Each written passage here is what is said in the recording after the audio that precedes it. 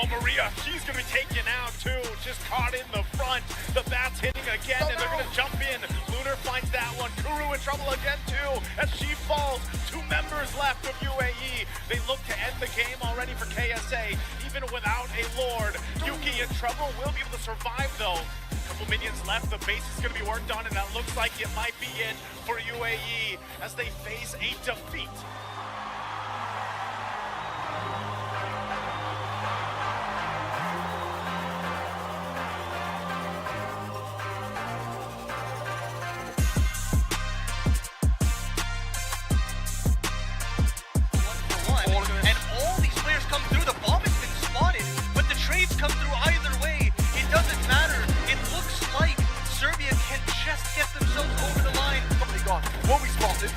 Tapped away as well. Funny enough, Beck not going to rotate back over there here in towards Cage. Kindo will not be playing.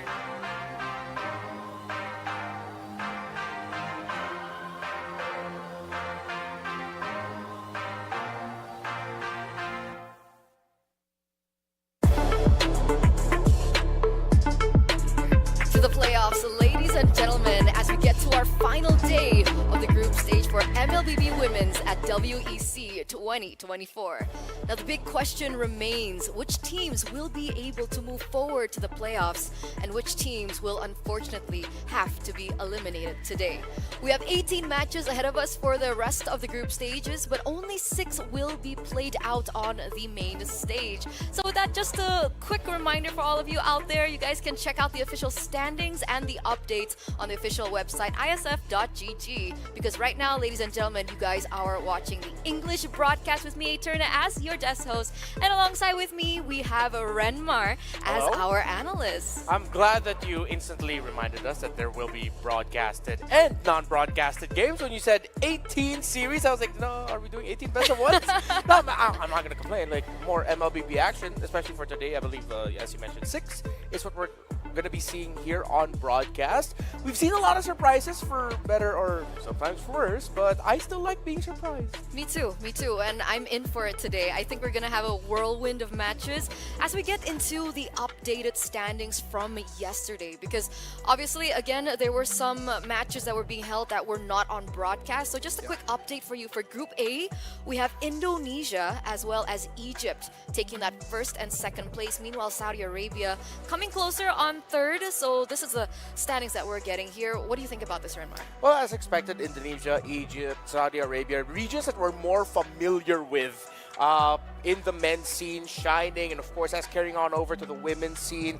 Indonesia dominating, Egypt, of course, being able to get wins over, if I'm not mistaken, Saudi Arabia and Uzbekistan. Hopefully we get to see better showings from Uzbekistan and UAE today. And it's important to remember that both Saudi Arabia and Guatemala are tied in points. So honestly, with how things are going, this could go either way. I mean, who knows? We might even see a huge upset in this particular group. But let's bring out Group B and their updated standings as well. Here, number 1, number 2, we have Nepal and Cambodia, but Mongolia is not falling far behind. And I think one of the craziest things that we saw, especially with how strong we thought that Mongolia was, is the fact that they lost to Nepal. I'm surprised. My queens. Your queens. My Mongolian queens. What happened? But Nepal and Cambodia standing tall in this group. Of course, Ukraine and Argentina was what Leo and I were having our eyes on, but then now it's Nepal at the top. Cambodia, of course, still up there, and I'm not going to be surprised if they continue their domination today. Let's see if Mongolia will come back, and let's see if Argentina and Colombia will be able to shine for LATAM and be able to get some wins in. So let's take a look at the schedule for both of these groups, but we're going to start off with Group A. So as you can see here, there are a few matches ahead of us. Again, for Group A, we are going to be seeing Indonesia versus Saudi for our first match of the day, followed in by Saudi versus Uzbekistan. And our final match for this group will be Egypt versus Indo. 2 of my personal favorites here, Enmar. Oh, they're your personal favorites. Personal favorites. I agree with you on the Indonesia side, but of course, for Egypt, they're a personal... I wouldn't call them a favorite of myself, but let's be real. Like our friend Yasu, a fellow Egyptian, like really hyped up the Egyptian team, and he said, yeah, how proud he was of their development. So more opportunities I get to see this squad perform, to play on the big stage. it's just more learnings for me and a better experience for me because I get to see them in action. Learnzings. Learns. Learnzings. Is that what Miracle calls it? I Yes. thought it was just learns. Yeah, but if you want to add the ing, you have to add the learn, the s between the learn. Learnzings. Learnzings. All right, so you're expanding my vocabulary today. Is that the goal for today? Just because Leo's not here, you're like, hey, I'm gonna look at Renmar and expand his vocabulary. Hey guys, you know, I'm known to make my own words at this point. Really? Yeah. Do you have another word? I don't know if sportivity was actually a word, Yeah. but it made sense in my head. I feel like it makes sense in the context. It is, what is it? An adverb? A verb? An adjective? It's just a word. It's been a then. while since school, guys. It's been a while. I'm gonna have to admit that. But yeah, so Yeah, but with life, the learnings never end. the learn things never ends. You know what doesn't end? What? I don't know. I was gonna bridge into something, but I completely You forgot. just completely Let's flew. just focus on the schedule for Group B. How about that? All right, All yeah. right. Let's Fair, pull it up. Let's fair. pull it up. Thanks, Zipper, Mr. Producer Man. Here it is, Group B schedule. For Group B, we have yet another 3 set of matches. Cambodia versus Mongolia is going to be our first match from this particular group, where it's going to be followed in by Nepal versus Cambodia. And I then believe. Oh yeah, you're right. You're right. You're right. okay. I was like, did I get something wrong? No, you're right, Okay. you're right. Our third match of the day will be Colombia versus Mongolia from Group B. Yeah, Cambodia versus Mongolia first. Ooh, I like this. And we're gonna see Nepal. What I like about this Group B schedule that we have today is we're gonna be seeing the top 2 teams, well, top 3 teams in action. So by the end of it all, I think by the first series, we'll get a pretty good idea of who's going to be really lording over this group. If it's going to be Cambodia, if Mongolia is going to make a sudden surge of surprise, like, hey, yeah, we may have dropped in the ball, but then we took down the group favorites down. Again, here in Group B, the story is it's the Cambodian group, and everyone else is like the big mystery. But so far, it's the Asian teams that have come out on top from different parts of Asia. If that continues today, or in the first 1 or 2 matches, we'll see. But hopefully the Latin American teams can really start getting some wins in here. I want to see Group B get a little bit more tightly contested. Because if not, at worst, 3rd place. Yeah. And you still can make it into the playoffs from the lower brackets. And it's better to be in the lower brackets than in the no bracket at all. That's true. Yeah. I'm excited. I hope we get live updates. We should be able to get live updates from the producer later on as the other matches actually progress. Of course. So yeah, we should be getting an idea of who will be making it to the playoffs and who will unfortunately have to be eliminated here. Yeah. I believe, if I'm not mistaken, though, that we might be ready to talk about the first matchup. Are you hearing something? Yeah. I feel like the first matchup is ready, if I'm not mistaken. It is? Yeah. We might be able to start talking about the rosters now. Okay, so let's get into it, ladies and gentlemen. Oh, you're right. The official team roster from Indonesia. We have Shell, Vivian, Sini, Vival, as well as Fumi Echo. Still the strong 5 making their way onto the stage. My eyes are still locked in on Vivian right now. If she's going to continue what she did yesterday. But then, as much as we want to talk about specific players, I know Fumi Echo and the EXP lane was a favorite of yours yesterday. Indonesia, in the matches that we got to see, they were just, well, Team Indonesia. The best women's team in the world going into this tournament, and it looks like nothing stopping that. Very template performance coming out from them, a very standard, but I'm going to see, and I'm anticipating somebody can actually take them by surprise. So let's see if Saudi Arabia is going to be the team to do that as we take a look at their official team roster as well. We have Lurks, Rafa, Livin, Pink, as well as Lunar. So also no changes from this team. You know, if there's any team, or at least teams from a specific region that might actually give Indonesia a surprise, it would have to be the teams from MENA, and one of them, of course, being Saudi Arabia. We saw how they drafted, how they rotated around the map, of course, with their coach being part of the MPL MENA Season 6 championship-winning lineup of Twisted Minds and Coach Daliot. With him guiding this group of young women, they look like they could be in the run of the money here to give Indonesia some surprise and maybe shock all of us by being able to take a point away from, again, arguably the best women's team in the world in Indonesia. I feel like they play with experience. Yeah, Right? that's a good way to The way put that it. they played. Yeah, it's just something about their decisiveness. I mean, it's not the cleanest of games from the Saudi Arabian squad, but knowing that they were up against a lineup that was so Magic heavy coded, it had a Harley in the opposing side. they just made it look like as if this is what it feels like to go up against a Harley, where I wouldn't call it easy, but they barely broke a sweat in yesterday's series. If ever them breaking a sweat was them trying to be, was just a little over eager and trying to end, but that was far and few. At the end of the day, that was still a very good trade. They lose 1 or 2 members, but they end up taking 3 or 4.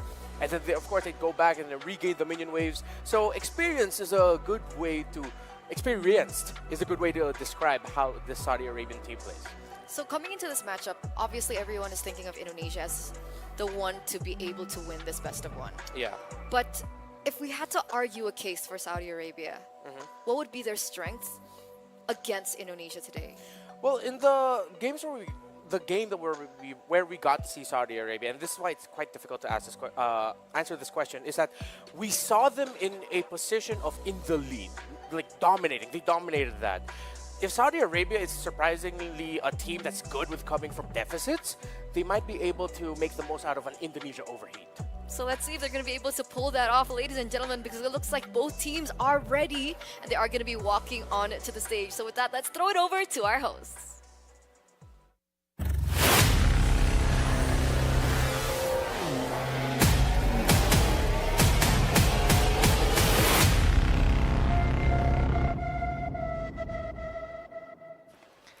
And ladies and gentlemen, we're back again with another action-packed match and day taking place right here at the WEC 24 IESF. I'm Bara Abdallah along with the queen herself, Yasmin. How are you today? A queen, a princess, most people would probably say, but I'm doing pretty darn good to be up here on the big stage once again with some more MLBB action with our women's tournament.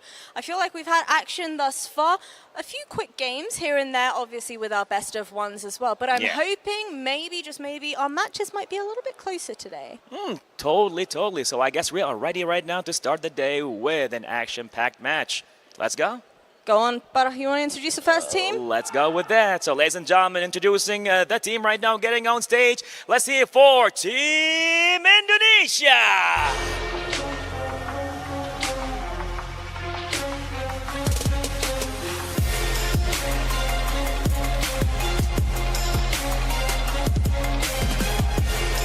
They come right now. Our princesses and queens, our Wonder Womans, taking the stage with their might. Let's see what's gonna happen as they continue their journey right here in Saudi Arabia, Riyadh, with WEC 24. And their competition is? Their competition is none other than, they don't really need much of an introduction. Considering the fact that we are on their home soil, it is Team Saudi Arabia.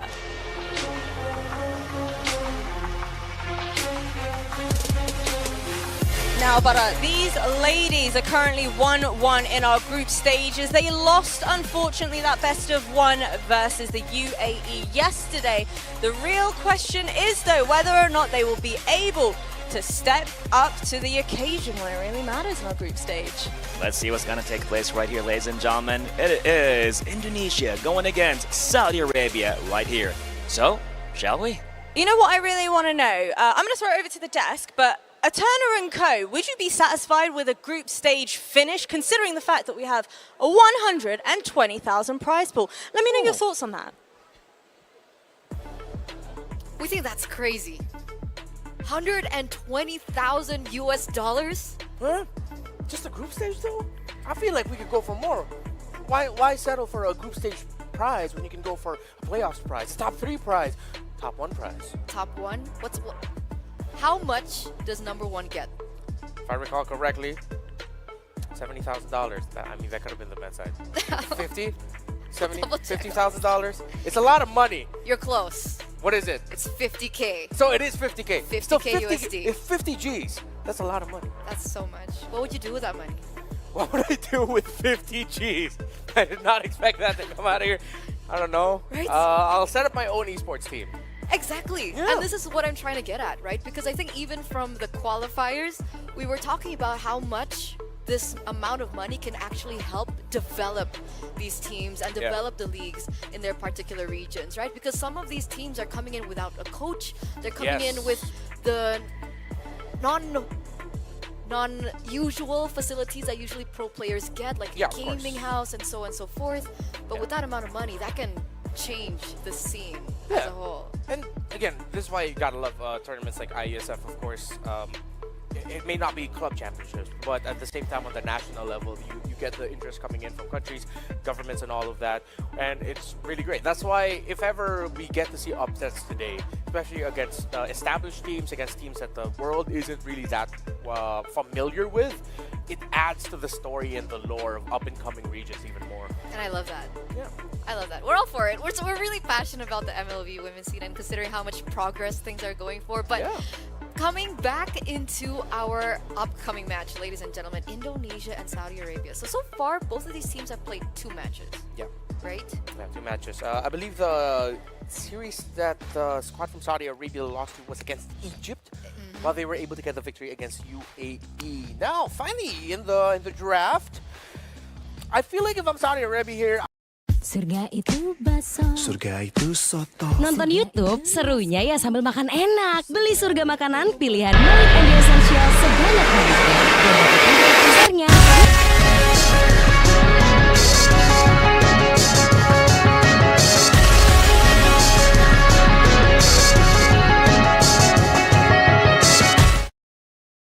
Saudi Arabia decides to take a pick away from Vivian with the Matilda ban, and Indonesia just as basic as you can get. If you're on the red side, you take away the chip. Basic, but necessary. Yes, necessary. Necessary. Just because I say it's basic doesn't mean it's a bad thing. That Okay. is something you 100% have to do for majority of your matches in MLBB Pro scene. Because honestly, if they let it go, I would have been quite curious whether or not Saudi Arabia have the chip in their hero pool. Exactly. Because I feel like the chip is a hero that can go really right for your team or just really wrong for your team. And yeah, that's so true. When you're going up against a team like Indonesia, you're Saudi Arabia, that's a really important question. Are you willing to play that hero that is very good or could potentially be very bad for what you want to do in the game? So I like their drafting approach right now. They take away the Matilda, of course, and they take away the Hilda. You take away something that's very strong for top teams in the world with how well it rotates and controls the map. And then, of course, you take away the Hilda, which is like the best pick right now in the EXP lane with just how well that she can do in bullying her lane counterpart and being able to rotate around the map.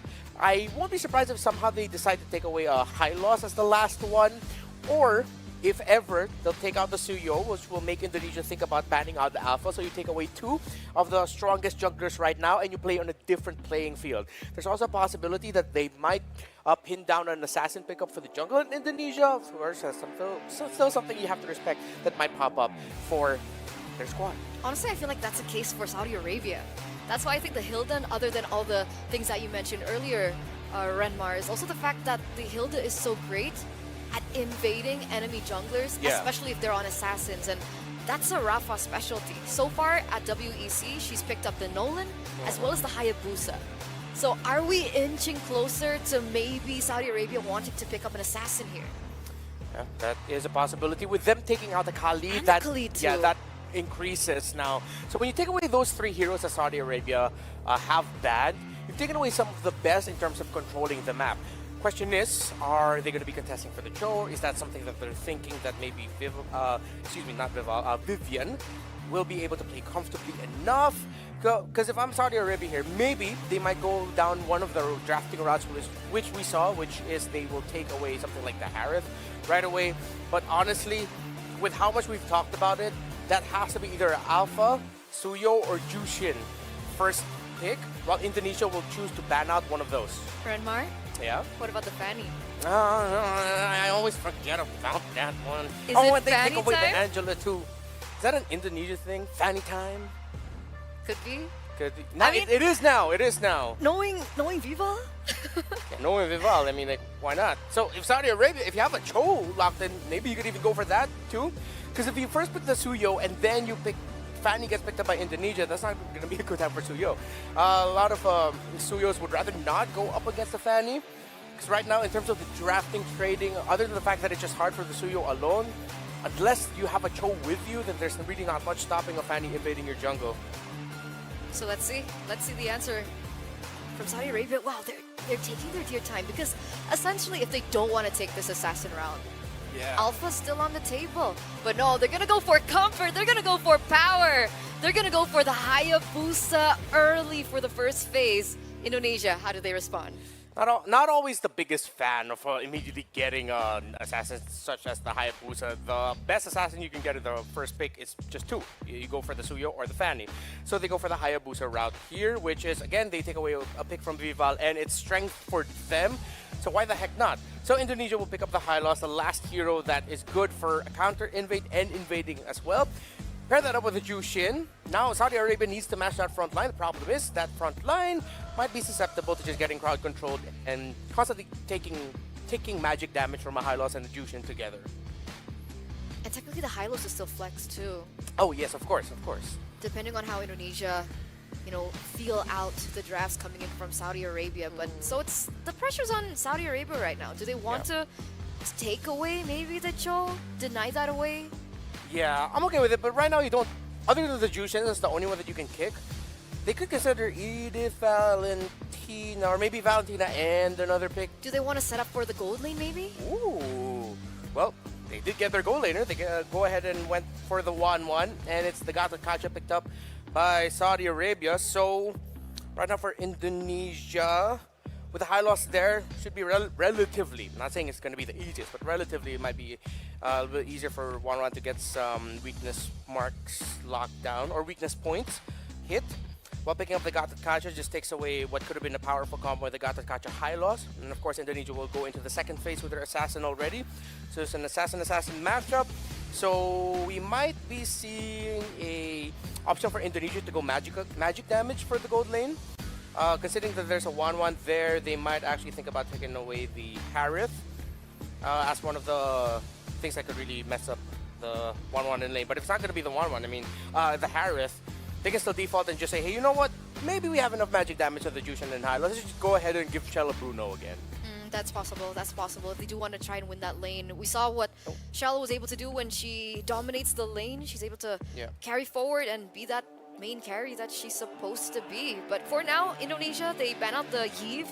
I think against the Hylos, maybe they want to take Livin's Aurora away. It is one of her heroes right now. Because I think if they want to go in for a Sicilian, I think the Aurora would be a lot more expensive against the drafts that we're seeing from Indonesia. Oh yeah, for sure. Wait, you'd rather get the Sicilian than the Aurora? I'd rather Indo ban the Aurora than the Sicilian. Oh no, yeah, totally, I agree with that too. You see, they're also still respecting the Lunox of Ginny, and the Aurora would actually round up the lineup of Saudi Arabia very well. Knowing that you're up against the high loss and then the Jushin, you might as well get some good source of AoE crowd control and freezes and immobilize, so that the 1-1 would have a little bit of an easier time to get those weakness points hit. Now, Indonesia... Here's the thing, Remar. This is a Jushin pickup for Indonesia. Yeah. So that ban would be towards Shell. Are they thinking that they would pick the Lunox in the gold lane against the 1-1? Is that a good lane? Yeah, that is a possibility. I think as a 1-1, you just really would rather not go up against the magic damage dealing gold laners that are very strong once they hit level 4. And at the same time, you call the Aurora ban. Is Saudi Arabia thinking that maybe this Jushin is gonna go elsewhere? Because there have been some teams in other parts of Southeast Asia, I'm looking at Mekong, who actually pick up Jushin in the EXP lane. But sometimes not even an EXP laner pickup, it's they put their mid laner in the EXP lane and the EXP lane in the mid. So let's see if that's something Saudi Arabia is considering, but I agree with you, it might most likely just be a gold lane ban. Okay, Moskov gets banned out now from Saudi Arabia. I think for Saudi Arabia, if you want to go full dive, just go full dive, right? Go for a hero in the mid lane like a Valentina or even a Lilia that can work well with the composition that you already have. I agree. If this is a slower EXP laner, something that doesn't really have a lot of dashes, is just gonna eat up a lot of damage, and a Lilia would be okay. But really looking at the line of Saudi Arabia, I need to see more crowd control for them to help set up, especially now that they're going up against a Beatrix. So they still go down the physical route. We thought that they'd be going Bruno, but with that is a lineup that will do well damage-wise. It won't fall off really that bad into the late game because the Matrix is still there. Saudi Arabia might want to consider matching that. If they're not matching that, then they play for late game. They pick up Sicilian and then just hope that they could turtle out a little bit longer and then just play around that as their centerpiece instead of the 1-1.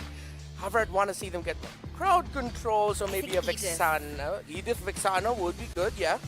I like that. Or Edith Valentina. I feel like I'd be worried for a Valentina. Yeah. I'd want to see more of a backline mage. Yeah. So, Vexana, Edith. Yeah. Oh, what? That's aggressive. Okay. CC and Vexana. Okay, so the Vexana does come through, but it is going to be paired in with the CC. So Gatot flexed into the Roam, I believe, CC in the EXP lane. And now Indonesia, with the flex potential they have with the Hylos, now they get to decide. Who do they want to be laning against this CC? Yeah. Trying to remember the CC matchups. It's been quite a while. You know, for a lane bully, they want more magic than they go Edith, but then CC is just going to rotate around the map a little bit faster. Unless this high loss is already parked on the EXP and we're waiting for a Vivian pick. At this point now, Indonesia, they don't necessarily need to go for something super tanky. They can go something a little bit more dual focused. I just fear for the lack of control on the Hayabusa. Yeah. Yeah, like hard single target control. So they do switch it up. It is Vivian going to be playing this high loss already, and the Arlot goes to Fumi Echo. So yeah, it's just Arlot CC, crowd control. Hopefully, even though Flicker would be good, I'd actually prefer to see if the Vexana pick up something like a Purify. And for sure, a Vengeance on the CC. You wouldn't need to go for Flicker or Fury. Just go Vengeance right away so that you can use out a little bit more damage, and the damage reduction will help. What do you think about the lane matchups? The lane matchups. Right now I'm a little bit worried for the 1-1. With Shell being, well, Shell, and with Beatrix being Beatrix, I wouldn't be surprised if Indonesia just decides to commit maybe after the first turtle, and the one turtle and 1 minion wave after, then they'll go into the gold lane and just make that 1-1 already like gone. So if you had to choose, Indonesia's, prediction? Indonesia's lineup here. But there's something about the CC pick that maybe might just be the X factor for Saudi Arabia. All right, let's get an opinion from the casters now, ladies and gentlemen, as we are ready to head in to our first match of the day. Casters, take it away. Thank you so much, Eterna and Renmar, to break down our first game here, first best of one for today. Again, it's day number 2, the group stage here. I'm Naisu, joined here with Mirko once again. Mirko, how are you feeling about this? Feeling good, honestly. I mean, looking at the drafts again, I agree with what Renmar said earlier. You know, Indonesia definitely looked like they have a better lineup, but there are a few shock factors, I would say. A few X factors that could work for Saudi Arabia. And it'll just really come down to the executions of the players. And usually, Naisu, when we say that, especially for Indonesia, they're the more experienced team. They've been all around the world. Right before, you know, the previous major international event just across the street, they were unbeatable. 13 win streak, was it? 13. It got to a point where even I lost count. I think even the players lost count. I think a lot of people were just like, man, you know, what team or, you know, what country would actually be going toe-to-toe with a team that had that much experience, that much, you know, accolades to their name. And, you know, I think still for the most part, like Indonesia, obviously we talked about this yesterday, how they are this tournament favorite. For most of the tournaments they compete in, they're the favorite, right? Yep. And this time around, like I said, because you have certain teams that aren't here that do usually contest really well with Indonesia, it's time for these other countries to shine, you know, for them to go ahead and step up to the plate and go against a team like this. And I think that's the main thing that we even saw in the live streamed game yesterday with Indonesia. Yes. And usually if you've been watching them for the women's team here for Indonesia, you already know the way they like to play, the way they like to draft, the way they like to even move around the map is, I think, one of the biggest things that teams have to kind of keep an eye for and look out for, because even in their match yesterday, you know, we just saw how synergized they are. And that's what, honestly, that's what makes any team that is at the top of MLBB so well, because even when the meta changes, and we've been through Different metas. pretty different, quite different metas in the past even 2 years, the way you look at it, is that synergy between the members of the team, right? And I would say Indonesia, especially here, just on point in every role. And that's one of the hard things to do, is even if you have a great draft, let's say your draft, you know, we usually have our indexes, right? And when you have an index that actually is a good counter to the draft, you have to take in that execution factor. And every time Indonesia, I think, down the line is their peak gameplay, really.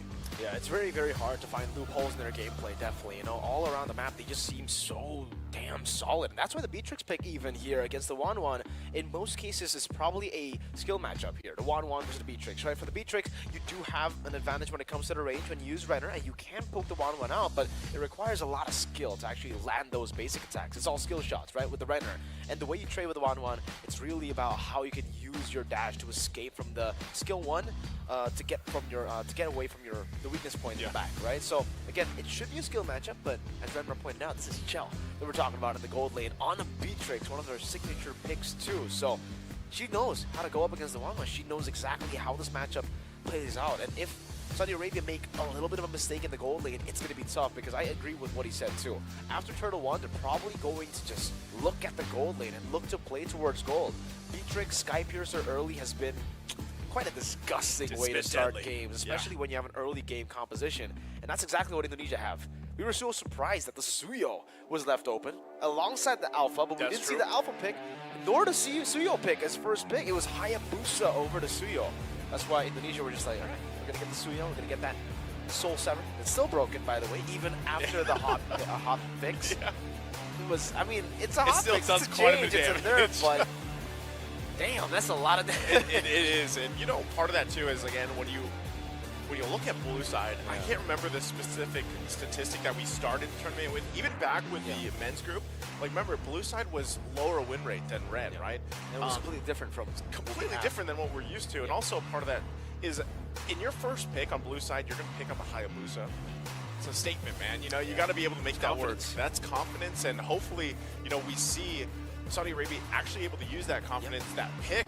But you also know that obviously with the Hayabusa, you can go ahead and snowball out of control. I think the hard part about this, again, is when you have a Hylos and an Arlot across from you, and you know you're going to be playing against even a Revitalize. This is the troublesome part, because Arlot doesn't pop up too much, but when he does, all part of that game plan, again, is every time you see the Hylos cut people off or initiate with that Glorious Pathway, the Arlot too, man. Final Slash is going to be such a good initiator to just kind of swoop people where you want them. Swish. And I think that's what's hard here for Saudi Arabia, is kind of dealing with that. And, you know, so we are going to have to wait before we jump into the game a little bit more. Please be patient with us. Yep, they are getting things situated before we jump into this first best of one for the day. Yep. But yeah, you know, I think it's broken down really well from the panel on both drafts, and I will agree with Renmar too. I think obviously for a lot of people, when they look at Indonesia's lineup, it's looking strong. It's looking very like strong, it's going to win this match, but you never know, because I think one of the big things about MLBB Women's especially is some of the surprises. Now, I don't know if we'll still see some surprise picks like yesterday, man. You know, the Cyclops, Harley, the Hanabi. Cyclops, Hanabi. Maybe we do, though, because we have, what, 6 matches? 6 matches today for the stream. Yeah, so a lot of different matches. In the Naisu, I want to take back to what they were talking about. Tell me. Earlier, the panel. Do you guys remember what they were talking about? They're talking about the prize pool. Naisu. First place, second place. It's Absolutely ridiculous, but they didn't get the third place. They didn't get. I was actually hoping. genuinely wanted to know what third place got. They were I don't talking know why about they first didn't place, cover it. 70,000, right? Yeah, 70. Second place, crazy by the way. 50,000 for second place. What about third place? Third place. You know what? I know we got some reactions over there too. Third place is crazy. I gotta do quick math though. Yeah, 70 plus 50. It's like 30. 30,000. $30,000. What would you do with that much money? Naisu. You know what? As an avid MLBB fan myself, I'd probably buy all the skins in the game. That's number one. Wow, that's a really good answer. I man. wonder how much that would actually cost. Nutrijel Dark Choco. Kaya coklat, kaya serat, kaya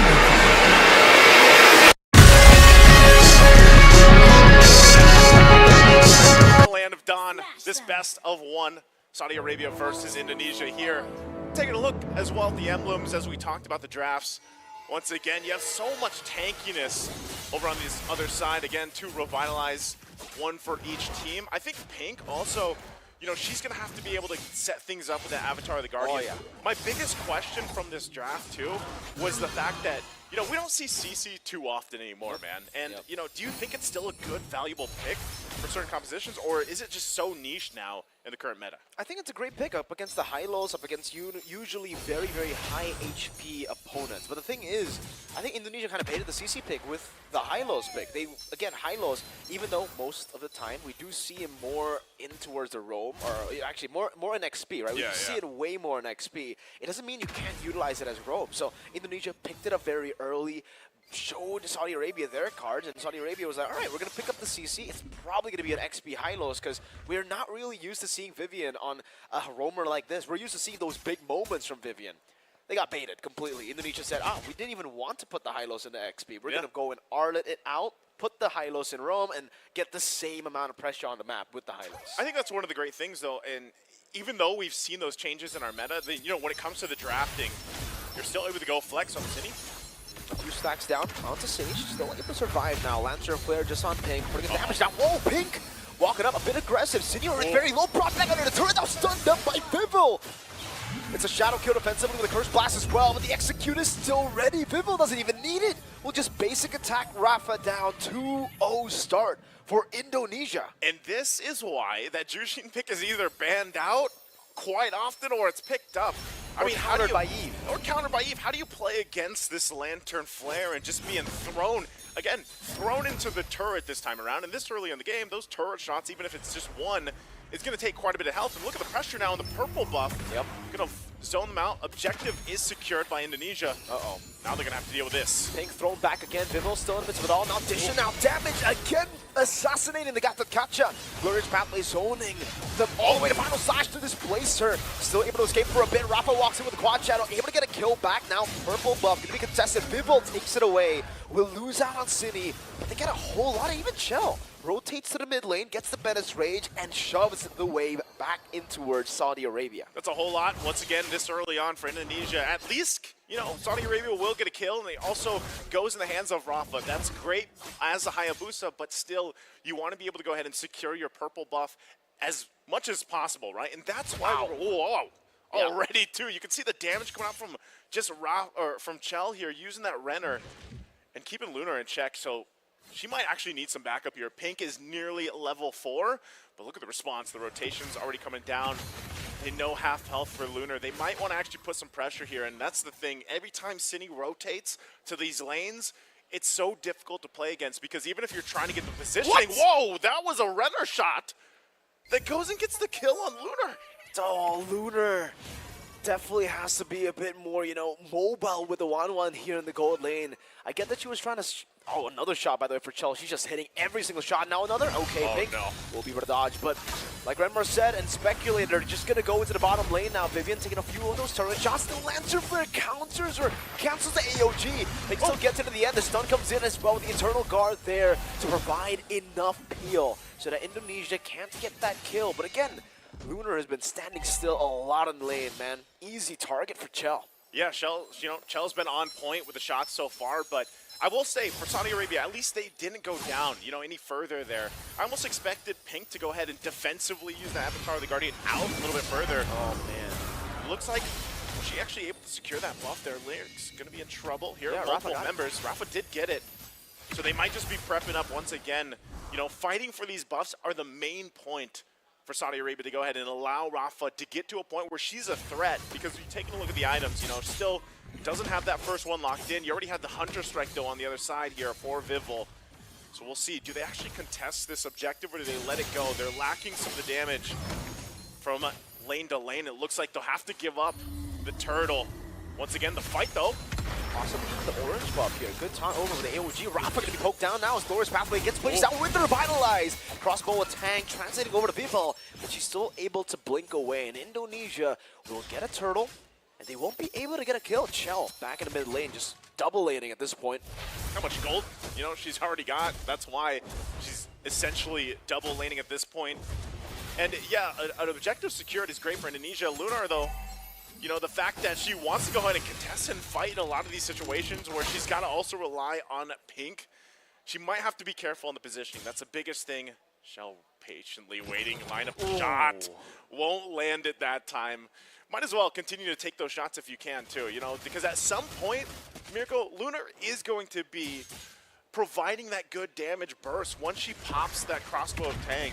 The hardest part about it is obviously getting it activated and then using it at the right moment. Looks like they're going to go ahead and switch lanes up too. Still, the purple buff battle continues for Rafa. Yeah, just pure aggro now. Livin pops in an Eternal Guard. Fumieko just escapes from it. It's a free purple buff take for Indonesia. Nothing they can even do about it. They walk up, they're dead, right? Vivo is 3 levels ahead now. Oh, man. They're looking to go for the bottom lane trade, perhaps onto Chell. Let's see if Chell reads this out. Oh, Cine just opens it up. Rafa will have to just walk away, and you can see the pressure now. Oh, no. Down onto Lyrics. She does have the Vengeance already. AOG going to be coming down with the Lantern Flare, but still the Nibiru's Bastion will be able to take her down. Cine in the midst of it all, popping in the Crimson Beacon, and Pink will just be thrown back and forth into Indonesia again. Feels bad, you know, to get caught under that turret with nowhere to go and just 4 members of Indonesia staring you down. And even when you try to pop that Vengeance, it's just not enough. You can see this Rafa, she might be gone this time around. Shadow Kill gonna be popped. She gets the buff, is she gonna get out with her life though? Glorious Pathway, able to juke down to the turret. Yep, Bennett's Rage 2, Vival just needs one last hit. Chell goes in for the Nibiru to get the final basic attack as Lyrics actually dishes out a bit of damage over towards Vival. Lantern Flare into the Nibiru's Bastion, gunning her down inside of the tier 2. Getting the kill too, man, and the tier 2 is already at half HP. As it's perfect timing now for the 3rd and final turtle of the game. Lunar sniped down City now, popping a Lantern on her. AOG, Crimson Beacon, City looking for the damage. Now with the flicker forward, Lunar trying to outplay the situation with the Inspire, but still will be taken down.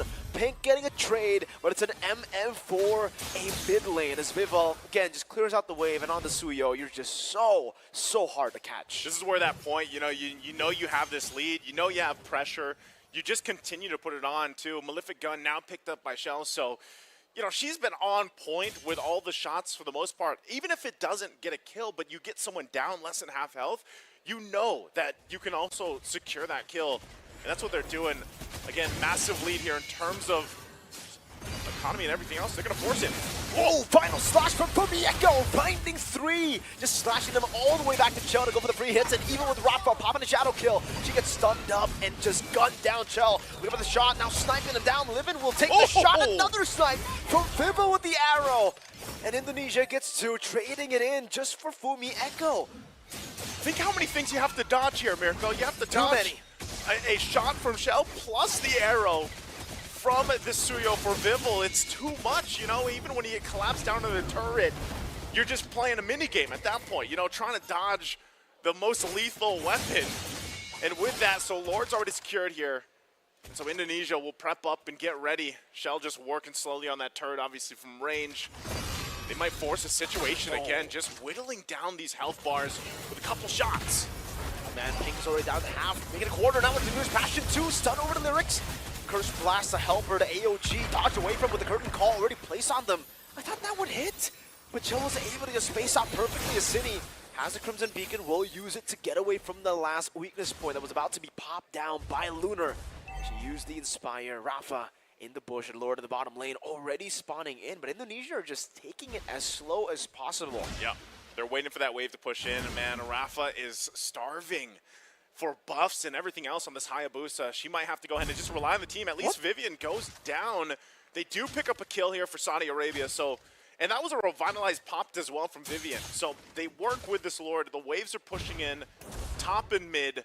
That tier 2 in the bottom side finally going down. Where does Indonesia go from here? Curtain Call with on 2, Fumieko!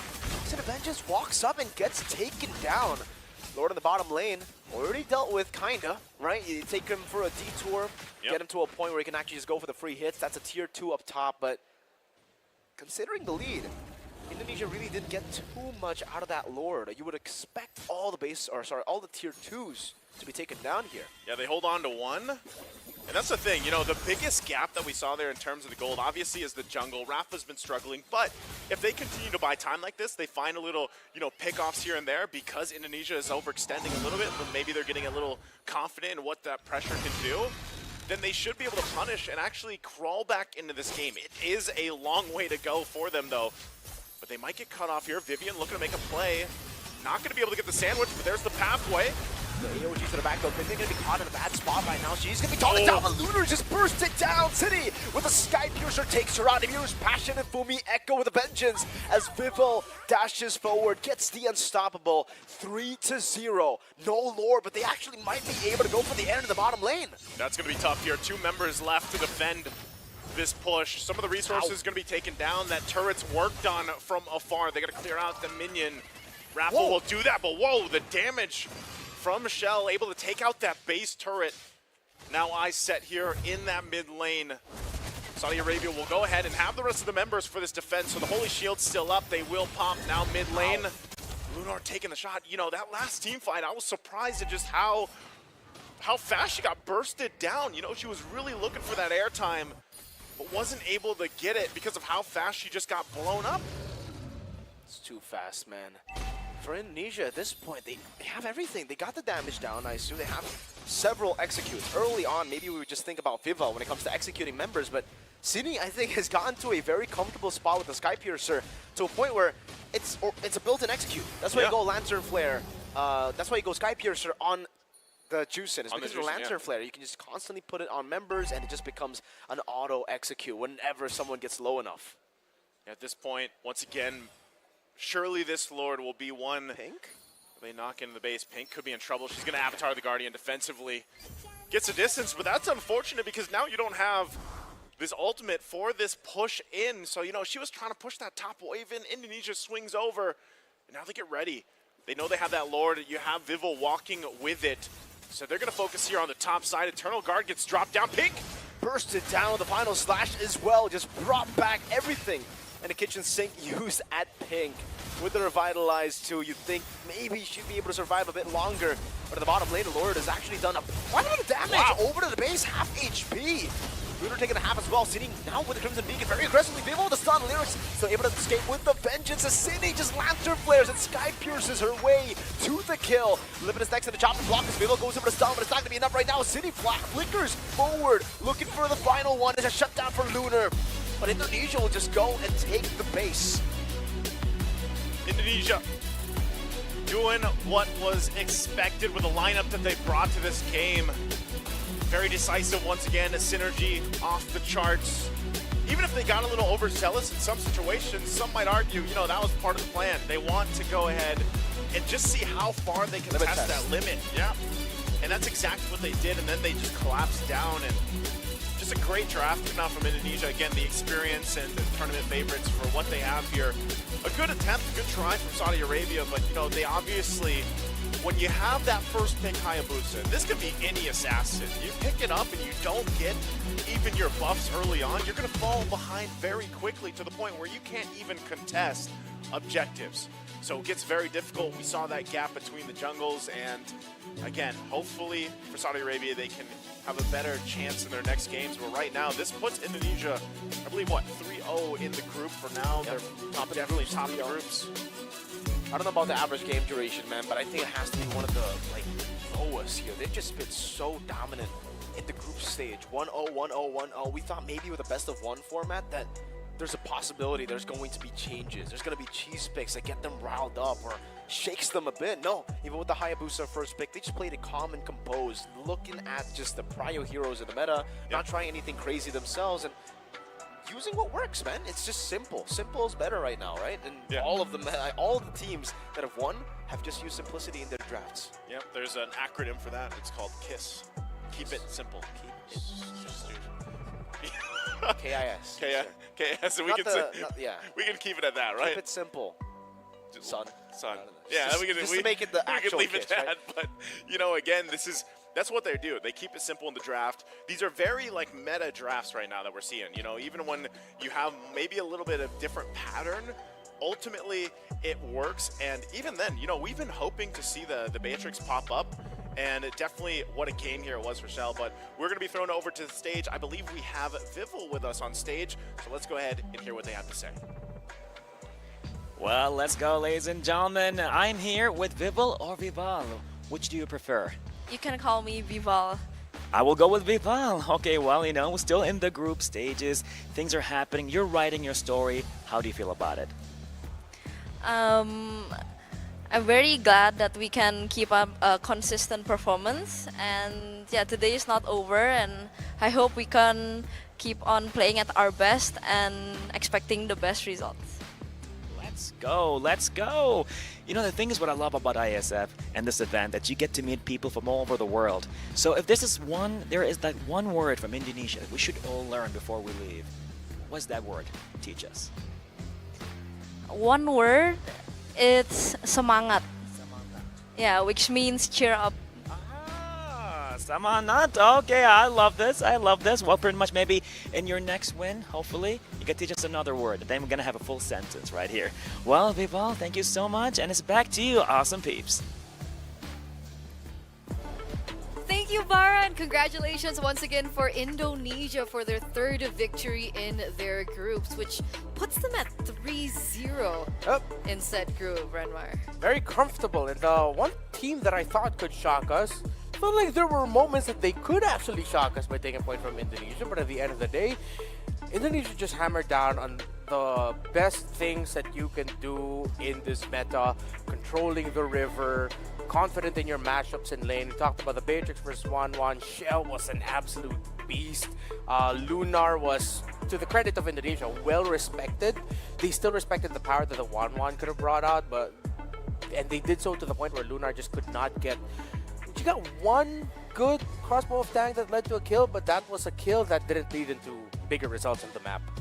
And in general, if we take a look at the highlights as well, right? The shutdown onto that first pick Hayabusa was kind of brutal, right? In the 12th minute, she was already 3 levels below. So even if at the end they wanted to look for a huge play, is this the crossbow of tank you were talking about? Yeah, it was that There you one. go. But they weren't able to convert that. And Fumi Echo, I see why she was the player that you mentioned yesterday as the one that really stood out. Great timings with the final slashes. Not killer in the stat line. She did end the game in 2, 2, and 3, but she did her job. Another person that did their jobs very well was, before we talk a little bit more, was for Indonesia, was Livin.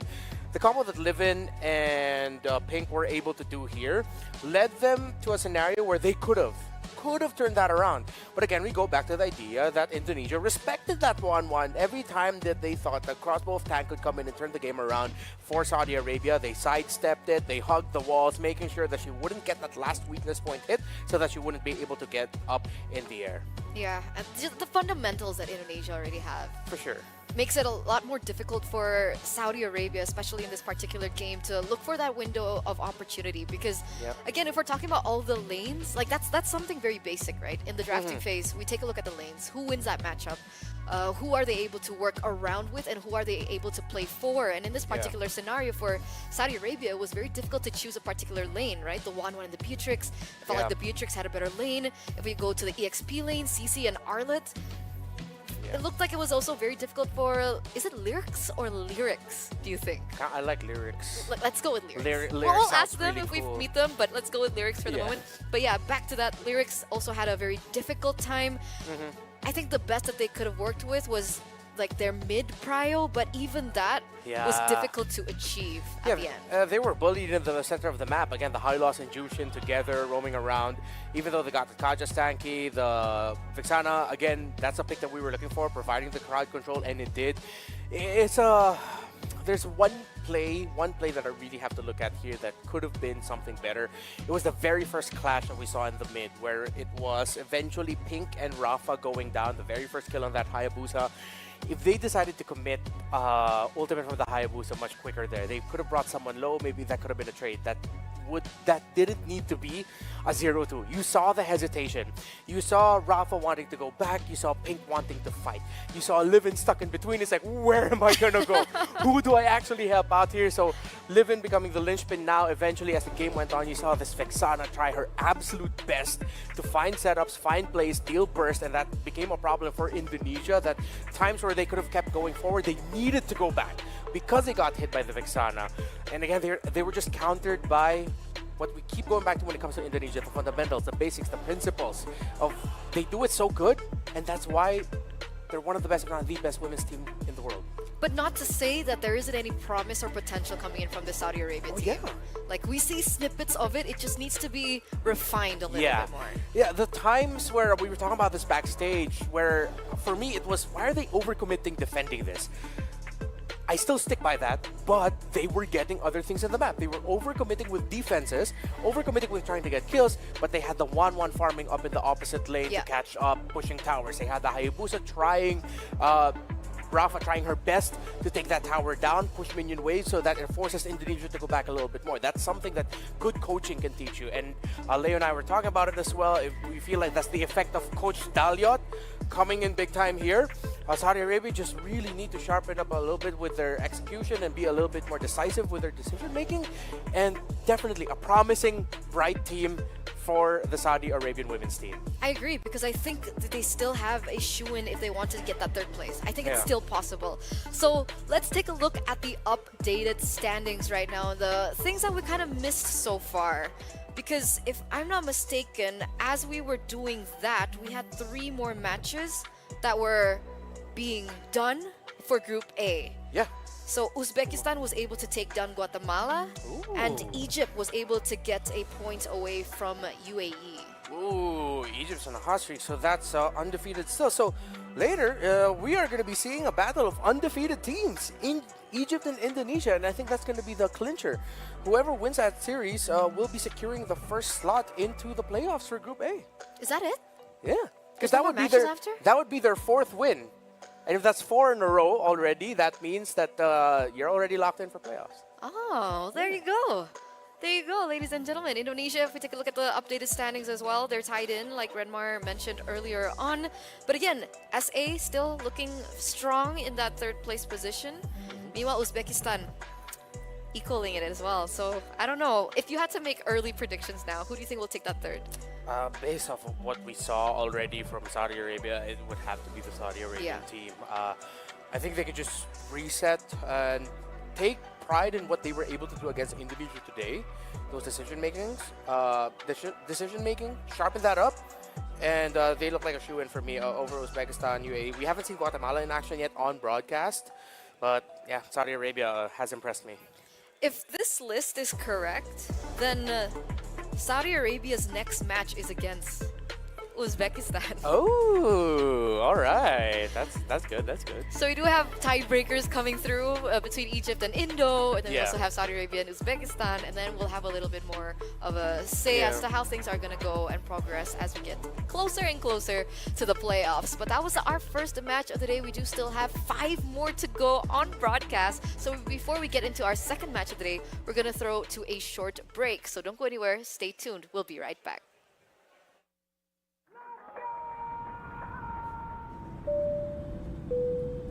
Good evening, ladies and gentlemen. We're landing in Riyadh, Saudi Arabia, for the World Esports Championship.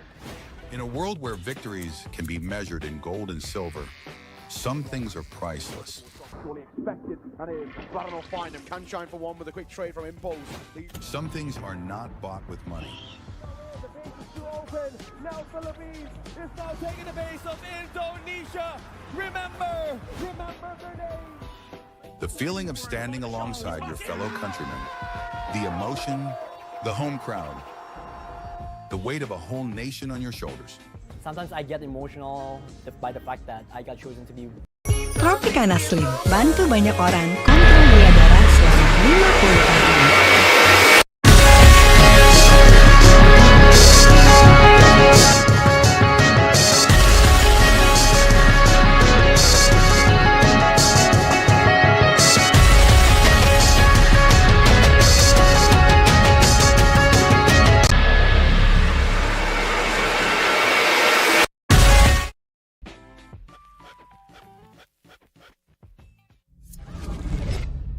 Early 1970s, the world was discovering the boundless possibilities of esports. While esports offered endless enjoyment and addictive allure, it lacked a certain depth and a sense of purpose. It needed something more, something larger than a trophy, something beyond individual gratification. That's when a vision emerged. A vision of uniting the world through esports. the International Esports Federation and the World Esports Championship were born. Its mission was clear: to create a stage where nations could unite and compete for the ultimate title, World Esports Champion.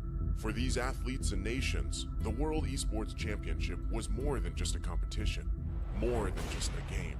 A chance to make history, to leave a lasting legacy, to inspire a generation, and to represent their nation. Over the years, IESF started achieving greatness year by year. Korea, Indonesia, Israel, Romania, worldwide. The World Esports capital changed, each year expanding significantly, getting bigger and bigger. Fast forward 15 years, IESF was determined to show the world the most valuable World Esports Championship. 140 nations gathered in Riyadh, Saudi Arabia. The WEC 24 story. 2024. Saudi Arabia prepares to host the 16th World Esports Championship after a spectacle made in Iași, Romania by IESF for WEC 23. New president, new challenges, and quite a bumpy road ahead. As the calendar turned to January, the national qualifiers took place, breaking dozens of records. In a wingspan of 3 months in every nation across the globe, athletes competed to get one step closer to the World Esports Championship and represent their nation on the global stage.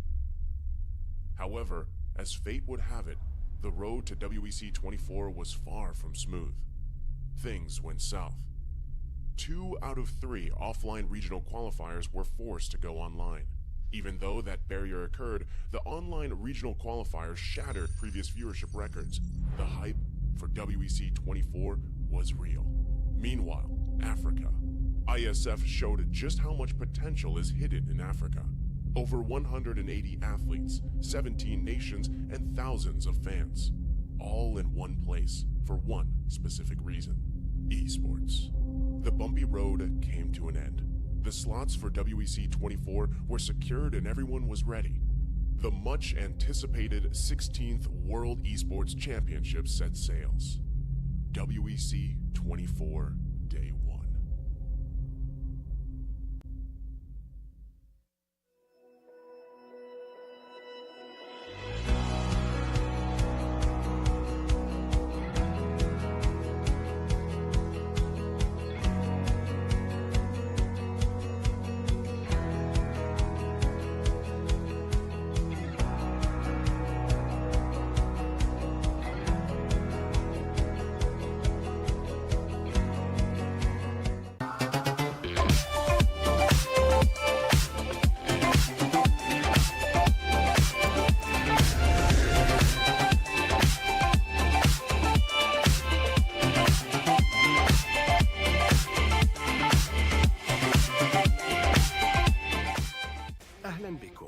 Welcome, bienvenue, bienvenidos, willkommen, benvenuti, добро пожаловать, välkommen, welkom, bem-vindos, 환영, 요koso, 환영합니다, hoş geldiniz, kallos ήρθατε, swagat hai, witajcie, yindit nap, SEF Arena.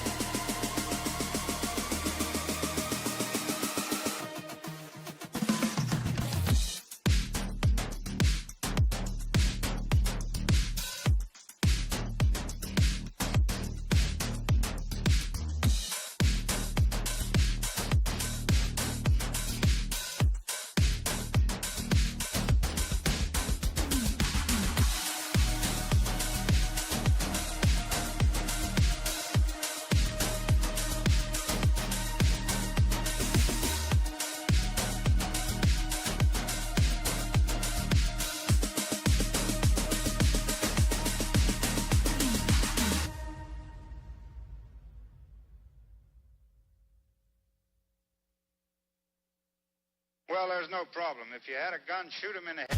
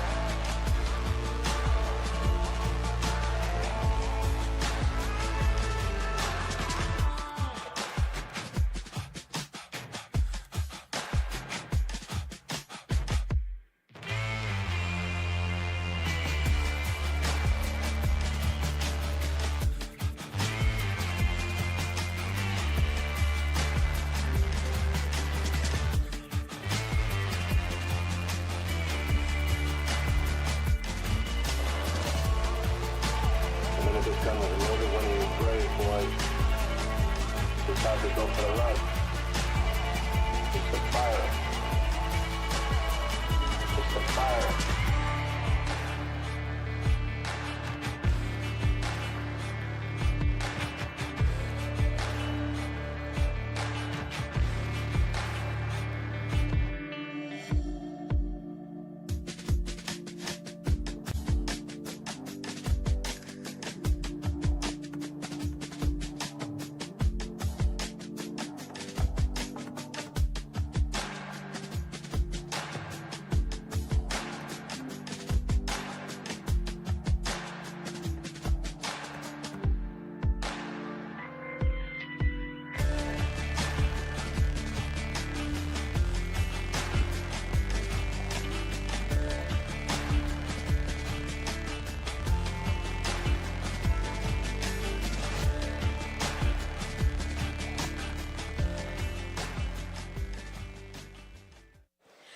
The MLBB Women's Tournament is well and truly underway, but we've just seen Saudi Arabia unfortunately lose their previous best of one.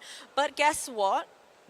I'm curious to find out whether or not they can rewrite history and go again. What do you think? I think it is time for this coming match. Ladies and gentlemen, please help me welcome the team right now on stage. Let's hear it for Team Uzbekistan.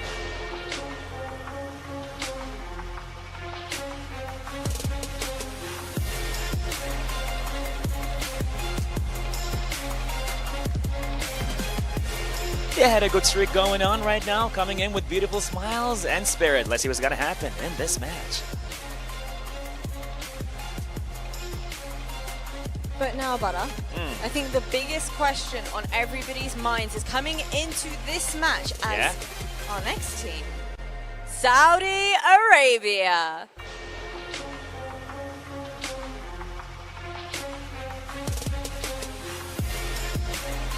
Shout out to our analysts that are clapping very loudly. I appreciate you guys.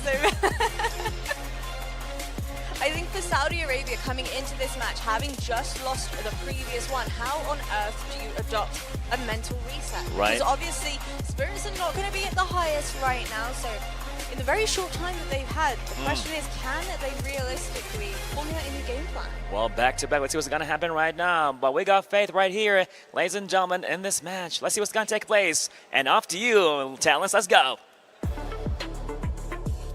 Thank you so much, Bara. Thank you so much, Jasmine. As we make our way into our second match of the day, it looks like both Saudi Arabia and Uzbekistan are getting ready to get into their battle stations for their next and upcoming best of one.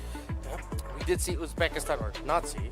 Uzbekistan saw action off broadcast, well, we saw Saudi Arabia, and again, mainly it is just coming from the fact that we didn't get to see how Uzbekistan performed in the previous series, but based off of the series that we saw them play yesterday, yeah, it's clearly favoring Saudi Arabia right now. Everything that we've seen, the drafts, actions in game, rotations, all point to Saudi Arabia getting the W here. But again, in MLBB, never say never, and there is a chance that Space Loves Us, Yulis, Slowly, Kana, and Hinata might actually to surprise the hometown crowd. Yeah, this is where I have to beg to differ here, Renmar. I think Uzbekistan, I think they have a good shot at it. I think the last time that we saw them, it was very difficult for them to figure out their game plan because Space Loves Us was not given the space that she deserved. True. Coming back into her name, right? She's been the main anchor. We saw it from the qualifiers, and the last time we saw them, Space Loves Us, she was shut down so badly. Yeah. So I'm hoping that in this next upcoming match against Saudi Arabia, they're going to be able to find the space. But it's not going to be an easy task because here they are going against Lyrics, Rafa, Livin, Pink, and Lunar. That I think Jasmine made a great argument there, right? They came from a loss just a couple minutes ago. Yeah. And now they're going to have to reset, reformulate a new strategy and get their heads back into the game. Yeah, it is a big reset. It's interesting that they have slightly similar stories wherein you mentioned in Uzbekistan, Space Loves Us couldn't get any space. For Saudi Arabia, the one that we've touted as the player to watch out for in their squad with how good she is in with the Assassins, Rafa could barely find any space whatsoever in the mid with Livin and Pink struggling against the High Loss and the Jushin. So if you are Uzbekistan, that's a big learning. If by any chance you were able to see the previous matchup, maybe your matchup was able to end before they played theirs earlier, True. that the heart of Saudi Arabia in the map is, like with many teams, the center.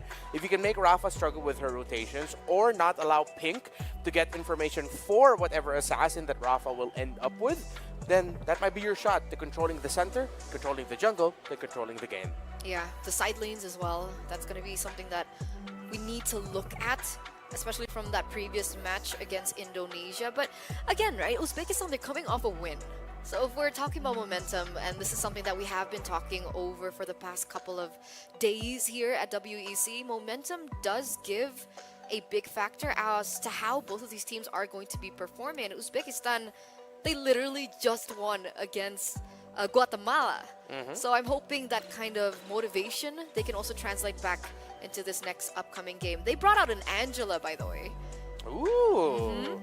All right. So they are, wow, it's very carry-coded. I think a team that would bring out an Angela is a team that wants to play around their carries, wants to play around their cores. So I wouldn't be surprised if they go ahead and rush another pick again for Space Loves Us. Again, they were the team that first picked Harith on the blue side. Still something I will always fully agree with. But if they want to pick up the Harith on the red side, or maybe the Angela rush right away, I wouldn't mind. That's definitely possible. I mean, we saw it banned out in our first series, so we'll see whether or not that actually gets let go. But for the while, as we get into the drafting phase for our next game, Saudi Arabia will have first pick, and they will utilize that to ban out the Matilda and the Nolan from Uzbekistan very early. That's huge respect onto Rafa. Okay, you take that out. She still has the Hayabusa available. Doubt we're going to see Ling. I would not be surprised if Rafa has a Julian option in her hand, but of course that just leaves us with the Suyo and the Alpha trade that we might see later. Question is, who's going to be rushing the high losses and the Rome? Because right now, especially with what we've seen in IESF so far, Rome high loss just seems to be the catch-all, end-all top two roamers right now. If it's not the high loss, it's the Cho. Yes, I would pick the high loss over the Gatot Kacha. Most of the time. If they got the Kacha, I'd rather see him in the XP lane. I'd rather see the high loss in the Rome. So Saudi Arabia is still respecting that and banning it. Earlier, they felt the wrath of a Jushin. Maybe that's something that they would consider picking up in the first. However, with the plethora of assassins still available, Uzbekistan can go ahead and pick up a Suyo or a Hayabusa first two picks. Again, they're core-minded. The Jushin early on might be too difficult for them to rush. I agree. The high-lows here as well, it's also giving me, I don't know, it's a feeling, but we haven't seen Saudi Arabia pick up the high-lows just yet. Maybe they're not comfortable utilizing it. Maybe they don't want to go for the contest for it because of that. So Maybe. they prefer to just ban it out altogether because we know Yeah. you will plays the high-lows. Yeah, that is also a respect for Yule in that regard. So a part of me is also thinking it might just be just a little bit of a trauma from what they experienced earlier. They'd rather not go up against another high loss comfort again. If we could stop it there, then no. And again, to add more to the idea we talked about with Uzbekistan, with them being very core-minded, look at their first two bans. Nolan, Nathan, red side ban. They're opening up so many things. Alpha, Suyo, Chip, Jushin. So this is a team that loves their carries, either to ban it out or to make sure that they get the advantage over that. So Saudi Arabia takes away the Harith of Space Loves Us, just respecting now. So with the bans alone, I honestly prefer Saudi Arabia's bans. If Uzbekistan are taking out Assassins, they'd want to hope that the Jushin is available for them in the first two picks.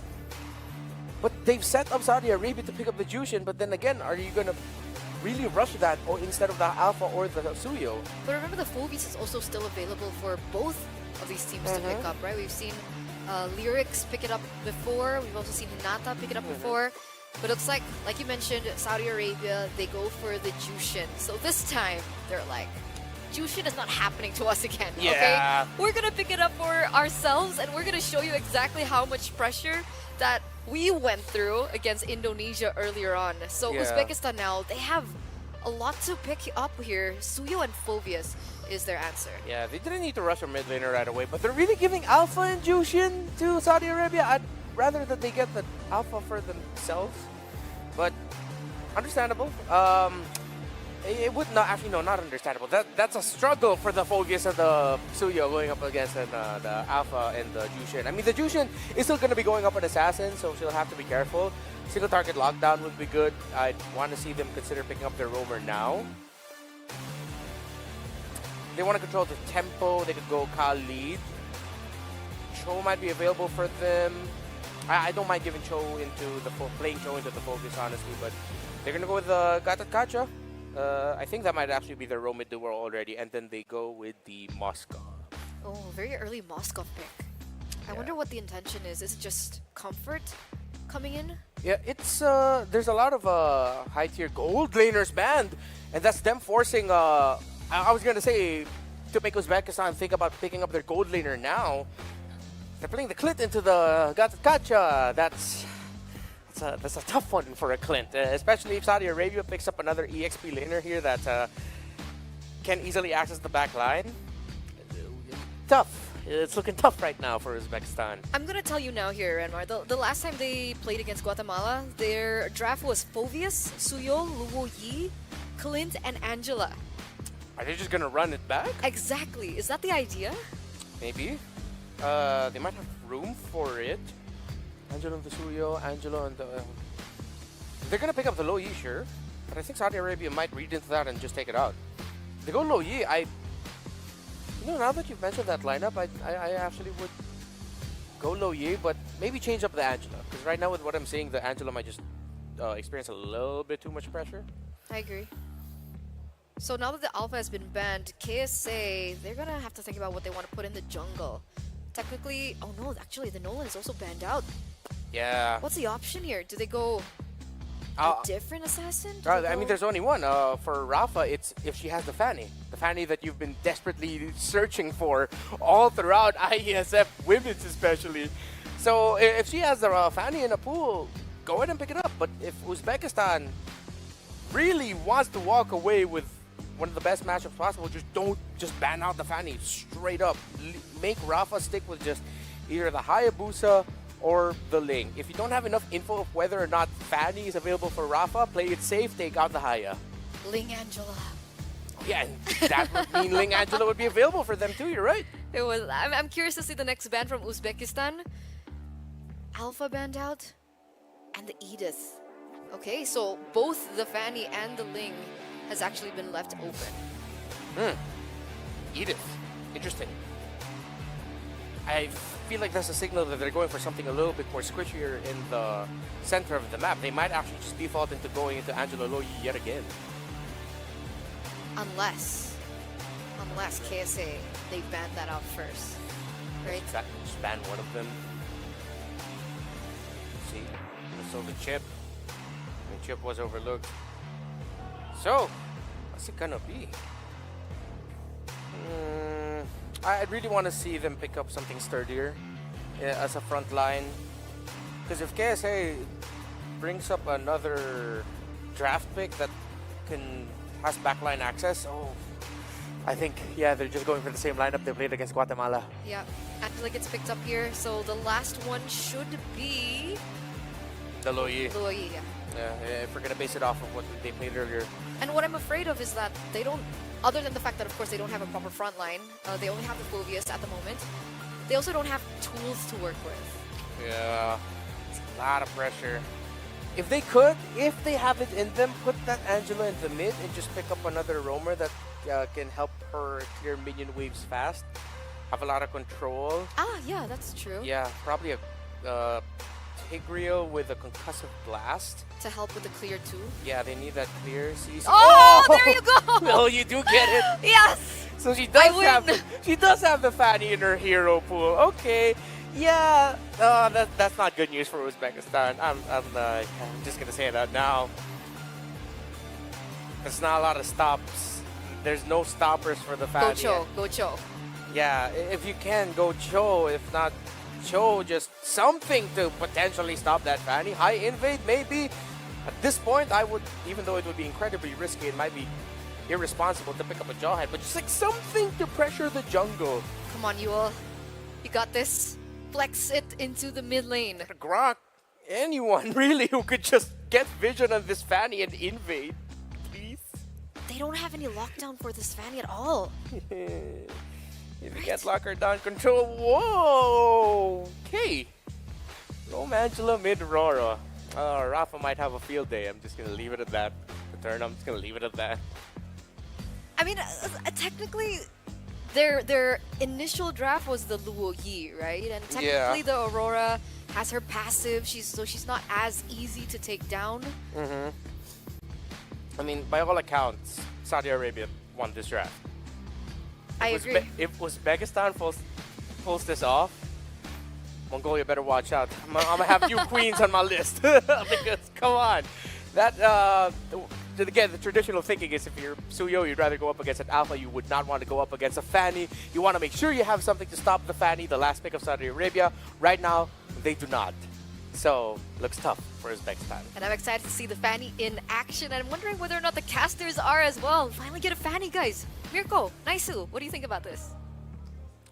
I don't know, man. Personally, for me, I'm a bit more 50-50 on the Fanny pick, right? Because obviously, there's no stoppers. It's great. You're very, very open. And if you do well on the Fanny, it's going to be an easy game. But we've kind of seen how hard it is to pull off the Fanny on stage. Yeah. It's already really difficult to execute the Fanny in ranked games and in your scrims, but on stage is a completely different beast. So ladies and gentlemen, we're just going to jump into the land of dance, see if Saudi Arabia, Rafa, can utilize the Fanny to dismantle Uzbekistan and the way that they can play here with their very simple composition, I assume. I love the way that the panel put it. You know, for the most part, we had that little information on what Uzbekistan did with this lineup, nearly the same, right?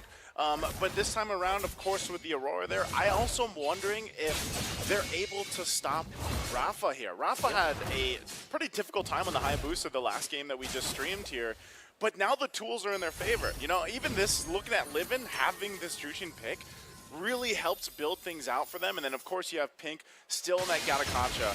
So they should have an upper hand, and I think it really, you got to see how they kind of pick things apart, because it's great. You have an Angela, right? Yule's got that. You've got some freeze potential. The Frigid Glacier can really help you out. But ultimately, like Eterna said, you are lacking a front line. Your front line is a Phobius with a Heart Guard. Like, that's the majority of it. Look at that. Taunt just broken. That's what we expect technically in this mid lane. Oh, they're still gonna go. I don't think you can get this kill on Pink. Pink's quite low. Unless Kana's able to pull something off. Soul Sever. Okay. Almost. Almost. She also looked like, yeah, again, able to force out the flicker. I'm not sure if this is gonna result when we do get back into this game. Yeah. she's able to pick up a kill here, because that's 2 very low health bars there, Mirko. One good skill one. Yeah. Or even just a freeze there would do wonders for Uzbekistan. And this is what I'm saying, right? On top of the fact that the Fanny, we haven't really seen the Fanny just yet. She's going to still have to clear out her own jungle. But it's just really hard to execute, man. It is really, really hard. The Gata Kacha and the Juicin, this combo is really good. But I would say Aurora is easier to execute compared to a Juicin, right? You need to be very, very aware of your spacing, of how you can get the Lantern Flare and the Crimson Beacon as well usage. Meanwhile, for Uzbekistan, they're playing with the simplicity of the draft. The Clint, very simple in lane, and a good lane bully up against the Moskov. All she needs to do is buy a bit more physical defense in the early game, maybe a steel leg plate start with the Warrior Boots, and then it's over. It's going to be very, very tough for Rafa to get kills. On top of that, there's going to be an Angela that hits level 4. Fanny, global pressure. Hard guard comes in. You don't have that global pressure, no kill pressure anymore. And for the Phobias, it's this really good setup for whatever CC that's to come later. Yeah. Because they have a lot of layers of CC here for Uzbekistan too. Whatever Hanada, like how they approach these fights. I mean, even this, if you're looking at, this little skirmish happening here this early on, that's without the factor of having Hanada on the Phobius and obviously the Heart Guard too. So those all come into play. One thing I did notice as well before we, had this little zoom out effect on the stage is I believe the Revitalize hasn't been popped from Pink.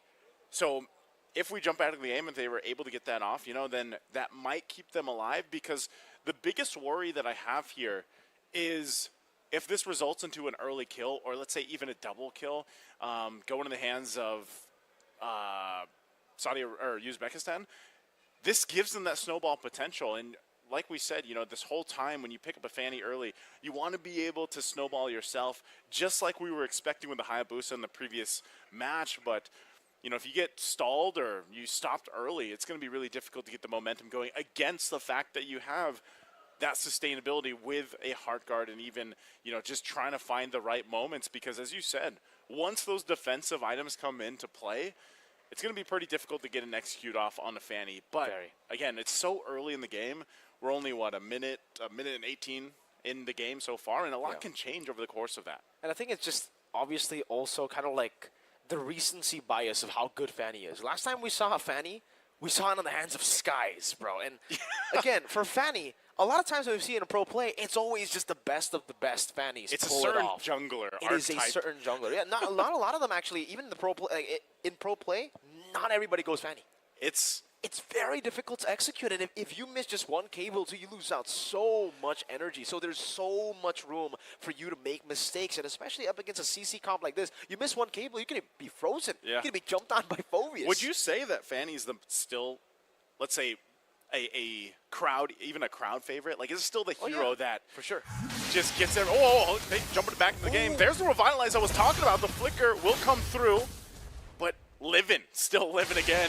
We saw her do this even yesterday, so good thing. It's in the name. It's in the name. Good thing for Saudi Arabia, no one went down. Great usage of the Revitalize. Let's see this, though, Rafa.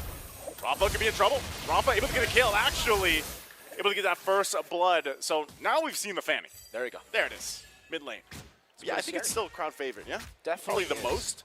Yeah, Ling, Fanny, whenever you see that, those two picks, you definitely get excited, right, for all the viewers. It is very, very entertaining, and now it gets really dangerous for Uzbekistan. The fact that Fanny got one kill after clearing the entire camp, Uzbekistan will definitely have to go for the turtle control. No Revitalize, so that's a good piece of information that they will utilize to take control of this. They just have to be very careful about the cables from Rafa. She's on a purple buff. Yeah, she's going to get her purple. They might be able to just grab this unless it can be stalled out a little bit. Livin doesn't have the level 4 either, so it looks like objective secured. Kana will get that one with the retribution. So Uzbekistan will get an objective. Not sure if they can get anything further. Rafa looks like she's just going to be focusing on the jungle for now. And that might be part of the plan, because they know information-wise, there's a lot of ultimates missing. I mean, Pink, Livin as well didn't have it for that fight. And we know this very well. You can give up even the first turtle and still obviously come in for the second one with those ultimates, with those battle spells, like you mentioned earlier, Mirko. That Revitalize even wasn't available for that fight. And just take a look at this lane, right? The Clint versus the Moskov matchup, Uzbekistan definitely getting the advantage there. This is already a very, very good winning lane, by the way. Like, the Clint absolutely demolishes the Moskov. You're just a laner at this point. You're just a farmer, not a laner. All you need to do is just look for farm, maybe look for ganks as well, and that's what they're doing. Saudi Arabia with a rotation. Instant flicker. Instant flicker. Wow. She just saw Livin and just like, nope, yeah, I'm not dealing with this. She knows of the threat of the Crimson Beacon. There's also another flicker to follow through, and then a AOG. So if you get caught first, it'll be very dicey to flicker out. So might as well, if you're going to burn the flicker, burn it instantly. Do it preemptively, you know, at this point. And, well, now you also have the Heart Guard in consideration from Yule. So even if she gets caught a little bit, at least you can rely on that. Kana still doing a pretty good job at rotating around. Whoa, Spear just being lobbed out there. Thought there'd be a fight. There's a jump, though. Avatar the Guardian on Space Loves Us. Kana will be there to help out. Not sure. They're going to be dragged a little bit from this Livin. Really trying to proc that, but won't be able to. So nothing just yet up top. Kana going to jump back in. Slowly is there. Won't utilize that Frigid Glacier, so no one going down. Great disengage there from Uzbekistan. It really looked like with the AOG, it was going to be over for Space Loves Us, who had already committed the flicker very early in the previous gank attempt. But again, because Kana was there, she was just able to stun Pink before she got the taunt down. It became a really good fight because they're the ones who lost out on the resources. No AOG, no Revitalize. Uzbekistan have control. Lyrics is low. Rafa also dealing with it. She's just trying to get her orange buff. She's forced off of it, and this could actually give that window of opportunity now for this turtle. Hinata doing the same thing as we expected with the Phoveus dragged away over, but hey, she still has the Infernal Pursuit, so she's going to deal with it. Tanking multiple. She actually flickers forward. Has a Heart Guard, too, under the turret. She will go down, but the objective is secured. Second turtle of the game for Uzbekistan.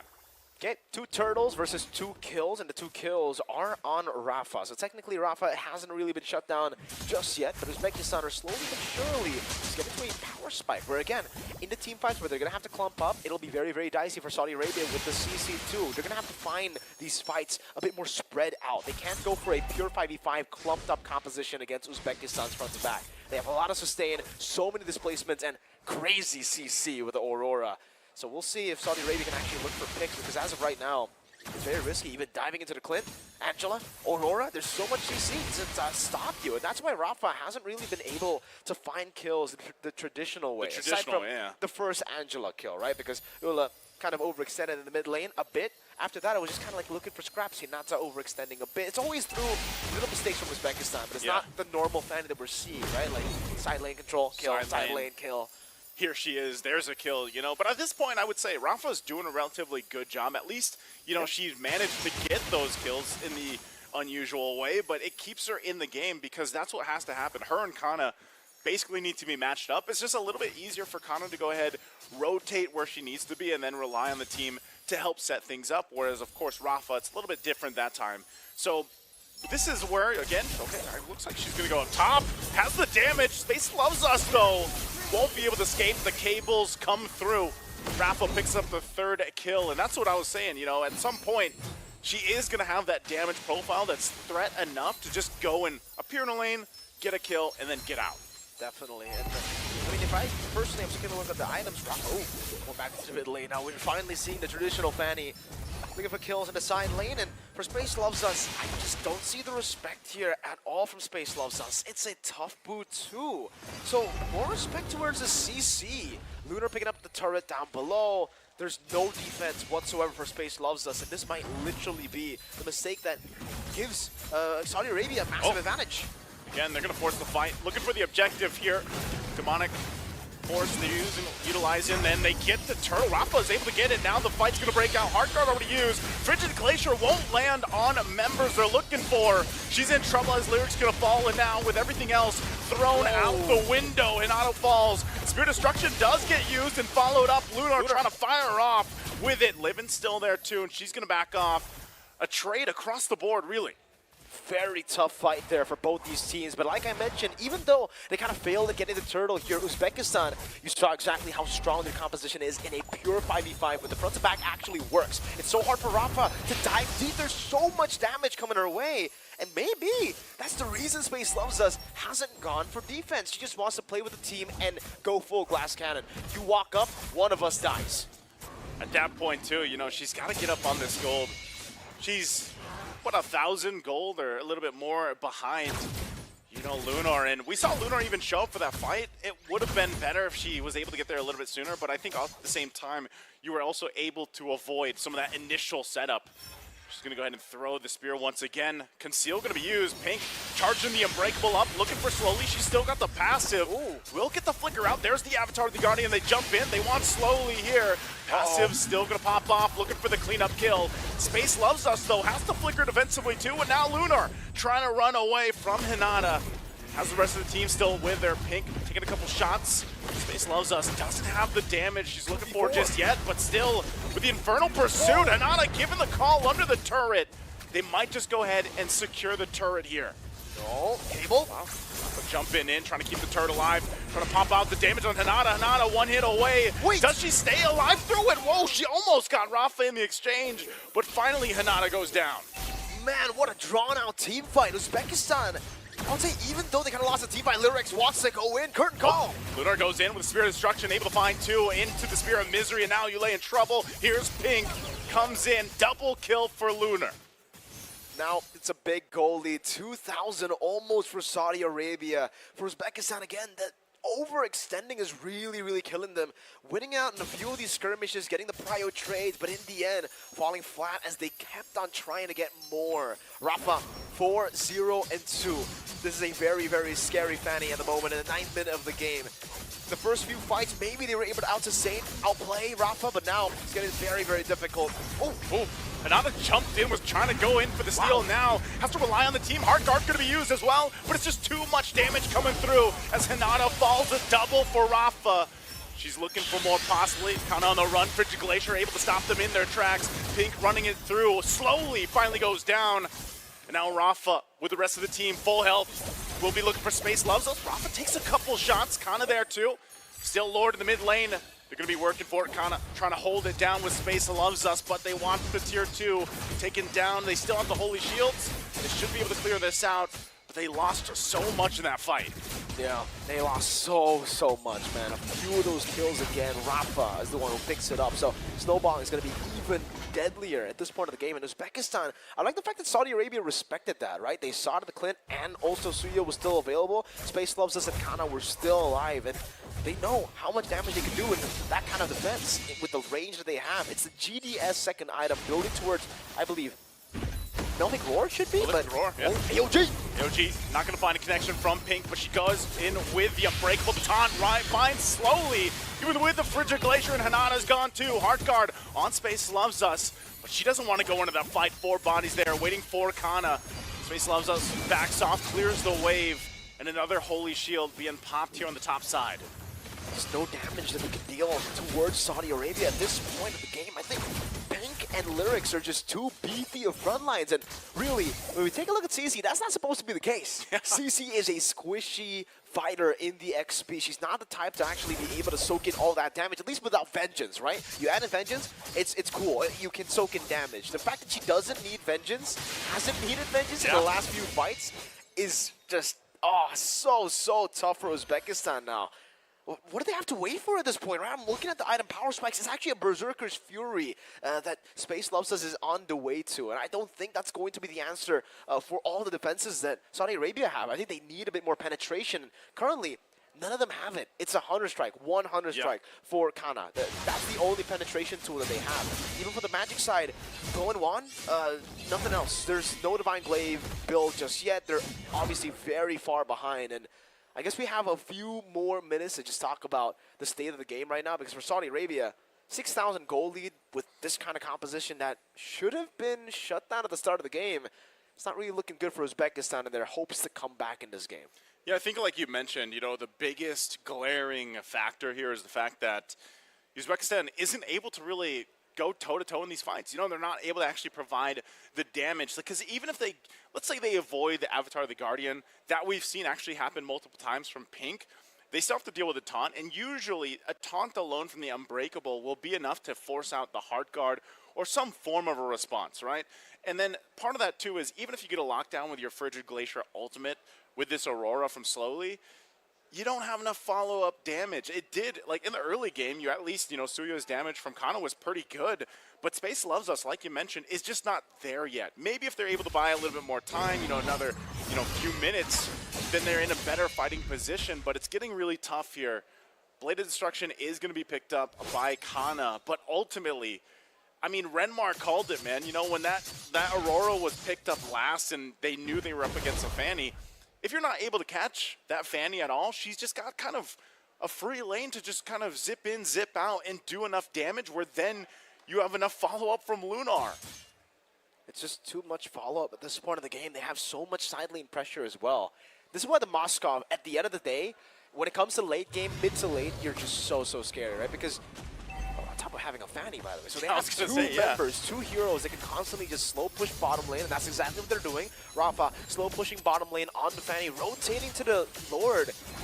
And Kana is just not able to walk up. That's a free Lord over to Saudi Arabia. Great macro game here. Slow pushing, and this time, I don't know, Uzbekistan. Let's talk about their clear. If it's just Space Loves Us, I don't think they're going to be able to clear out the Lord, right? I think at least they're going to lose a base turret. That's minimum. One base turret. Maximum, this could be possibly an angle. Knowing that Saudi Arabia have so many sieging power, so much sieging power, so much zoning power as well inside of the base. All they need to care about right now is, oh, that's a look at that defensive item. Wow. Respect over. Oh, you can see Lunar's damage too, man. Just piercing through the minions onto Hinata. That's actually enough, though, because if you think about it, right, you get that passive, technically that debuff towards the physical damage of Uzbekistan. Yep, Malefic Gun.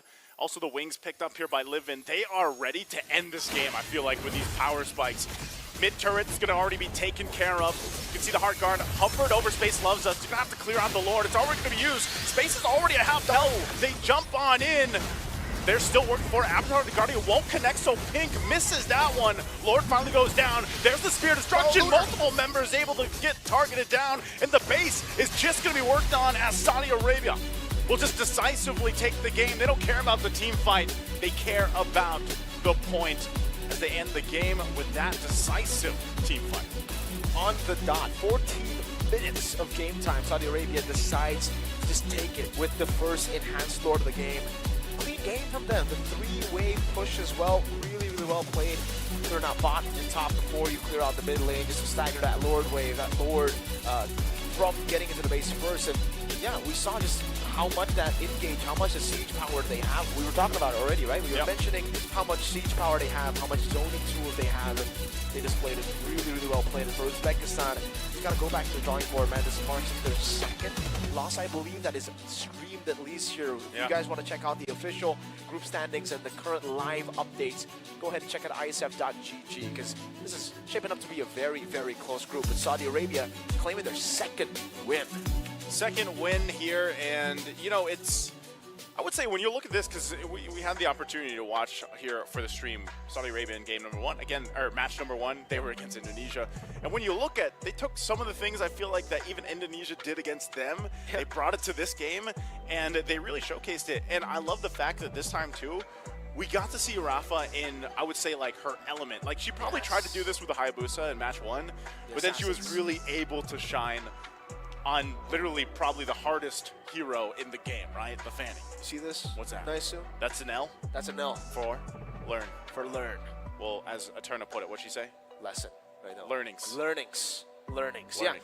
Honestly, I mean, again, right? This is why we always just say L's are not losses. L's are learns. Saudi Arabia just lost earlier, and they were able to just instantly learn from that, get the Assassin's picks, but set up for it better this time around, right? And I don't know. They were just playing it really well. We had doubts. Well, I personally had doubts about the Fanny pick. How was she going to be able to perform on stage? Is it going to be shaky? Is it going to be good? I think that was pretty good. That was pretty solid. It's pretty solid performance for Fanny, getting a few kills at the start, starting off slow, but then ending up really fast.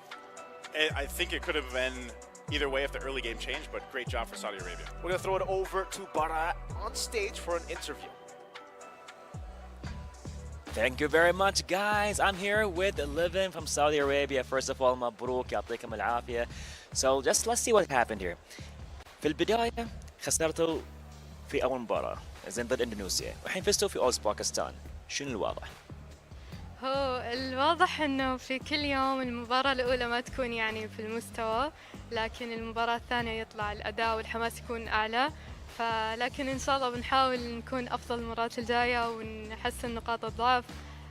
متحمسين للمباراة الثالثة حق اليوم، إن شاء الله بنقدم أداء أقوى بعد من اللي شفته قبل شوي. Inshallah. So the question pretty much was, you kind of lost your first match with Indonesia and winning the second one against Uzbekistan. And she said, like, you know, it's just the start of the day, but we made it happen in the second one. And pretty much we learned a lot today that we're going to give our best in the third match coming up. فحين خلينا نقول خلاص تروحون لوزر براكت، تعطون كلمة عندكم، شنو استعداداتكم؟ إن شاء الله نكون يعني متصدرين حتى في اللوزر براكت ونرجع للجراند فاينل. Inshallah, as they're heading to the losers bracket, but they're gonna give it all, and hopefully we're gonna see them in the grand finals and competing even for the third place. Hopefully all that taking place right here. Ladies and gentlemen, this is it, and now back to you, Talus. Let's go. Thank you, Bara, and congratulations once again to Saudi Arabia for winning yet another point in their groups against Uzbekistan with a, much to my delight, a Fanny. Let's break that down. Yeah, and Fanny, that's really, really good. Apparently, we had an L ourselves. One of the best Fanny players in MENA is Rafa, and we saw that. She was deathless, if I'm not mistaken, up until maybe the last few moments. We're going to double check again. A lot of things happened in that last fight, but the thing that we saw wherein there was nothing stopping the Fanny, it happened. We saw it. The Phoveus was the closest thing that potentially could have stopped it in some key duels, but ultimately they couldn't end it. However, funnily enough, it could have gotten to the point where maybe the Fanny couldn't have gotten enough farm, because the middle of the map, Yule, slowly, they were winning out against Pink and Living. I agree. Like, not just the mid lane, right? But also the side lanes. We saw that Lunar on her comfortable pick, on her signature pick, the Moskov, was having quite a bit of a hard time going head-to-head against the Clint. When we all know that Clint is a massive lane bully, especially from the early portions of the game. And even in the EXP lane, right? It didn't feel like the CC Lyrics had a good time either. So, Renmar, how were they able to come back? Because this was an early game that was mostly dominated, especially when we're talking about neutral objectives by Uzbekistan. Well, eventually the small wins started to compound. Lunar may have struggled in lane, but as the game went out of the laning phase, she was hitting her Spirit of Destructions from across the map, coming in from weird angles, which is the right way to play it when you're the Moskov, and was even able to get the winning hit here with the Spirit of Destruction right there. Uzbekistan could have defended that, but with the hit from the Moskov and the damage getting spread out, well, Lunar eventually was able to make up for the laning phase that she struggled with. Pink and Livin were starting to hit with their comms and their timings in terms of engaging. Rafa, up until the end, she suffered one death, but then, again, it was Rafa time. It was manage the map, get your pickoffs, small wins, build advantage. It became textbook, but it didn't look like it was textbook because they were doing that in, I wouldn't say weirdly timed, but surprisingly timed engagements coming in from Uzbekistan. I like that though. I like the way that Saudi Arabia actually went in to this, right? They didn't go for overcommitments onto the objectives. They just let it slide. Okay, Uzbekistan, you want the first turtle? Go ahead. You want the second turtle? Go ahead. And then suddenly, for the third turtle, Rafa comes in, one level below, by the way, and was able to steal that. And then they were able to find the moment to strike. The tradings were really good, and this is something that we don't see too often in MLBB Women's. It feels like when you're behind, they still keep trying to fight fire with fire instead of looking for other trades on the board. Yeah, I feel like though, even if Rafa wouldn't have been able to take that turtle, they still probably would have fought into that. They're already neck deep into it. If Pink was left behind there, I was like, guys, you're really gonna back off just because we didn't get the turtle. It's a good thing that they got the turtle, because Uzbekistan potentially could have gotten a much bigger win if there was no turtle buff. That shield came in big time for them in terms of the fight. I also like the approach that Rafa went for here. Not full damage, a little bit more of a sustain type Fanny with the War Axe, Heptaseas, Malefic Roar, and the Anti-Cuirass. So still respecting the damage output of the Phoveus, the Suyo, and the Clint as well. So good itemization and understanding by Rafa that she needed to build something more physical, defense, grounded in her items, and it helped her survive some key engagements. I loved it. Hey, you finally got the fanny game you're looking for. I know. I've been waiting for it for so long, and I thought Indo would be the first team to pick it up. Me too. And then we didn't see that earlier because the fanny in that previous match, Yeah. it was completely ignored. It wasn't banned, it wasn't picked up. But it's like we have some updates, ladies and gentlemen. Let's take a look at that right now. All right, standings. Group A. Indonesia now still tied in with Egypt at 12 points. Saudi Arabia, though, with a win against Uzbekistan earlier on, will be able to claim that third place. No tie. Yeah, and that's it. If I'm not mistaken, that should be locked in already.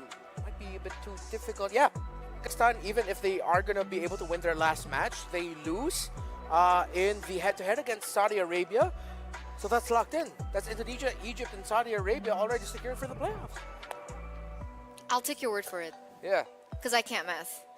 The math is mathing. The math is mathing. The math trust is me. mathing? I don't usually trust my maths with standings But and what rankings. happens if Saudi lose against Guatemala? They're fine. And then Uzbekistan wins against Uzbekistan UAE. still loses to Saudi Arabia in the head-to-head because That's they how just math lost. works. All right. That's how math works, guys. So we're good. So we're good. We're good. We're good. We're good. We trust our analysts. That's why I'm the desk host, by the way. Hey, you've been hitting some predictions too. Like, don't downplay It's that. luck. It's not luck. It's skill. Come on. Let's. Be proud of yourself. I'm proud of myself. There we go. I'm gonna say that a little bit more as we get into the break, ladies and gentlemen, because before we get into the third match of the day, we are gonna go for a short break. So with that, we'll be right back. Don't go anywhere.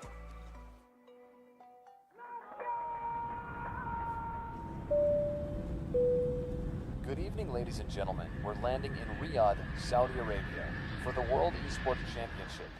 In a world where victories can be measured in gold and silver, some things are priceless. Fully expected, and a battle will find him. Can shine for one with a quick trade from Impulse. Some things are not bought with money. The base is too open. Now Philippines is now taking the base of Indonesia. Remember their name. The feeling of standing alongside your fellow countrymen, the emotion, the home crowd, the weight of a whole nation on your shoulders. Sometimes I get emotional by the fact that I got chosen to be one of the representatives of my country. And yeah, it's just a dream, honestly. Here it's not just about the game, it's about the pride that unites us. Every match tells a story. He needs to some missed shots. Sound picking up another one, another headshot. No way! 4 kills! What has happened? From every corner of the globe. All eyes on WEC 24.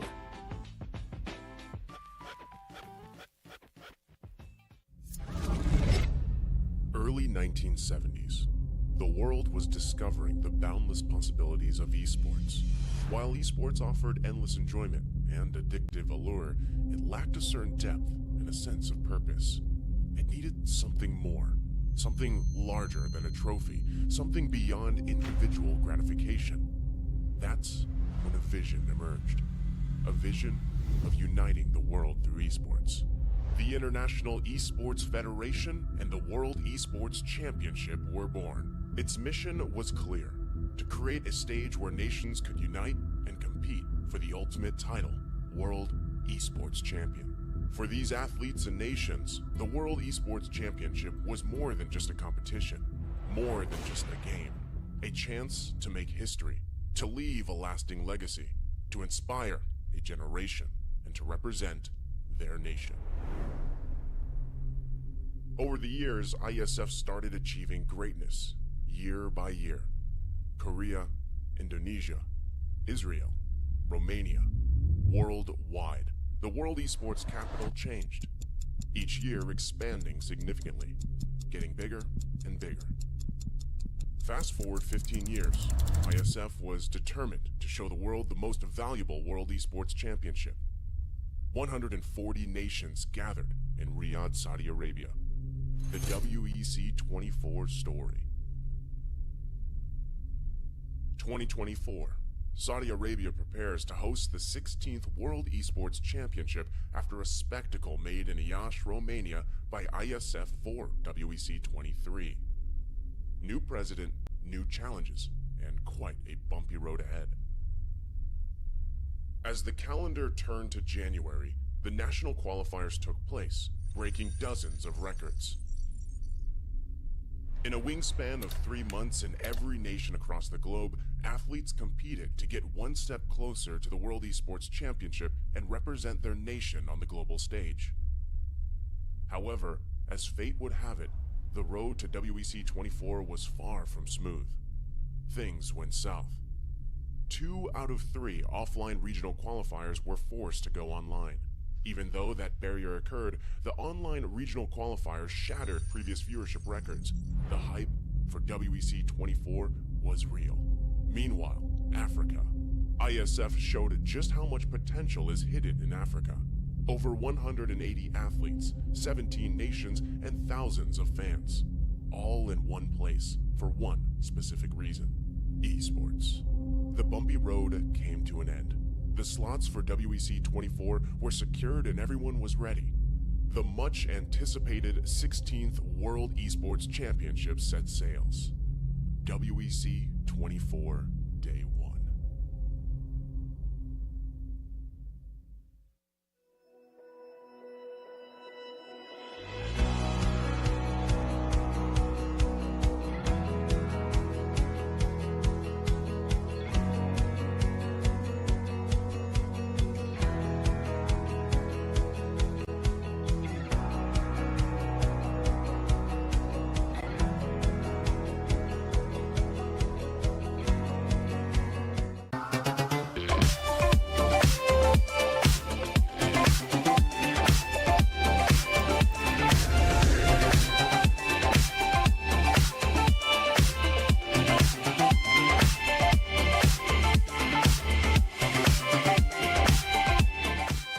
أهلا بكم. Welcome. Bienvenue. Bienvenidos. Willkommen. Benvenuti. Добро пожаловать. Välkommen. Welkom. Bem-vindos. 환영. 요코소. 환영합니다. Hoş geldiniz. Καλώς ήρθατε. Swagat hai. Witajcie. Yindit nab. SEF Arena.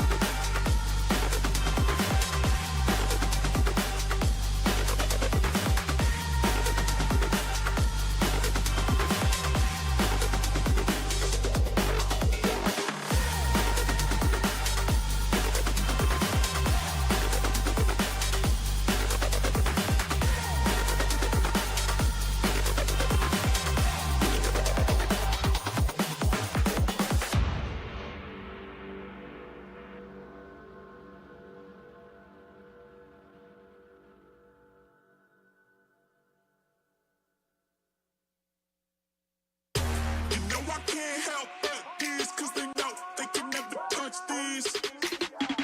So baby, let me talk my shit, or I might just throw another fit. You know I can't help but these, cause they know they can never touch these. So baby, let me talk my shit, or I might just throw another fit.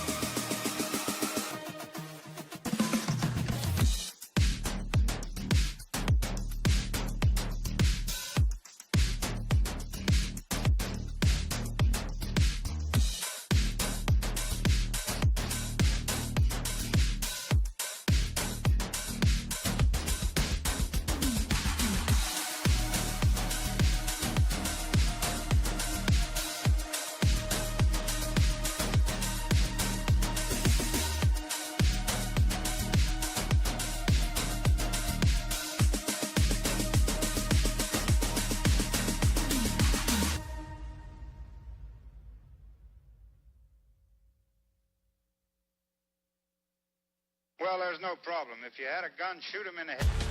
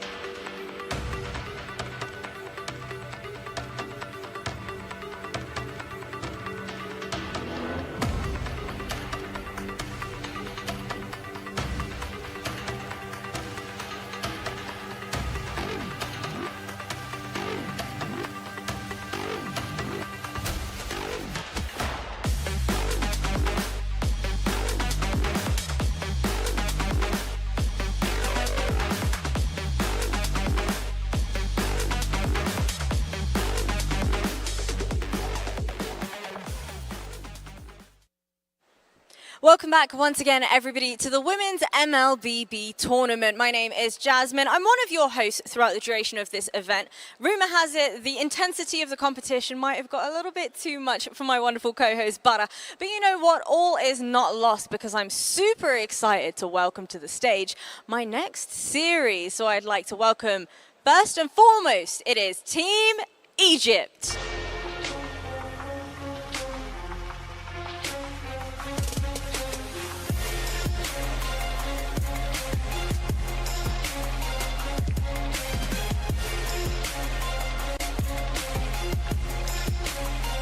I'm liking the positive vibes, I'm liking the energy, smiles galore. But the real question is, Team Egypt being undefeated in our group stages so far, how are they going to do against Team Indonesia?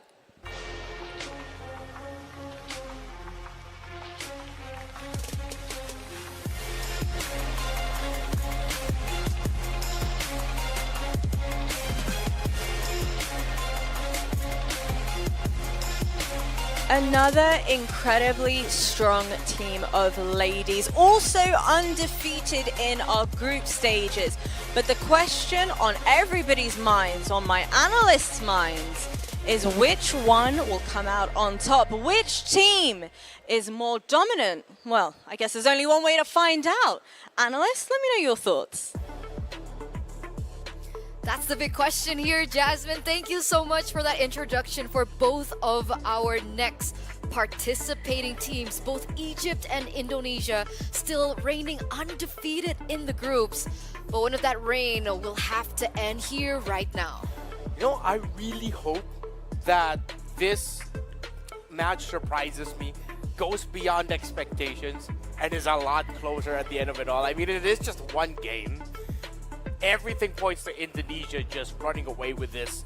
The last time we saw this Egyptian squad right across the street, they struggled. Hopefully that means they improved. Looks like so far they did improve, because this Egyptian squad, as we mentioned, is undefeated with names: Thevin, Nietzsche, Sunlight, Velvet. Well, as we've talked a lot about with Indonesia, we really have to start looking at the Rome and mid duo. But you know what? Just so that we can switch things up, Velvet has to do a fantastic job against your favorite player, Fumieko. That's what I love about this. That's what I love about this, because honestly, my heart goes to both for both of these teams. Yeah. I've been a part of this team's journey for quite some time. MWI, going into the qualifiers as well. For AEC, even meeting them in real life as well, in person again, after meeting them for the first time at MWI. So it's great. There's one thing to note about this team is the fact that they have a little bit of a swap in roster, right? Electa will not be playing. It's actually going to be Sunlight again. They do have 2 layers towards their jungler. So there are different things that they can work with. And there's also no... Wait, Nucci is playing, so... Yeah. Okay, well, we'll cross back there later on. But meanwhile, for Team Indonesia, still the same 5. We have Fumi, Echo, Vival, Sini, Vivian, and Shell with, again, a very impressive performance from yesterday's groups, from today's groups. So we do know a little bit more about how they work. But for Egypt, this is going to be the first time we're going to see them live in the flesh. Yeah, calculated team fighting. Just continue that trend for Team Indonesia. If you slip up, I wouldn't take it away from Egypt to say that they may be a team that are good at punishing mistakes also. Again, they are undefeated in this group. They were able to take down Saudi Arabia earlier in the group stage, meaning that the team so far that we've seen on broadcast give Indonesia the closest thing to problems was already beaten by the team that they're going up against now. And again, this is a team that, based off of what we know from our friends in MENA, our friends in Egypt, a team that just constantly strives to improve further and further. Again, they are Team Falcons Vega MENA. Indonesia's used to going up against Team Falcons, but Team Falcons Vega in Southeast Asia from their own home country, Indonesia. Maybe this Falcons Vega MENA squad just built diff. If I'm not mistaken, it's a bit of a mixture. I don't think all of them are from Falcons Vega. I will have to double check that. I think, if I'm not mistaken, there is a mixture. So, wait, so who's not going to be playing today? So, Yui. There you go, Yui. A player in the mid laner that we saw from AEC actually not playing today. So I'm wondering, is Nucci still the roamer, or is now Fevin the roamer and Nucci falls into the mid lane? I guess we'll see later on as we get into the drafts. And before we go in any further, there's one thing that I do want you to, keep an eye out for. Fevin roam, Nucci mid. Oh, there you go. So another swap-a-doodles for Team Egypt. That's how flexible they are. That's a swap-a-doodles indeed. That's a new word. Thank you. Swap-a-doodle. So we're constantly expanding our vocabulary here. So Indonesia taking away. When you take away Chip, again, great for macro, great for turning team fights around. Take away the Hilda. Good ban, last ban on the Hayabusa for Egypt. Respecting Vival at the same time, the Hayabusa would have been a good early pickup, knowing that the Hilda's already gone. If I'm Indonesia, surprised, maybe even consider drafting in a high loss as the first pick right now. You saw how comfortable you were with that pick. We saw how surprising you could be. But then at the same time, Alpha high loss is still open, so maybe they want to play in that trade. With Matilda gone, they might even consider a Fanny first pick, like a rush right away. Lots of options that they can go for. What about the Phobius? Phobius great too. I think Phobius might be a hot pick here, but they go for the Suyo first. For Indonesia, Egypt, if they want to, they could go for the Alpha. It's a lot more safer. It's something that Sunlight does play as well. But it looks like Gatot is going to be picked up here in first, as well as the Phobius. So two of those picks come through. And there's one thing to note as well. I know it's not going to pop out, but one thing I saw quite interesting was they picked up the Beleric earlier. Yeah. Ooh. Egypt. Okay, that might be an option. Let's see. But if this is going to be an Eve pickup for Indonesia, yeah, you can't Beleric in that scenario. He's just going to get poked down. Not going to be a good time for him. You already see the Phobius. The Gatot Kacha might make you doubt an Eve pickup, but I still want to see them consider it. Still go into the high loss so that they have things to fight under. There's one. If this isn't the high loss, maybe they go ahead then. Whoa, they actually go ahead and pick up the Harith now. I'm one of those types of people that don't have a lot of problems with fighting, with playing a Harith under a Phobius, even though that does give him a lot of a cooldown reduction with the dashes coming out from the Harith. It's okay by me. It's okay by my book. Egypt, I'm thinking if they're brave enough to consider an Eve, because the Harith will then be fighting under the real world manipulation, but with the high loss and the Suyo, the static nature of an Eve lineup might be a little bit too difficult. They can go for crowd control. Aurora third pick is usually a surprise. They can also pick up their gold laner now, so they don't have to worry about it. They can go the Nathans, they go for Magic, yeah, but it's in the mid. They just go ahead and rock out with the Sicilian. This is Egypt acknowledging that they could actually potentially lose the early to mid, and they might be playing for mid to late. Let's see if it even gets to that point, right? Because so far we've been getting really short games. 9 minutes, 10 minutes, 11 minutes, 12 minutes. I think at most we had a 14-minute game. Yeah, that was literally the match before this. So the big question is, will the Sicilian be able to pull through the early to mid-game pressure that we've seen the Sicilian, just really have to pummel through? The Yves does get banned though, so Egypt still not taking chances despite them already picking up that Gatot Kacha. Yeah. Do you think the Sicilian could be flexed in? No, right? We don't see it enough in actual pro play. We see it in scrims. It's a theory being worked, but Sicilian in mid is the most likely outcome. If ever anyone else is going to put that Sicilian elsewhere, it might actually be in the gold lane. But laning up against Harith, the fact that I don't see it enough, it might be a little bit of a struggle. What do you think about Natan against the Harith in the gold lane? I mean, usually that's one of the things people go for. If it's not the Lunox, it's the Nathan. I still pick the Harith in most scenarios, but Nathan, as long as once you hit level 4, you play around the trading of the Zaman Force and the Entropy well, you should be able to manage it. Not necessarily like absolutely beat down the Harith unless a Harith made a major error, dashed in the wrong time, or got a little bit too close, even though the Nathan still has the pushback with the second skill. Those are the little things that you look up for in that trading matchup.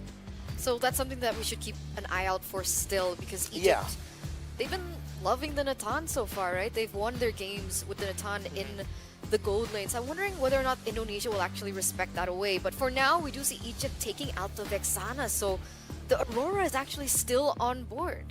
Yeah. Aurora later for Indonesia. They'd have a lot of crowd control to deal with.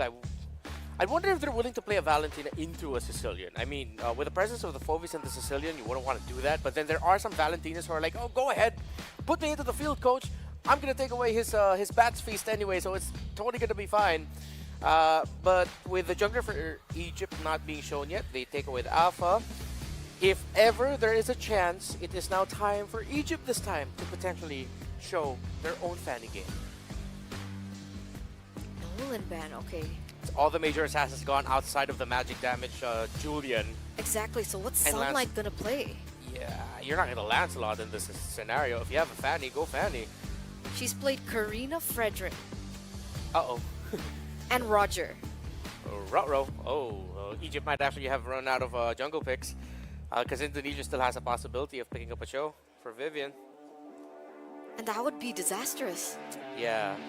I mean, is Exborg an option against the Suyo? Well, Egypt thinks it is. Egypt thinks it is. I think they're leaning into the idea that Indonesia will probably be picking a roamer that is a little bit more front line.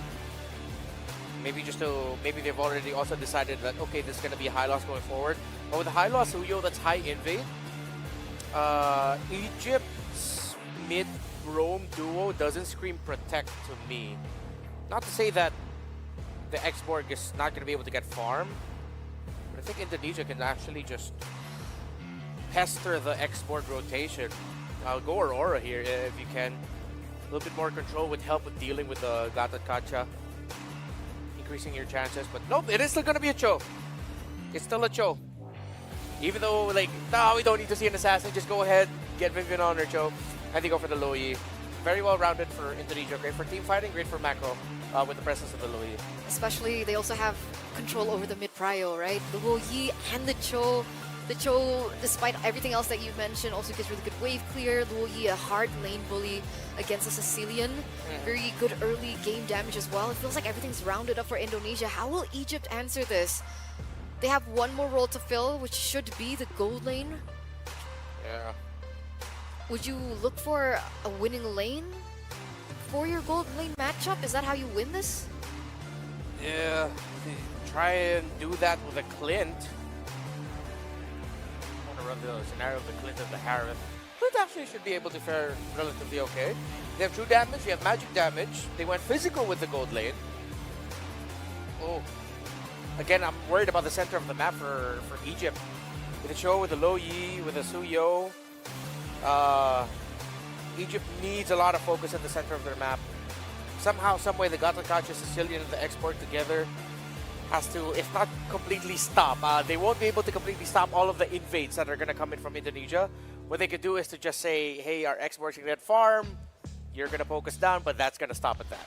I agree. Even after level 4 when Louis gets her diversions, Yeah. it's going to be tough for the Clint. You're just going to be paranoid now. Like, wait, are they in our jungle? Are they in the gold lane? Oh, listen, what's happening?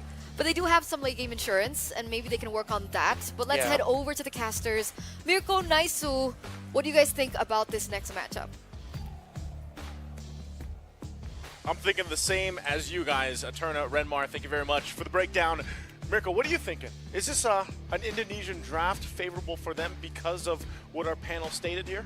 Yeah, I think so. You know, Vivian getting the signature pick in the Cho, the Clint pick into the Cho too. You know, for the Clint, it's kind of like a Beatrix situation, a Brody situation where you're a marksman that cannot go for Purify. Well, technically you can. It's optional, but you always just want to go Flicker, and that's what Names has. That's what Names is going to have to do. She's going to have to use that Flicker right on point because Vivian's going to be on the hunt. Welcome to the Land of Dawn again. A matchup, now third live stream match for our second and last day of groups.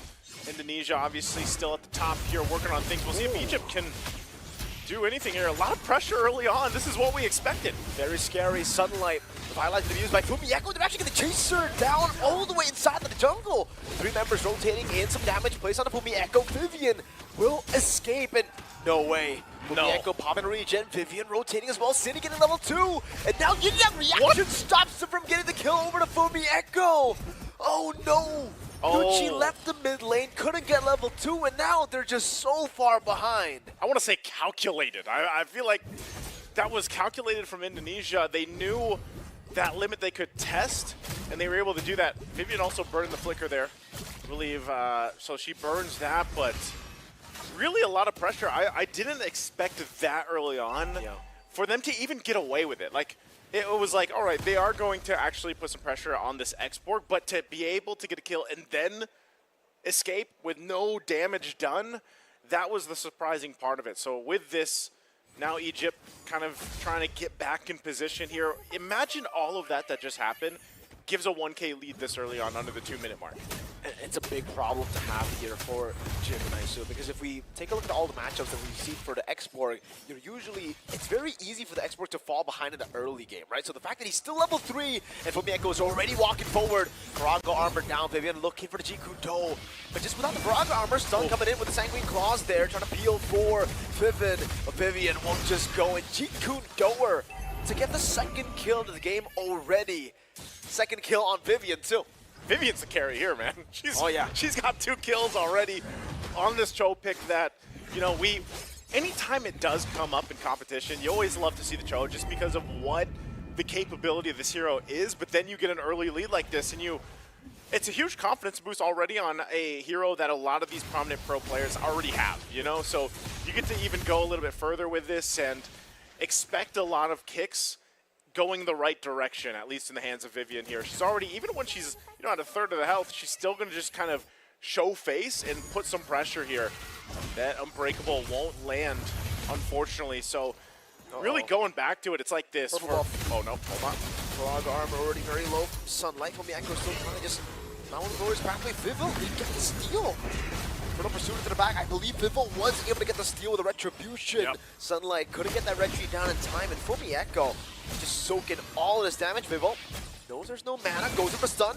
Some damage to Nucci, very low. Flicker from Cine. No, she actually didn't use the flicker. She's got that gap closed over. Unfortunately, no Yin Yang reaction to get the kill, but still, it's a massive lead just with 2 kills. This is the problem with it too, is just, having the diversion anytime it's available, you're going to be left guessing, where are they going to come from? And part of that too is just, even if you send with a diversion Vivian through that and then gets a kick into the team, or do you get cut off with a Glorious Pathway, these are very difficult things to deal with for Egypt. They are trying to maintain that gold lead from getting too out of hand. Here's the diversion we were just talking about. Up top? Up top here. They're going to have to help this out. Vivian, giving the information as well. Names. They're left to defend here. Way the Dragon, only on to Vivian. I don't think they want to go for the commitment there. Vivian, bit off on the targeting, will be punished under the turret. Good punish. Punish. Able to get down again. This is one of the things we usually see with a Cho pick. If you can kind of punish that and they don't get the kick they're looking for, or they get caught into a choke point, it's obviously going to be great. Good usage here once again, trying to port this off. The turtle is up though. They're going to go ahead and try to get an advantage here. Sunlight's been having a hard time, but they will take a couple shots. Vivil caught in the Sanguine Claws up top. Monforce, almost a solo kill from Joe. Going over to Monforce again. Names still able to survive there. Now back to the turtle fight. Sanguine Claws land on the Fumieko. They put a pursuit there to AOG. Good revitalize, but it's not going to be enough to keep her alive. Turtle. Control for Egypt. Vivian walking up with Jikudo in front of pursuit over to the back. Vivian caught again for the pursuit on her. City force a flicker out the last insanity, but Vivil just wins out the retreat battle. 2 levels ahead. As now Egypt will have to run away. Vivil, great stun over. Nucci to be knocked out by the Jikudo. Yeah, reaction, and the Soul Sever gets a double. Only Vivian traded there in the mid lane. That's what I would call worth, on the Jikudo, able to get 2 on the knockup, and then a double kill for Vivil. City's in a little bit of trouble. Velvet, though, trying to keep them at bay. He's still working on the mid turret, too. But Vivil will be fine even with that Soul Sever. So, again, this is just showing, it was great. Like, Egypt showed actually some pretty good fight in that turtle, but unfortunately weren't able to kind of extend the luck in their favor throughout the fight. And Fumieko has been doing this the whole time on this high-low, just whittling down Velvet. Even under the turret, gonna drop the pathway. Velvet, wait, solo, whoa! Solo kill for Fumieko. Down below Vivian. Way the Dragon, Shell Bomb as a Monforce now locked down. Even with the Revitalize, the Soul Sever claims the kill. The hotfix was for objectives, but for heroes, it's still the same old Soul Sever. I was gonna say, did they do something to that hero, to that damage? Just the objectives. Just the objectives. Damage, not hero damage. Hero damage is still all good, man. It's still maybe they need to think about that. Oh no, diversion. Names has gotta be careful. She's going and farming. I believe she is aware of the situation, so good read from Names. Good read out here. Vin also picking up the Thunderbelt right now. Okay, they're going to be fine. That turret does go down, though, up top. Okay. I was about to say, Names got the read, but what about Fev?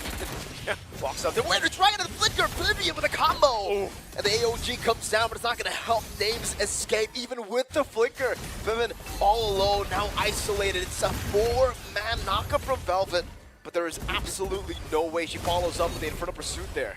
Yeah, tough. Again, it's just, you know, even when you get the information that they are setting up on that top side, it's so hard to play in for the fact that, you know, we're already talking a good, comfortable lead. You know, when you get to this point and you start to see more of that testing coming through from Indonesia on what they're capable of doing, how much damage they can chunk out, or how much damage they can take even, it's hard to fight here in the mid lane. Sunlight already very low. Still able to escape for now. No Faraga armor. Knows about force all the way to the back. Nucci still escaping now as Infernal Pursuit gets used up. City with a flicker, but it's going to follow through. Velvet unable to get the last shot down and will be punished for overextending by just a tad bit. I can't believe Zinni even survived that. I expected her to go down at least with the Infernal Pursuit from Velvet, but, you know, not enough just yet. And that's why we always talk about when teams get to this point where they have that, you know, 4,000 or 5,000 gold lead, that does play a part because there's a lot of instances when you have that kind of gap in terms of economy that it should be a kill, but because you lack that firepower to finish them off, you know, Egypt in that case weren't able to. So they lose that turn in the mid lane. They're going to have to deal with this diversion used once again. Now the focus here on the tier 2, on that top lane. That's where they want to put the pressure here. Egypt to respond.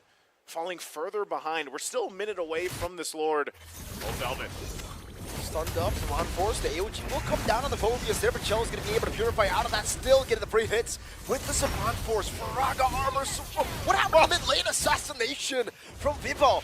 Gideon reaction connecting all the time. Fev trying to run away right now with the glorious pathway into the back. Nucci will be stunned, and now it's another stun from Vivo. She is unstoppable, and it's a 4-for-0 trade. Only Sunlight left to survive. This Suyo hero, man, is still just a thorn in the side of many teams that have to go against it, especially when you have the setup this way. And every single time we see this work so well is when you have a Hylos in your favor, a Hylos to go ahead and cut people off with the glorious pathway. And now that you pick up a Malefic Roar, Vivil's going to do even more damage. But the surprising thing there is look at that damage coming out from this Luoyi. This is why they like to run the Warcry emblem too. You get that little extra percentage boost of damage. You just pop off the yin-yang connections, and then it's good. You know, those interactions alone are enough to change the course of a fight. So now the Lord is up here. There's no contest. This is just going to be a Lord in the hands of Indonesia. So we have to think, what does Egypt do here? On this defense, you know they have a Sicilian. We know this is a late game hero that can actually do pretty well defending, turtling up in a base. But I think this might be a little bit too early for them to do that here. Yeah, Vivian also picks up the immortality, but I like what you said, man. Honestly, for Egypt, they can't contest anything. The diversion is always going to be able to catch them as well. And there it is. There you go. Just as I say, a diversion to the back. And Nucci, way to Dragon connects onto her. Still good displacement from Velvet. AOG to peel away and to escape. Vivian will lose her immortality, but it's still just a Joe who lost immortality. Chell, unfortunate targeting. Didn't get that synchro vision down into Nucci. Vival wants to go for the snipe, but will not be in range. Still, though, they have a Lord to play with in the bottom lane, a tier 2 to take in the mid lane, and surely after all that, they will take it away. Holy Defense still intact. Egypt will be able to clear off the wave. City deal a whole lot of damage to the Faraga armor. Sunlight losing out of the Faraga armor. Be forced back again. So they keep it together. They got a whole lot of battle spells out, though. That's 2 of the Revitalizers also down for Egypt. So you're going to have to do this. That ultimate from the Avatar of the Guardian should be up for Fivin. They got to deal with this Lord. They still have that Holy Shield on the bottom side, but these waves, look at the managing on the top and the mid here. Look at the Faraga armor. It's down again. Vivian. It's not that conceals. Looking for an angle to possibly go for the way to Dragon. She does have the flicker to the Yang reaction. Just keeps on hitting on Sunlight on Velvet, and that's why she is topping the damage leaderboard. Shell walking up. Vival getting a turret up top. 2 base turrets taken down out of nowhere with the first Lord. Really difficult position to be in for Egypt here. 2 base turrets going down in the first Lord. And a massive gold lead right now for Indonesia. the biggest thing they can do is just hope to extend the game somehow, some way, to get enough stacks here for Nucci, but I don't know if that's going to happen. Uh-oh, glorious pathway in the stun. One more reaction, and City fights into the back. Fiffle gets rid of the immortality for Sunlight. Pippin is next as Chell. This goes rampant into the back with the Zaman Force. Another stun from Fiffle. Even with the last Insanity, it will not take anyone down. Vivian goes in with the Hiku, no finding the way to Dragon. Names with a flicker to try to escape, to try to make the miracle happen. But the comeback will surely not happen here. It was too big of a lead. Indonesia still unstoppable in the group stage. Still clean as ever, Indonesia. Once again, the tournament favorites here, showcasing another iteration of a lineup that does everything it needs to from early to mid. I mean, it's to a point now where you get that early game lead, you transition to the mid game, you might not even see the late game, and that's I guess the weakness here that we saw from Egypt's lineup was more so, you have these heroes, especially a scaling up hero like a Sicilian, where you really need time to build up, get the stacks you need, hope then by the time you have enough damage to change some of the tides of the fight. They just never got the chance to get there. And it started from minute number 1, man. That pressure on the jungle to be able to just go focus on that purple buff, do enough, and then get away, without any consequences early on, is exactly what snowballed everything from this point, built it up to where it was. And this is what we see, from teams like Indonesia, from teams that just know this metagame we're currently in, obviously. And Egypt, I like what they tried to do here, but it just didn't work out starting from the get-go, really. That's why I wasn't really a big fan of the X-Work pick, right? Because the X-Work pick, yeah, we did see a high-lows, but it was literally just for the high-lows. It was literally just for one tanky member. Usually for the X-Work, you would expect more tanky members to be there, right? 2, 3, and Alpha, Terizla maybe, plus the high-low / Gotham Kaja. Usually that's the combo you see from the X-Work, and especially against a Suyo Naisu, we know exactly how much of a beast Suyo is in the early game, right? You clear really fast. You're able to match even the Alphas and Nolans in the early game. So the fact that you have to deal with that as an X-Borg, someone who's already kind of slow, rather slow, compared to all the other junglers that really work in the meta, you need at least pressure in the mid lane. And they got Sicilian, so they banked on Sicilian, and then they try to double down with the X-Borg. That makes it double scaling. And we saw how that impacted the early game. They were able to just invade the jungle super early with the Cho and the low Yi win. High-low's coming over as well with obviously, the better clear in the early game. Level 1 clear compared to Phobia's. It was just real tough. It's a little bit too much, to deal with. And again, I think that's why even for Egypt, they had 2 revitalizes. Part of that was to go ahead and help deal with that kind of, pressure and everything else. But ultimately, when the early game doesn't go your favor like that, and you have that kind of lineup, really difficult to just get your footing and try to catch up, really. So again, a very clean win, I would say, for Indonesia. They've been doing this time and time again, especially, we don't see all their games on stream. We do have some back house games, but nonetheless, looking strong as ever. So we are going to be thrown over on stage. I believe it's with Shell. So let's go ahead and hear our winning interview. Chell, congratulations, you and the girls absolutely dominated. But a fun fact for the folks that might not be aware, you're actually teaming with your sister. We have Chinny on the team as well. So talk to me, do you feel like the kind of relationship, the synergy that you have as sisters also translates in game as well? I think we kind of have an advantage since we're sisters, so we kind of have a natural chemistry. I don't even need to build that. And do you feel like, outside of events like this as well, you guys kind of play games together to keep grinding some MLBB even outside of the tournament? Yes, of course. Oh, I love that for you guys. So coming into this matchup that you had against Egypt, both teams undefeated, great performance from both of you. Did you feel like you were a little bit nervous perhaps heading into this, knowing how strong Egypt have been so far? As of nervous, I don't think we were nervous, but we prepared a lot. We watched their games and also we saw their draft. And do you feel like watching their games gave you a bit more insight into the way they might approach this match? Yes, of course. We prepared so much against them. Well, you guys played exceptionally well, so congratulations again. I'm going to let you go ahead and celebrate with the rest of the girls, and I'll send it over to the desk. Thank you, Jasmine, and congratulations to Indonesia for winning their final match of the group stages, and I guess we do already have a little bit of an idea as to who. Yeah. Actually, not just an idea. We actually do already know, but I think we'll get there later when we see the graphics come up. But let's focus and circle back onto this match with Egypt.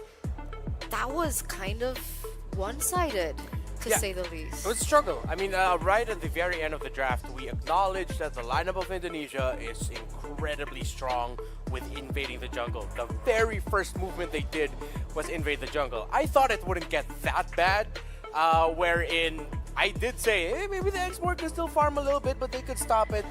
No, Indonesia just did not stop. It got to the point by the third turtle of the game, if I'm not mistaken, or second turtle. It was already a 2-level gap between the X-Borg and the Suyo from minute 1. That is what you get when you have a high loss, Suyo and the low Yi together. That's why I was thinking Egypt would rather choose not to get that high loss into the hands of, at that time they didn't know if it was Vivian, or for this time it was actually Fumi Echo. But Indonesia have shown that they play so comfortably around the high loss with how well it controls the center of the map. That's what you needed to challenge. And Gatot Kaca isn't just that protect guy. Paired up with the Sicilian, they're more offensive minded. But when a high loss and a low E start invading in your jungle, plus a Cho that was actually out of nowhere put into the roam, that's tough. That's a very tall task. Can you imagine under 1 minute getting taken down as a jungler? As an X-Borg, you're just like, hey, I just want to get some farm. I just want to get some of my buffs. And Indonesia completely denied that away. And that was something that you did highlight when we got into the drafts, right? That mid-game, the mid-trio prio, that would be super important for Egypt to have a hold on. And because they went in for the Sicilian, because they went in for something like the X-Borg, they didn't have that control at all. And Indonesia were able to capitalize that. It only took them 11 minutes. Yeah. The lineup that Egypt built for themselves, I gotta admit, cover the lineup of Indonesia first. Firepower, pretty good firepower. And that's not me being literal saying, oh, fire because X-Borg's there, but no, that hurts. Let it farm, that hurts. Then you uncover the Indonesia lineup and you just go, how are they even gonna get to the point where they will hurt? No control of the mid whatsoever. With Vivian getting her signature Cho pick, the mother of tanks was amazing. She was amazing in that scene. Like, we were watching the game together. I would just constantly say, wow, Vivian. Right play every time. She completely showed how much she controls her own signature hero to control her opponent. I agree. It gave absolutely no leeway whatsoever for Egypt to get to that mid-game power spike. Unfortunate again, but it should still be Egypt at number 2 despite that loss, because before this, both these teams came in undefeated, but it looks like the defeated run came to Egypt first. Yeah.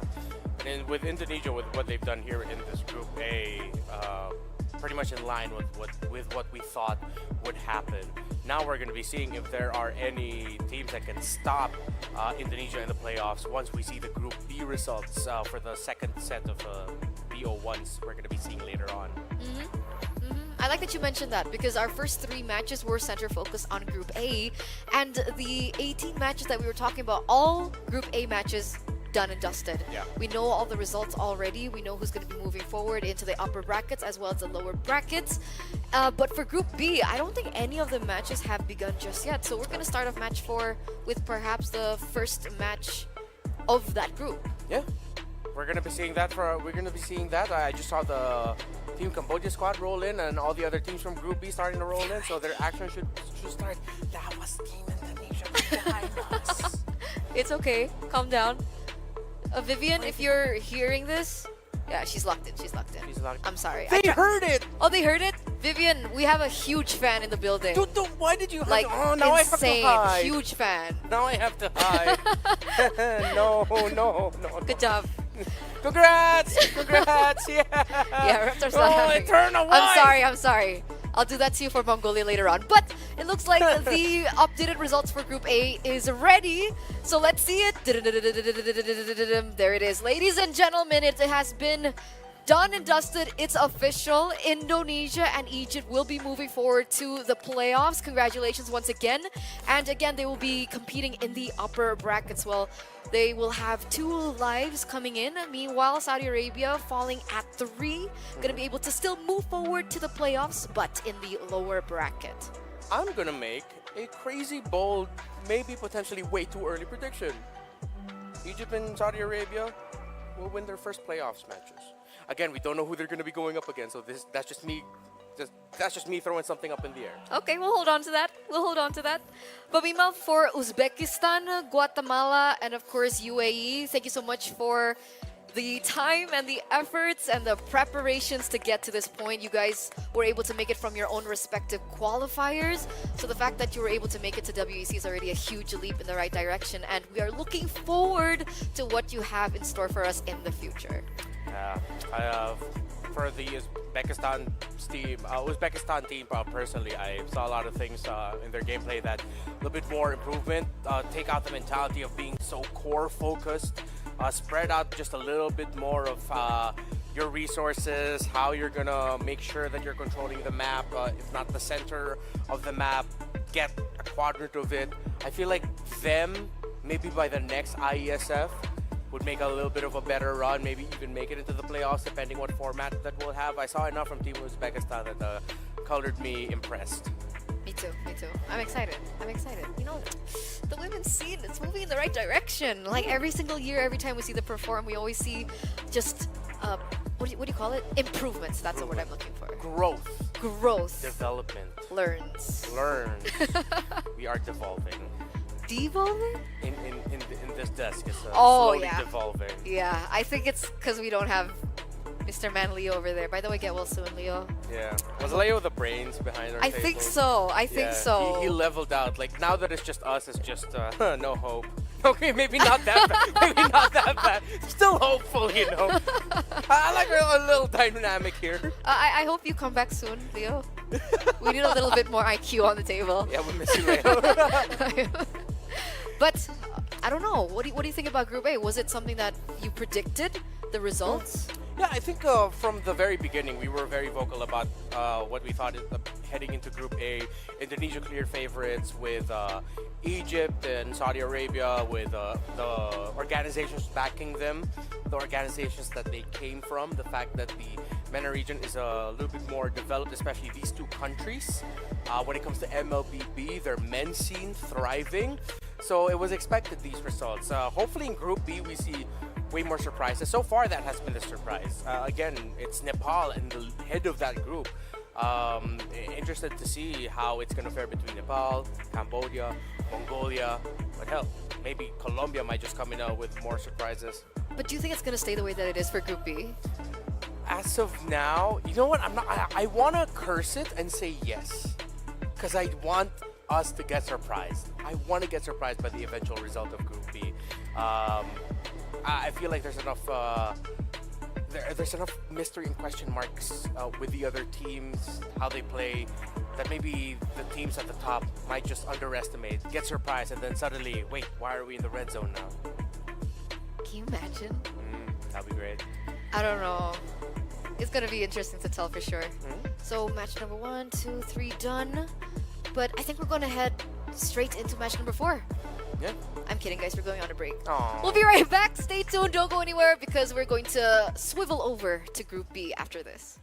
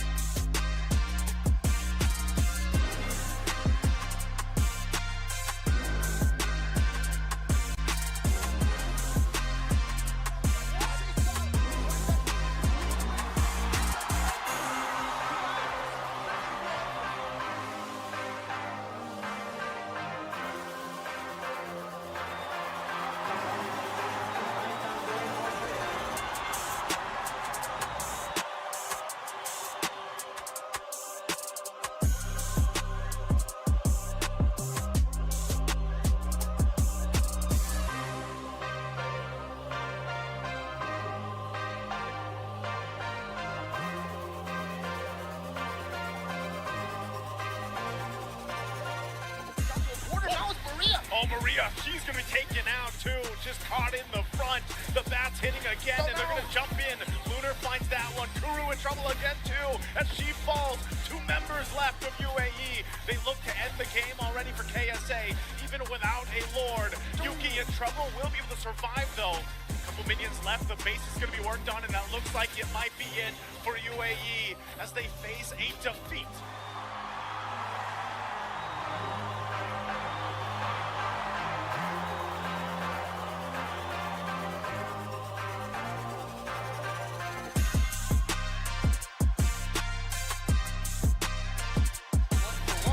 And all these players come through. The bomb has been spotted, but the trades come through either way. It doesn't matter. It looks like Serbia can just get themselves over the line. Company gone. Will be spotted.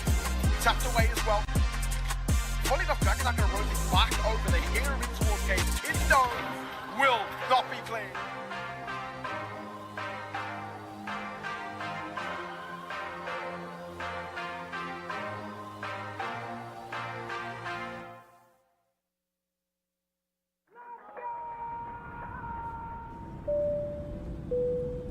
Good evening, ladies and gentlemen. We're landing in Riyadh, Saudi Arabia, for the World Esports Championship.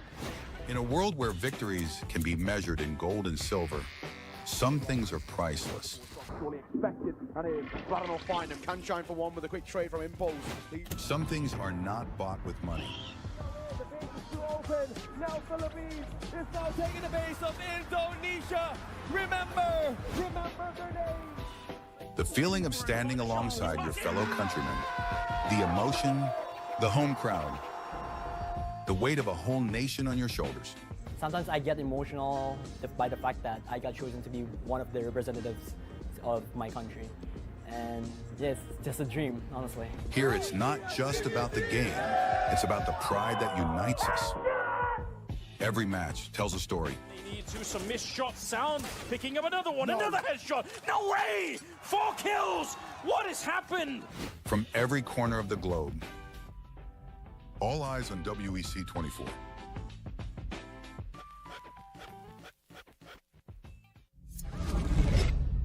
Early 1970s. The world was discovering the boundless possibilities of esports. While esports offered endless enjoyment and addictive allure, it lacked a certain depth and a sense of purpose. It needed something more, something larger than a trophy, something beyond individual gratification. That's when a vision emerged. A vision of uniting the world through esports. The International Esports Federation and the World Esports Championship were born. Its mission was clear: to create a stage where nations could unite and compete for the ultimate title, World Esports Champion. For these athletes and nations, the World Esports Championship was more than just a competition, more than just a game. A chance to make history, to leave a lasting legacy, to inspire a generation, and to represent their nation. Over the years, IESF started achieving greatness, year by year. Korea, Indonesia, Israel, Romania, worldwide.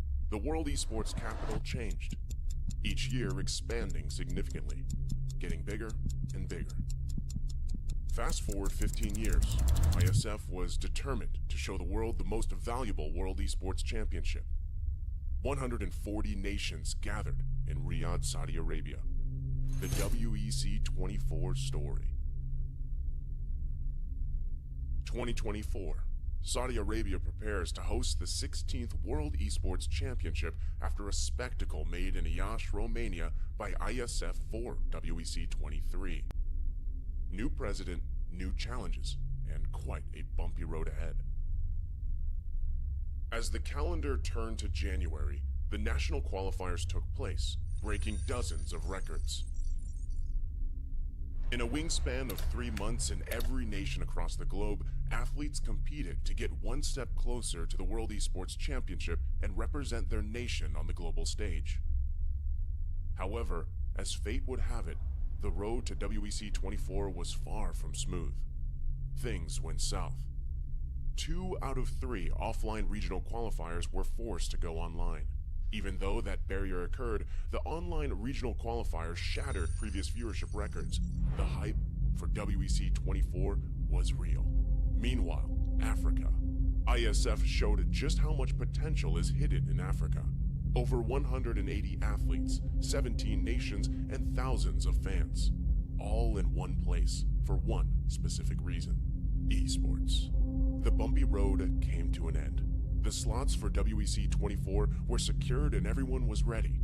The much anticipated 16th World Esports Championship set sails. WEC 24 Day 1.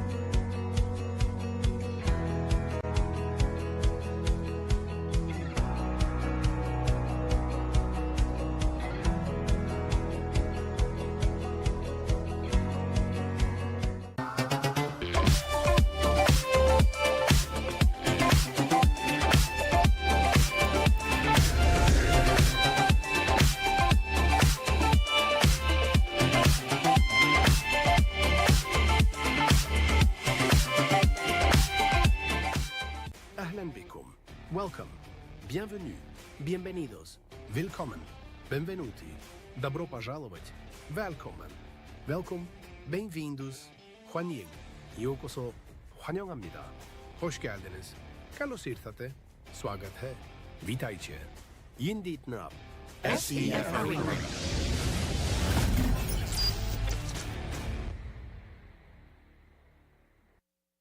Well, there's no problem. If you had a gun, shoot him in the head.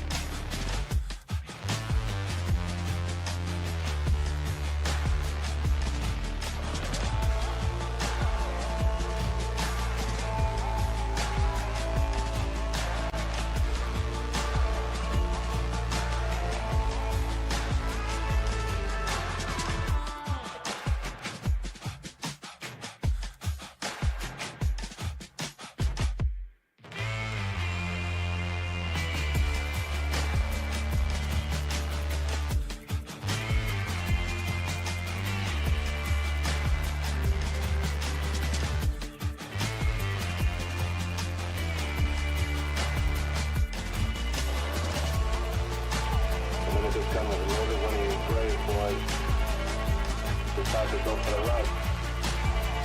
It's the fire. It's the fire.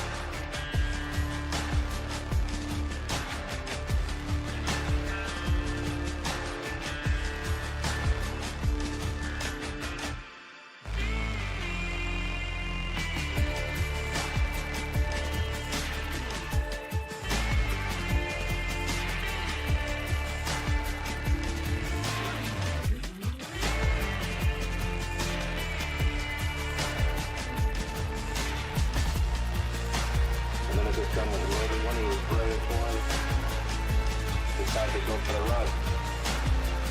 System firing. System firing.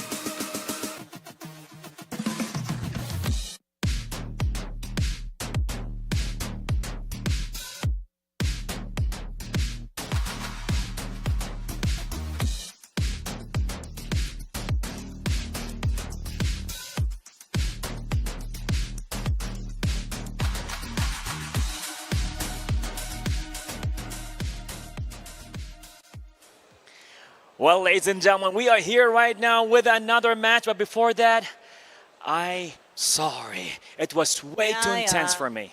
Yeah, I've heard that before. It's not going to get any easier from here on out, but we've God. still got the rest of our group stages, more best of ones to come. And then, of course, we've got playoffs to think about as well, but I'm getting way too ahead of myself. Let's talk about these next teams. Oh, yeah, definitely coming up right now, ladies and gentlemen, right now for this match. Let's hear for Team Mongolia.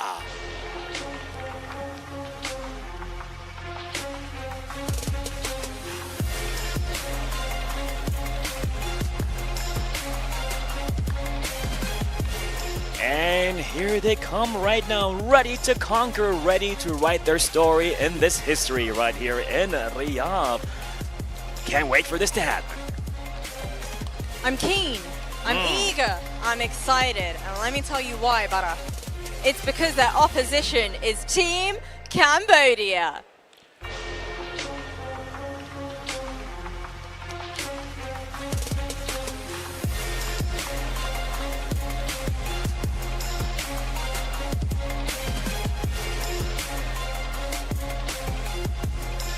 Especially with the pressure of the match that we have just witnessed. If there is anything to take away from this series, ladies, do not underestimate your opposition, because it is now or never for all of you. The real question is, my lovely analysts, what are your thoughts on this matchup? Who's going to walk away with a victory? Let's see about that, guys and girls. Take it away. I think that's $1 million question here. Who is going to be able to take this next series? Because from what we've seen so far and from what we know of both of these teams, from both Cambodia and Mongolia, they are giants and they are titans in their own right. Yeah. Let's not get a little bit cross-eyed. The team Cambodia team went out first. Mongolia went out next. So the ones in the white jersey is the Mongolian squad. The ones in the blue jerseys are the Cambodian squad. So just gotta straighten that out. You know, for a moment there, I was like, my Mongolian queens are looking a little bit different. But those were also queens in their own right. Exactly. And this is not gonna be an easy match for Mongolia. Neither it is gonna be easy for Cambodia. They both impressed. I feel like one of the reasons also as to why Mongolia were blindsided by Nepal was that Nepal brought out a Carmilla Sicilian combo paired up with a Melissa. I have personally played with that combo myself multiple times. It is nigh unstoppable. So Cambodia need to be ready for the unique picks that might, or prepare unique picks for themselves so that hopefully they can surprise Mongolia as did Nepal earlier in the group stages. Yui Fendi, Yui, Nabi, Tegami, and Moshi. My eyes really are still in Tegami. She impressed me so much yesterday in their group stage matches. I agree. I think she's an avid user to various different junglers. She can play the fighters in the jungle. She can also bring out heroes like the Hayabusa. So there's a layer of versatility when it comes down to her, but my personal eyes, I'm gonna represent Leo here, and I'm gonna say Yue, right? Her Tigreal, her Edith, her Franco that came out. I'd love to see the Franco in action. Maybe we'll get to see it today. But for now, we are gonna take a look at the official team roster of the opposition as well. Mongolia, we have Deja Vu, Nonaxon, Zulana, Nika, as well as Mob Psycho. Yeah, for Mongolia, their rotations at the center of the map really impressed me. They look comfortable, they looked in the zone, and with Nolan on the hands of Naxon, my goodness, it was a revelation for a lot of us, that Nolan that she brought out. Once she got the space that she needed, going up against an Alpha, Khalid, Valentina, and Hylos, all of those heroes that could potentially have made this Nolan impossible to farm, the moment her roamer and mid, Nika and Zulana, provided space for her, she started making plays on her own, independent of her roamer and mid. I agree, but that was all super facilitated by Zulana, right? Her aura really impressed us. That was the match when we saw that, okay, this might not be the composition that made sense, but they were able to make it make sense with the way that they executed it. Yeah, again, going up in the lineup against the Khalid, Alpha, Valentina Moskov, Hylos, while at that time they were Hilda, Nolan, Aurora, Iksha, that's the surprise pick, and then the Gatot Kacha. I really thought Mongolia would struggle, but no, after a few initial struggles with the trades in the mid, once they found their opening, they did not let go, and they just continually pressured the jungle of Ukraine. So Cambodia needs to watch out for that, that if they're not careful, they might get surprised by a high invade assassin that might end up in the hands of Mongolia. So let's see if it gets left open here, ladies and gentlemen, as we get into the drafting phase for our best of one series between Cambodia and Mongolia. The Matilda does get taken out off the board earlier on here for Cambodia. Big respect. But speaking of respect, Hayabusa first ban from Mongolia from red side, by the way. Yeah. I wonder what the chances are that Cambodia, if ever we don't end up with the Alpha or the Suyo available, actually they might want to play into that. Consider batting out one of those two so that Mongolia will think about the other, and then you could just go ahead and rush something like the Ling. If ever their bans would look like Matilda Alpha Cho or Matilda Suyo Cho, that's just a suggestion. I'm not saying that's exactly what's going to happen here, because you ban out the Matilda, you open up yourself for the possibility of picking Ling. Matilda actually rose up as one of the main counters that you can pick for against that hero. So if they're not going to go down that route, they can still take away the Jushin, which, based off of the playstyle of Cambodia, if I'm not mistaken, they weren't able to show a Jushin just yet. Nope. They go ahead respecting it. So they'd rather chase the high-profile jungler picks. So Mongolia takes out the Suyo. Cambodia doesn't need to take out the Alpha here. They can leave that open for themselves. Yeah, I think that's good, unless... And maybe force Mongolia to ban it out when they get to that point, right? Alpha banned out. Technically, the Nolan is still available, and they would leave that open for CFU or Cambodia to take for themselves. Sorry, CFU Serendipity. Yeah, Cambodia, they are from that. They are from Exactly. that team. They are from that team. It gets me kind of confused with the names, Yeah. man. But I'm wondering whether or not they have what it takes to play the Fanny, because in this particular set of junglers, both Tegami and Naxin, we've seen them on the Assassins. I wonder if any of them want to pick up the Fanny here. Another Fanny game, maybe. Ooh, the Alpha removal by Cambodia, so There they're you going to be leaning into that idea. So the Cho will still be open, but they might actually really greatly consider a first pick Ling. I mean, but that was one of the suggestions we posted, except it was Mongolia now pulling the trigger on the Suyo Alpha trading of bans. So Mongolia takes away the Eve. I feel like a Hylos or Gata Kacha, one of those two in the first two picks for Mongolia, while Cambodia still has a Hilda available for them, and they played really well with it. Yeah, I'd go for Hilda. I think it's a really good deny, and it also takes away the Deny, option yes. for Right. Mongolia to Excuse me, take yeah. it. I was thinking it's a good deny for Cambodia if they picked up the Hilda, yes. Good deny, just in case as well, if Mongolia want to pick up an assassin here, that's already like one winning condition that they're holding on for themselves, with the fact that the Hilda can be such a great invade tool. But the Phoveus is the one that gets locked in for Cambodia first. Hilda Hylos for Mongolia, I would not mind that. There's no Jushin right across. They don't need to lock in their jungler just yet, unless they feel like it's incredibly important that they lock it in now. In terms of the trades, we're left with the Nolan, Julian. No one rushes Ling this early anymore. So yeah, around those two. So there's a Hylos. Come on, let's go Hylos Hilda. Asian H. Should be very good for them. Yeah, I think it would be too early to lock in something like a gold laner as well. Maybe into the third pick. Yeah. So they go for the Gatot. Okay. No Hilda, Gatot and Hylos is their answer. So they go for the Bruisers instead, which will make Cambodia think about locking in something like a carry, third pick, not that frequent anymore. Or yeah, that's one of the things I was thinking for Mongolia. Maybe they could have paired that Hylos with an Aurora, but now the Aurora will be on the side of Cambodia. Should help the forward momentum should help defend against the forward momentum of the Gatot Kacha and the Hylos. They can go ahead and lock their gold laner now. As we mentioned, the aforementioned carry, if they want to play the map, play Moscow. I don't like carry that much either anymore. Just go for burst if you want to. Hell, lock in the Harith, but then you're going to be fighting around two beefy boys that you got to be ready to deal with. So they go for the marksman that deals some of the highest single target damage chunks in the Bruno. This might be quite early. I guess Bruno is a strong laner. He has pressure in the matchup in the gold lane in the early portion of the game. He's also really good at dealing damage to the turrets. But my concern is there are still other picks on the board for that gold lane, and Mongolia is going to be picking up the Ixia. What do you think about the Ixia into the Bruno? I'm really happy about it. They could match up each other a little bit of the trading, although there might be a time where the Bruno might just eke out over the Ixia, and the Ixia won't. It'll be more of like a 70-30 with the Bruno a little bit healthier. The Ixia will have to back off under tower. However, one thing that I want Mongolia to consider is take out another assassin that could access the back line. Because if they play their cards right, they can actually play into a Farsa paired up with that Ixia. You already have a strong front. You can, if you feel like it, maybe even consider picking up a tanky fighter type of jungler. So you just play around that formation. 3 heavy bruising tanks, and then you have an Ixia and a Farsa in your back line.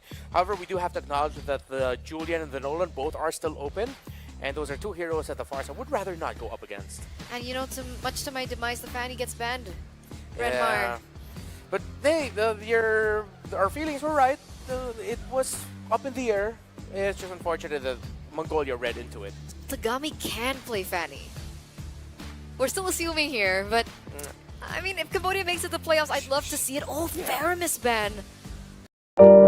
Stare at the pictures we once took. Moments frozen, but the warmth is gone. Every life,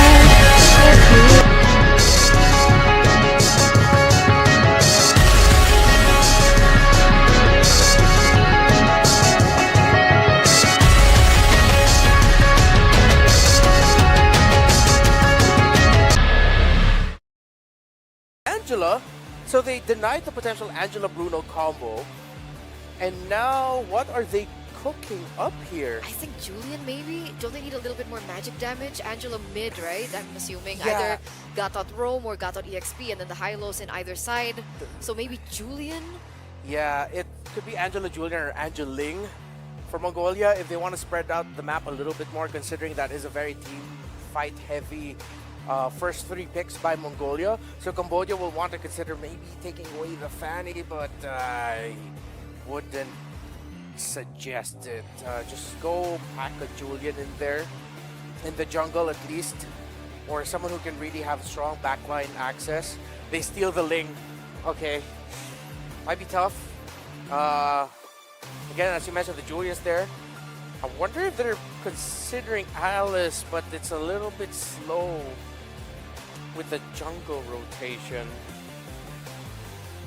Because that's the only option, right? Julian, Alice. What else does magic damage?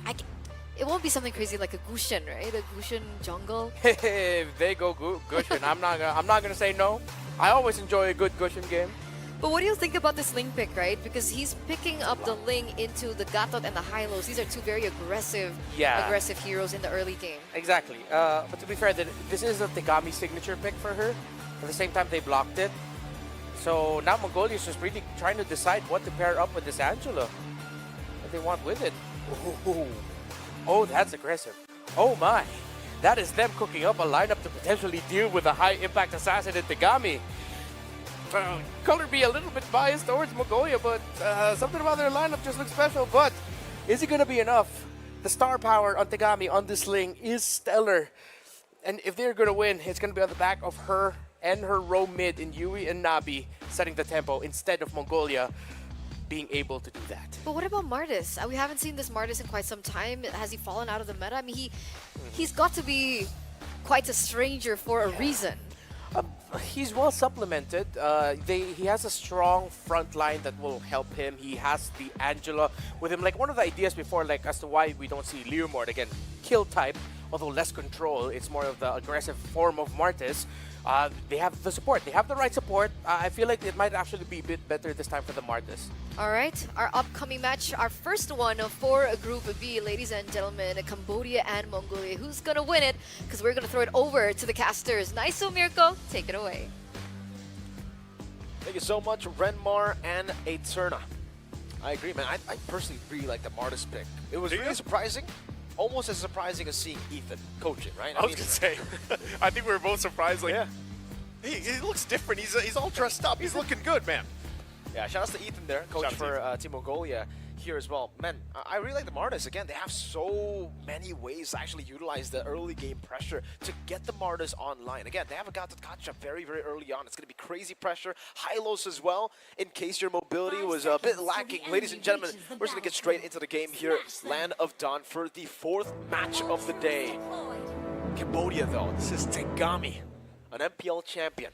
Tegami. She's going to be on a lane. So definitely a lot of hyper carry potential here for Cambodia. If they are able to set up for Tegami, it's going to be massive. And I'm wondering, you know, with this, the Ling for one, you have this, because, yeah, I think it's a good point that the panel mentioned. You know, you don't see Martis too often anymore. And you almost expected, I know they mentioned possibly the Ling coming up when they had that Angela, but it was a good kind of takeaway that Cambodia did. They actually get themselves the Ling, and hopefully they can actually rotate the way they want to, that early aggression. My only thing is, how does this Martis fit in the current meta, the current state of things, and how fast things can go?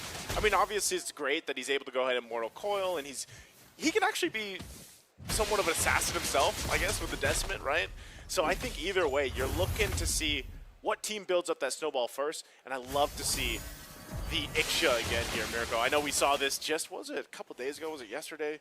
Yep. And it played so well. It was actually such a big damage provider. Wow, already early flicker in to set up the fight. Gonna crash down, sets the blades to follow on through, but they get damage checked and forced off of the fight. Great cancel there from the Noxen, just waiting on the Mortal Coil, the second part of the Mortal Coil there to get that knock up, only using the first part to escape from the Tempest of Blades. Really well played from Mongolia, really utilizing the sustain that is built into their kit. Remember, not only do they have an Angela, they have the high-lows and the Gothic Kacha. We were talking about the engage potential, you know, the tankiness potential, and the front lining. Yep. But double revitalize on top of an Angela is going to be very scary to deal with. Deja Vu up top too. Really doesn't care about that. The healing's right there. It's just a battle of clear at this point until they go for the neutral objective. Deja Vu, Nika, no level 4 just yet, but they're going to start it off, man. Tegami's going to be quite late to this. She needs purple buff before she can contest. Yeah, going to be very late. They might just have to give this one up. But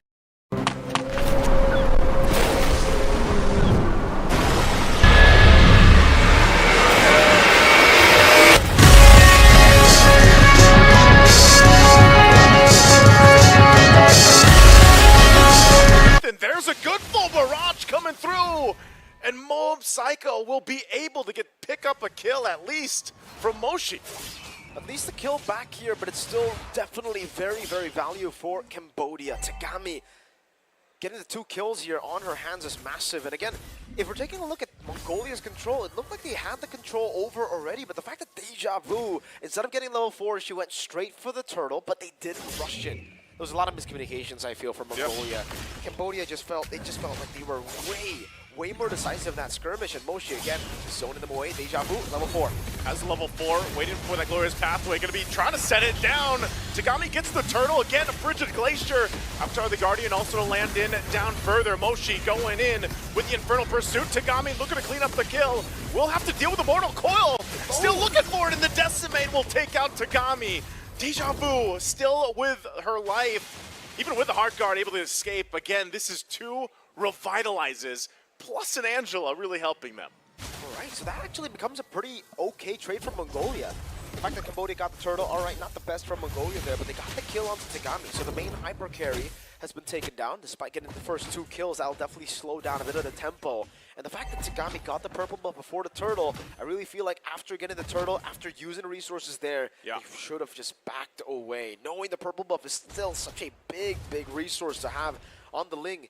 If you don't have it, especially considering Mongolia, again, have these many frontliners, they can start to look for invades. And whoa, Ue already very aggressively trying to go for the invade there. Stopping a Martis might not be the best idea. Yui's been doing this constantly, especially when her flicker's available. You know, we've seen this. That's how they started the early on fight at the beginning of the game.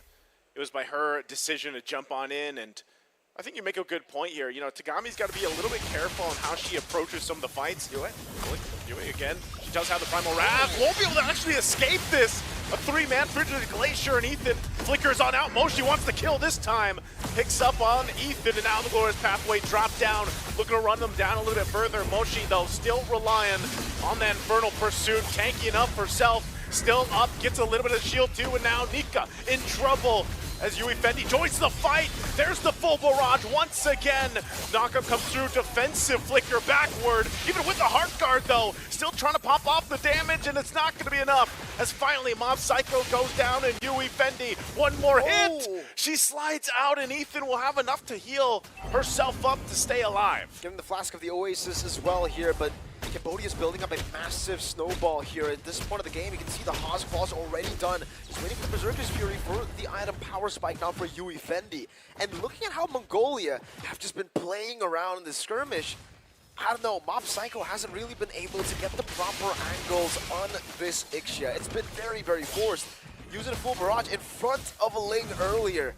Cambodia, they're just going to take this turtle for free. Everything has been going their way. Aside from, you know, a few of those team fights, Tagami hasn't been pressured. Purple Buff still. Yeah. We were talking about the Purple Buff delay after dying, taking a turtle and then dying over.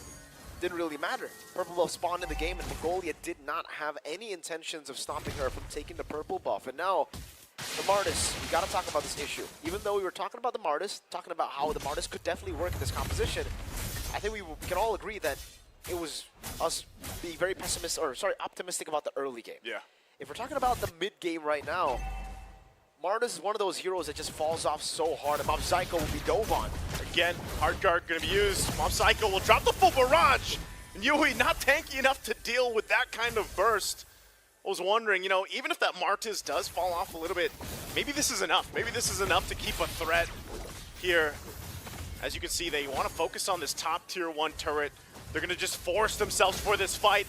Looking for the Decimate. They're going to go in under the tier 2 even, and Yui Fendi taken out. But they will get frozen into that. All part of the plan as they get the tier 1 and the top down. All right, so they have a major fall off in the jungle, but they have a crazy late game pick. So for Mob Psycho, Prio is definitely on her now, right? The shift in momentum for Mongolia will happen if they can rely on Mob Psycho. Mob Psycho can get these big full barrages in the back, and if the frontliners stay intact, because this is a very clean front to back that they need to play in every single skirmish. They have to be very careful that Tagami doesn't ruin their formation with the Ling. Yep. And most importantly, Moshi on this Phobius.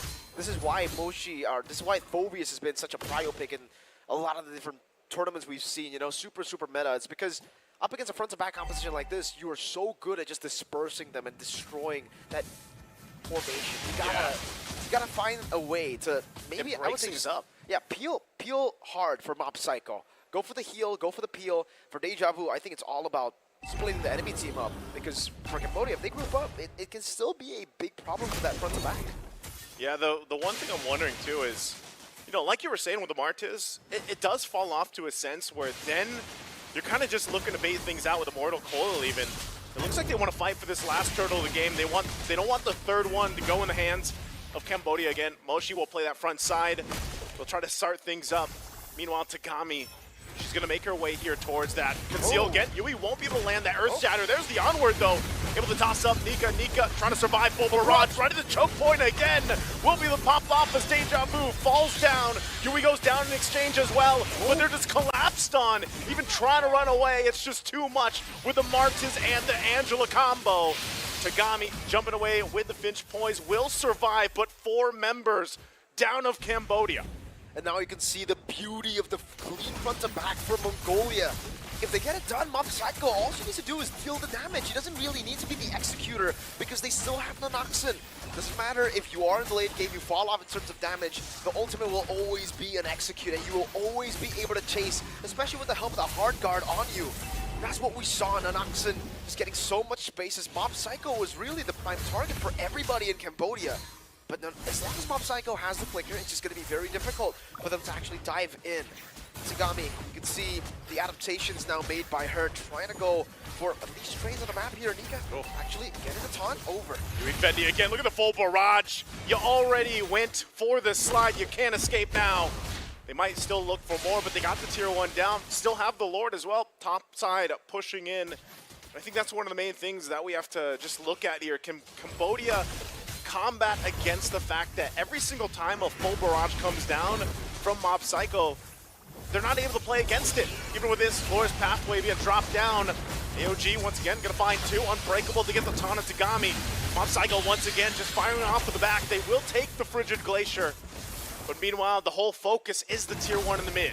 Good disengaged from Cambodia. They cannot afford to actually look for a fight against Mongolia, despite the fact that, again, that was a messy team fight and could have actually benefited them. But there's still a big lord marching down. If they only got the frontliners, they should be able to still siege down these turrets. And again, tier 2 up top, stopped from being taken here. Good move by Tagami.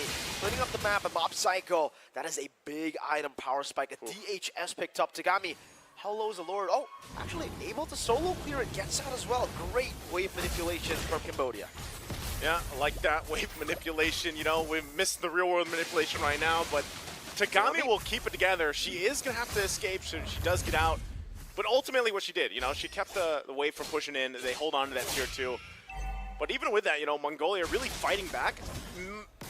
Okay, they get the turret anyway. So looking at this, everything that was done, all the pace that was set by Cambodia from that early to mid game, we're looking at a pretty much even ball game right now here. Oh, wow. Look at the difference between the gold and then also at the same time itemization. It's nearly equal here. It really is. I mean, 600 gold doesn't really make that much of a difference, right, when it comes to gold. But what I'm surprised is the itemization here, nicely. The Noxon has a Sky Piercer and a Hunter Strike. He's trying to abuse the Sky Piercer, man. I thought after that early game, they wouldn't go for the Sky Piercer. It might be too big of a gamble. Maybe a little tanky, right? Maybe just pure tank at that point, right? Yeah. Usually we see Fury Hammer to pure tank in a lot of the other games that we see. Malefic Gun, though, getting picked up by Yui Fendi here. The choice to go for now over the Malefic Roar. If you're a marksman, you can get that additional range on top of the penetration. And finally, we're seeing Mongolia putting down pressure onto the purple buff. Deja Vu playing that front side. They might just try to put pressure. Nothing happens. She does get her purple buff, so that's going to be good for her. But what they really have to focus on, obviously, is this Lord coming up in 10. If they're in a fighting position to go ahead and contest it, and that they are, is what I believe. This will also be part of it. You know, Nabi, she's been pretty good with the Frigid Glaciers, able to land, you know, on multiple members, but they just haven't been able to turn that into complete their favor. But hold on. Look at this in the mid lane. Temps of Blades on the hunt. Will be able to find the Angela now. Tagami on the run after getting herself the kill. That's the perfect timing for this possible Lord take next. If they don't take it quick, though, it's going to be very... It's literally not going to have any impact at all, right? They got to start the Lord now, and they actually go for the onward. Yep, Nika could be in trouble. Full barrage again. Going to be able to find a couple members. Yui jumps in to try to force her off, and now forcing the fight. Noxon goes down, and now this is a great time for Cambodia to start up the Lord and secure it for themselves to hopefully start marching towards the base of Mongolia.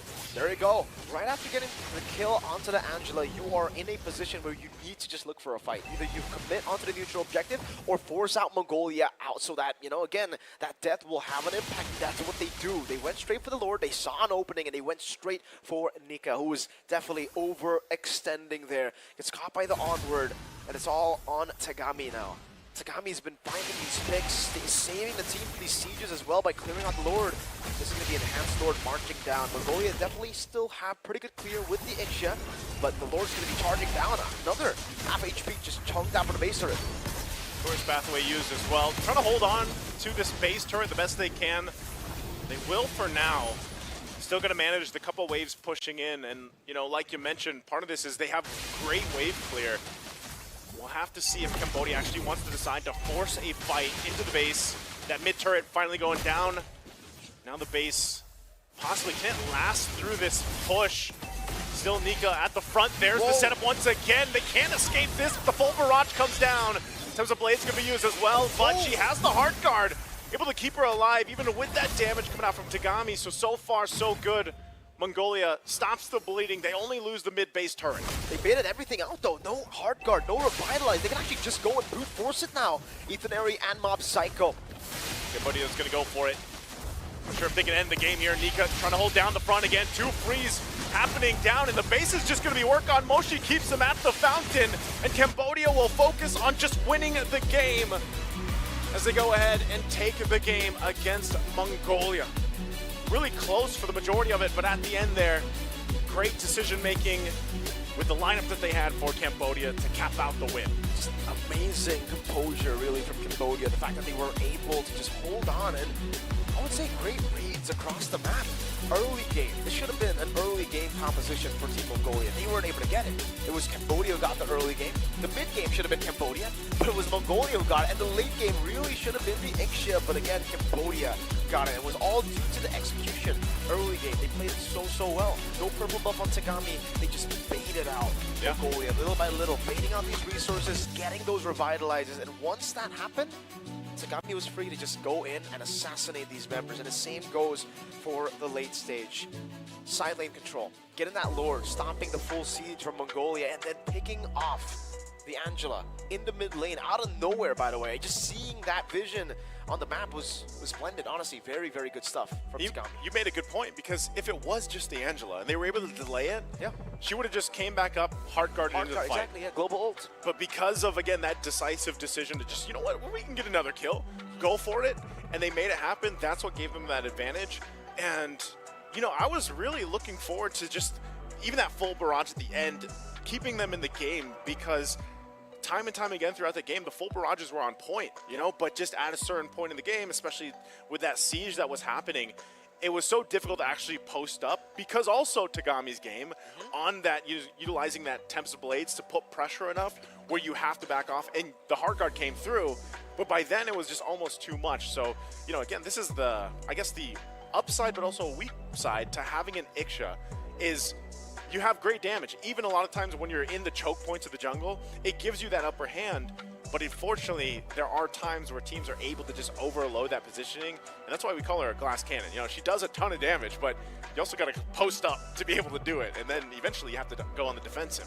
And another thing is the fact that when we take a look at Mongolia's composition, it's all about the burst. It's all about the first, like, the initial damage, right? Once you get out your damage, once you use those resources, you're kind of done in the team fight. Meanwhile, for the side of Cambodia, they have so many ways to go in, get out. It's all about the kite back and the baits. And we do have an interview on stage with Tagami, so we're going to throw it over to Jasmine.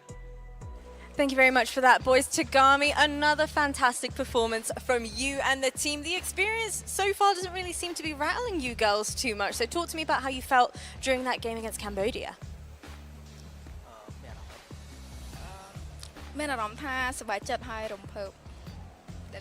She says she's very excited about the game so far. And obviously, the match prior to you folks, we saw Indonesia absolutely stomping through the group stage. So yourself, playing your group stage games now, are you feeling a little bit more motivated? Are you feeling confident that you might be able to live up to the same caliber of a team like Indonesia?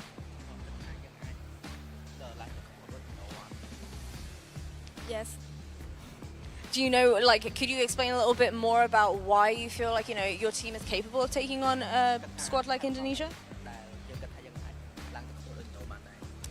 ហេតុផលដែលខ្ញុំគិតថាអាចឡើងទៅខ្ពស់ដូចឥណ្ឌូនោះគឺការខិតខំដែលពួកយើងខិតខំកន្លងមកជាមួយគ្នាមានភាពលំបាកជាច្រើនដែលយើងឈ្មោះវាទៅបានអញ្ចឹងវាអាចទៅរួច She said they are looking forward to it because of all the hardships that she and her team faced beforehand. Can I push a little bit more and ask about those hardships? Is it like on server-wise, outside of the server?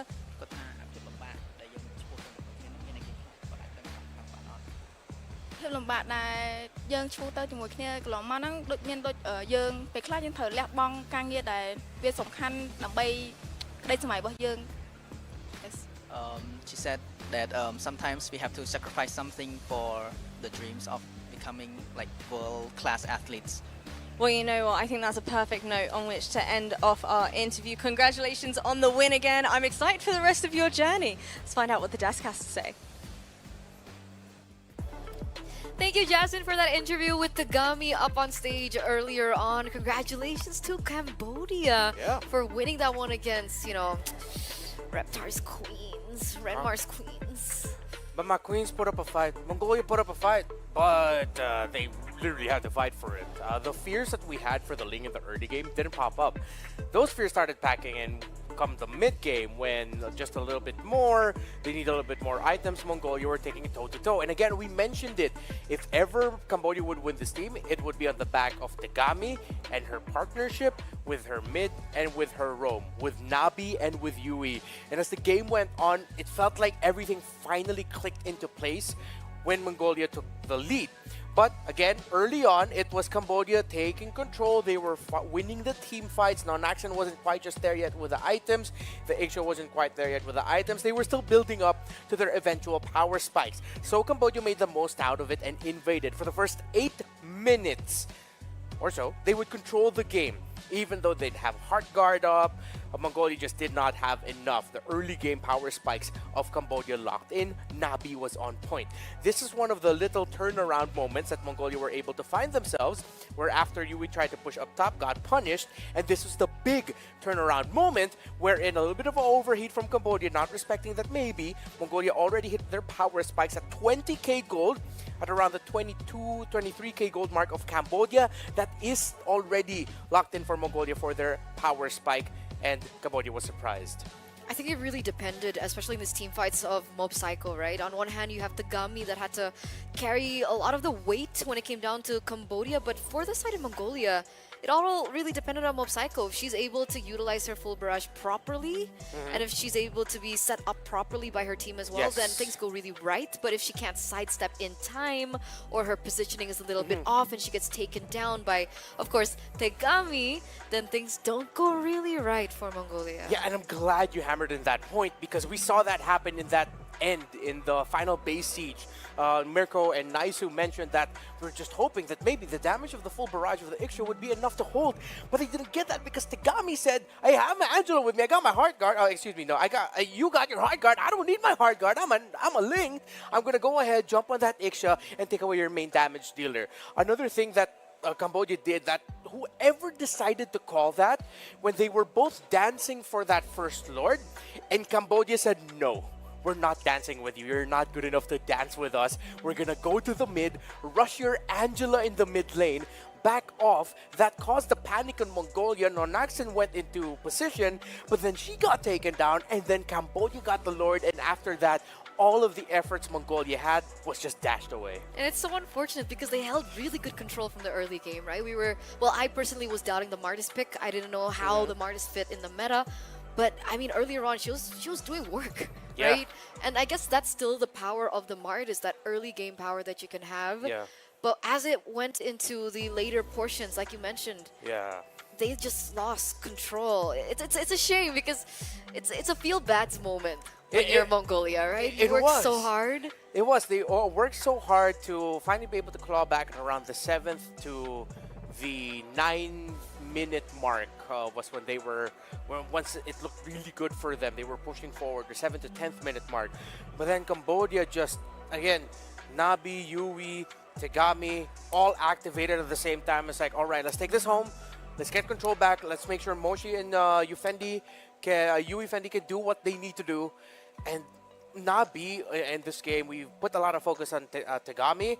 I really appreciate what Nabi did here with you, with link up of the Aurora and Edith together, the crowd control that they can dish out, surprising Mongolia. As if every time Mongolia wanted to start the team fight, it's like, hey, let's go. What? Wait, what? We're frozen? We're knocked up? Our health bars are gone? The Ling is in the back, diving the Ixia. What just happened? So that a great combination from those two. And not to mention Moshi, right? Because a lot of these moments in the team fights, she was able to buy a lot of time as well. Big outplays coming through, and maybe even her individual plays, we saw that happening. And yeah, I guess that's it. 14 and 12 minutes was all it took for Cambodia to take it at the very end of the day. And I think there's one thing that we can also learn from this, is maybe not choose the Ixia too early, especially when we don't know the enemy jungle just yet. Yeah, I feel like it was in the back of their heads that the Ling might appear. Personally, I was okay with the Ixia, but I feel like it was a little bit too overconfident to think that they could stop Tegami in the early game. They were able to stop Tegami once they hit their power spikes, but then they realized, come the late game, when things are a little bit more even, when the members of Cambodia can literally just flicker forward, the Mage and the Roam both flickering forward just to set things up, that's when they're overwhelmed because their backline is already exposed to the Ling. But that's definitely on the map now for all of the regions out there. Yeah. In the future, as we get into the playoffs, I mean, assuming that Cambodia should be able to make it to the playoffs, it's still an assumption for now. But, you know, respect the Ling. Because it felt like Mongolia was like, all right, they're probably going to pick up the Ling. We'll ban out the, what was the ban again? Fanny. They banned the Fanny, they banned the Tigreal. Let's take the Angela for ourselves. Let's see if that's actually going to deny the Ling pick. They still pick it up, and they still got completely obliterated by Tagami. So, once again, I mean, that's Tagami. You were hyping her up since day one. But, speaking of that, we are going to take a look at the updated standings for Group B. Let's see what has changed so far. It looks like Cambodia is still up in the #1 spot with 6 points. Ukraine #2, oh, with 9 points. Ukraine #2 with 6 points. Nepal #3 with 3 points. But that's very... Wait, how do they have 3 points? With Mongolia at 3 points. Hello. Okay. Sure, that'd be 6 points for Nepal, considering that they got 2 wins. If I'm not mistaken, that should be 9-6-6-3. We're gonna have to double check that. But hey, Ukraine! Good for Ukraine, rising up into the standings. Argentina and Colombia are still at the struggle point, but although Argentina and Mongolia are neck and neck in terms of the points, so still living up to the story that we painted for Group B. It's Cambodia, yeah, but who? Who's gonna join Cambodia? Ukraine suddenly climbed up.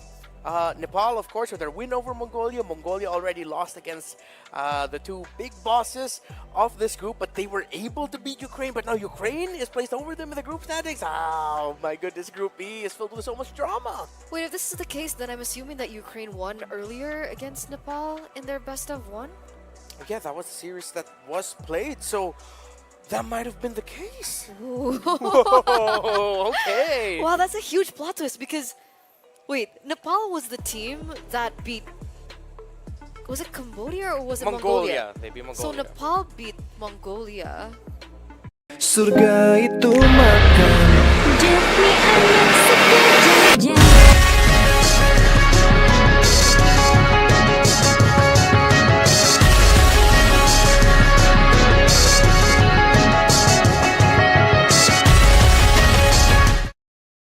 Match that we're gonna get today. Yeah, with how close the standings are, I feel like the absolute final slot might get locked in, if not on broadcast, in the series happening off broadcast. Yeah, I think that's highly probable. We'll see.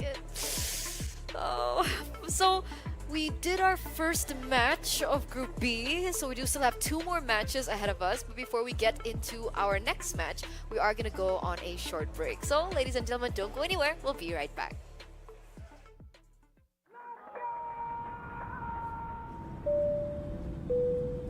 Good evening, ladies and gentlemen. We're landing in Riyadh, Saudi Arabia, for the World Esports Championship. In a world where victories can be measured in gold and silver, some things are priceless. Fully expected, and it is Baron will find him. Can shine for one with a quick trade from Impulse. Some things are not bought with money. The base is too open. Now Philippines is now taking the base of Indonesia. Remember their name. The feeling of standing alongside your fellow countrymen, the emotion, the home crowd, the weight of a whole nation on your shoulders.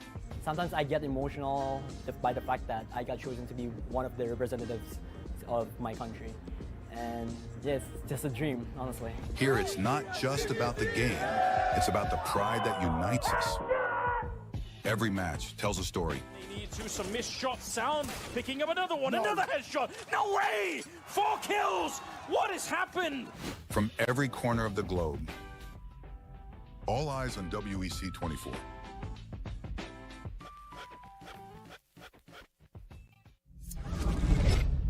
Early 1970s. The world was discovering the boundless possibilities of esports.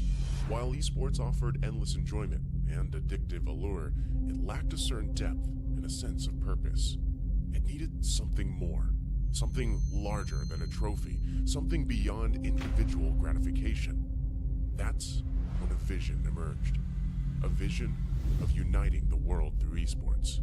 The International Esports Federation and the World Esports Championship were born. Its mission was clear: to create a stage where nations could unite and compete for the ultimate title, World Esports Champion.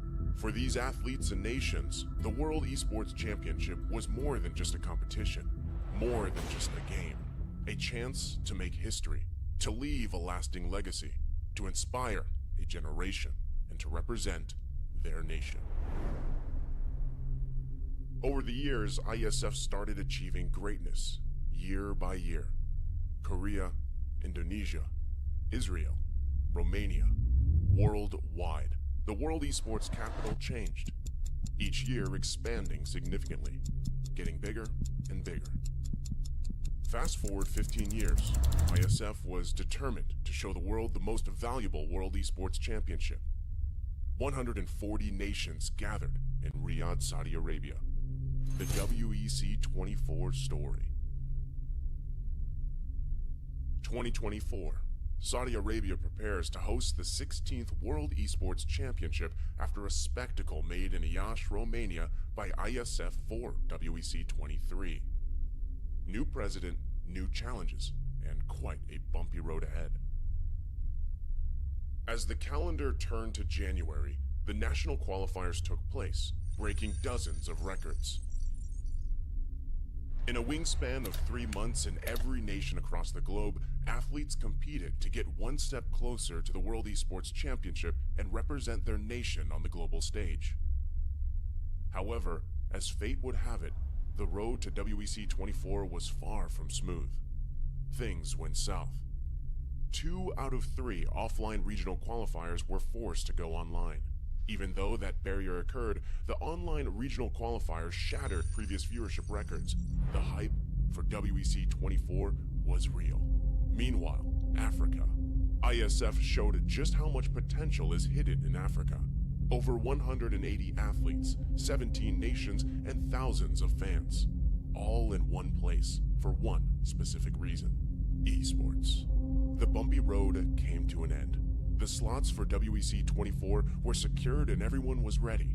The much-anticipated 16th World Esports Championship set sails. WEC 24 Day 1.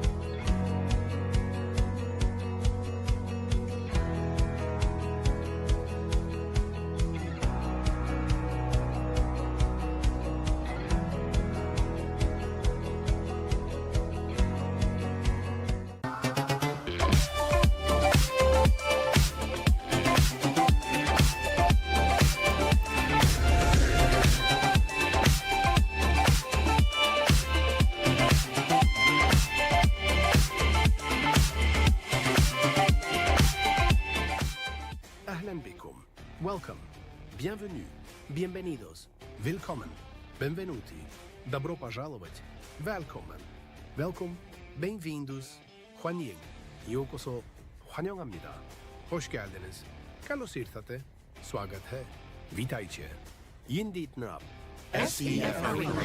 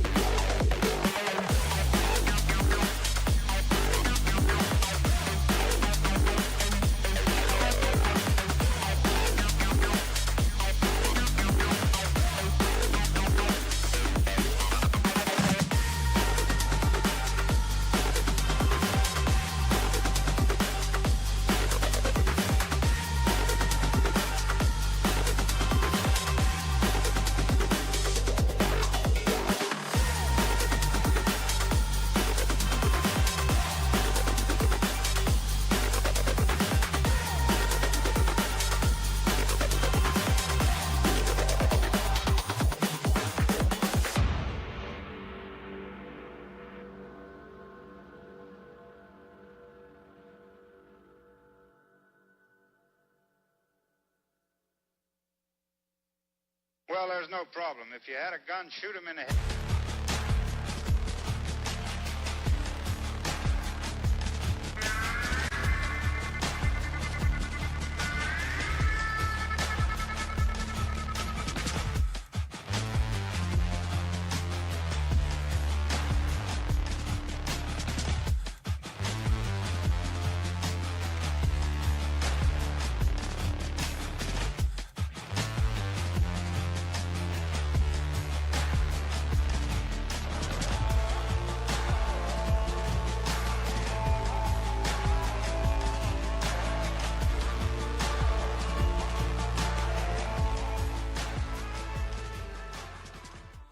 This is none other than the World Esports Championship 2024. My name is Jasmine, and I'm joined alongside the fantastic Bara. Throughout today, Bara, we have had exciting best of one series here for MLBB in our women's tournament, and oh my, has it certainly delivered. But the real question is whether or not the pressure of the big stage is going to be too much for some of our teams today. Well, let's see about that as we welcome them on stage right now for the first team. Let's see it for Team Cambodia.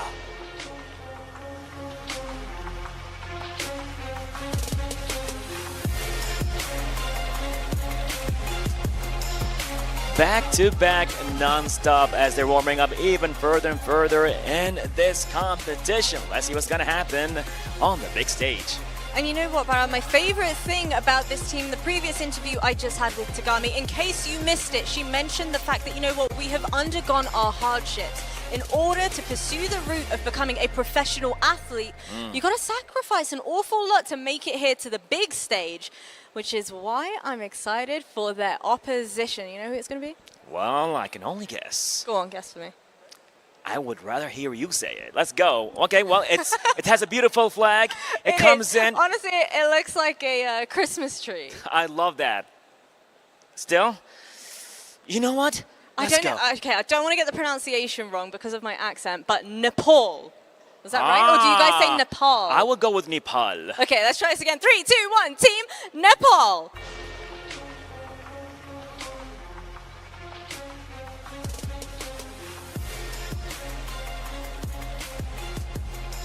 These ladies, Bara, so far have gone 2-0 in their group stages, which means they've certainly got some fight behind them. I'm wondering whether or not they were eagerly awaiting backstage, though, to watch the previous matchup we just had. What do we think? I think it's going to take place right now, ladies and gentlemen, right here between Cambodia and Nepal, taking place right here at WEC 24. Well, take it away. Thanks so much, Bara. Thanks you so much, Jasmine. And good luck to both of the teams participating today as they are going to be making their way onto their battle stations, Nepal and Cambodia. These are two regions that we have been hyping up. Caught us by surprise, specifically yesterday when we got the updated standings and Nepal fell in that second place position in Group B.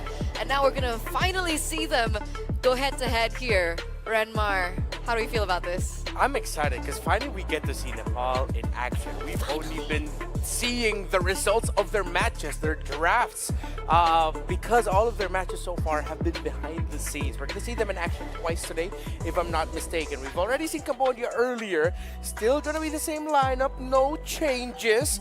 The Tagami effect locked in. Yui, Nabi, again, when they are hitting the Kopi paling pas, dingin segar, bikin kamu segar seketika.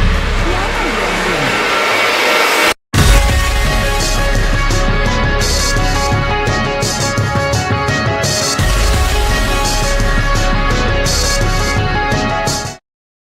Quite unique with the fact that they've been able to bring out heroes like the Carmilla and even the Melissa.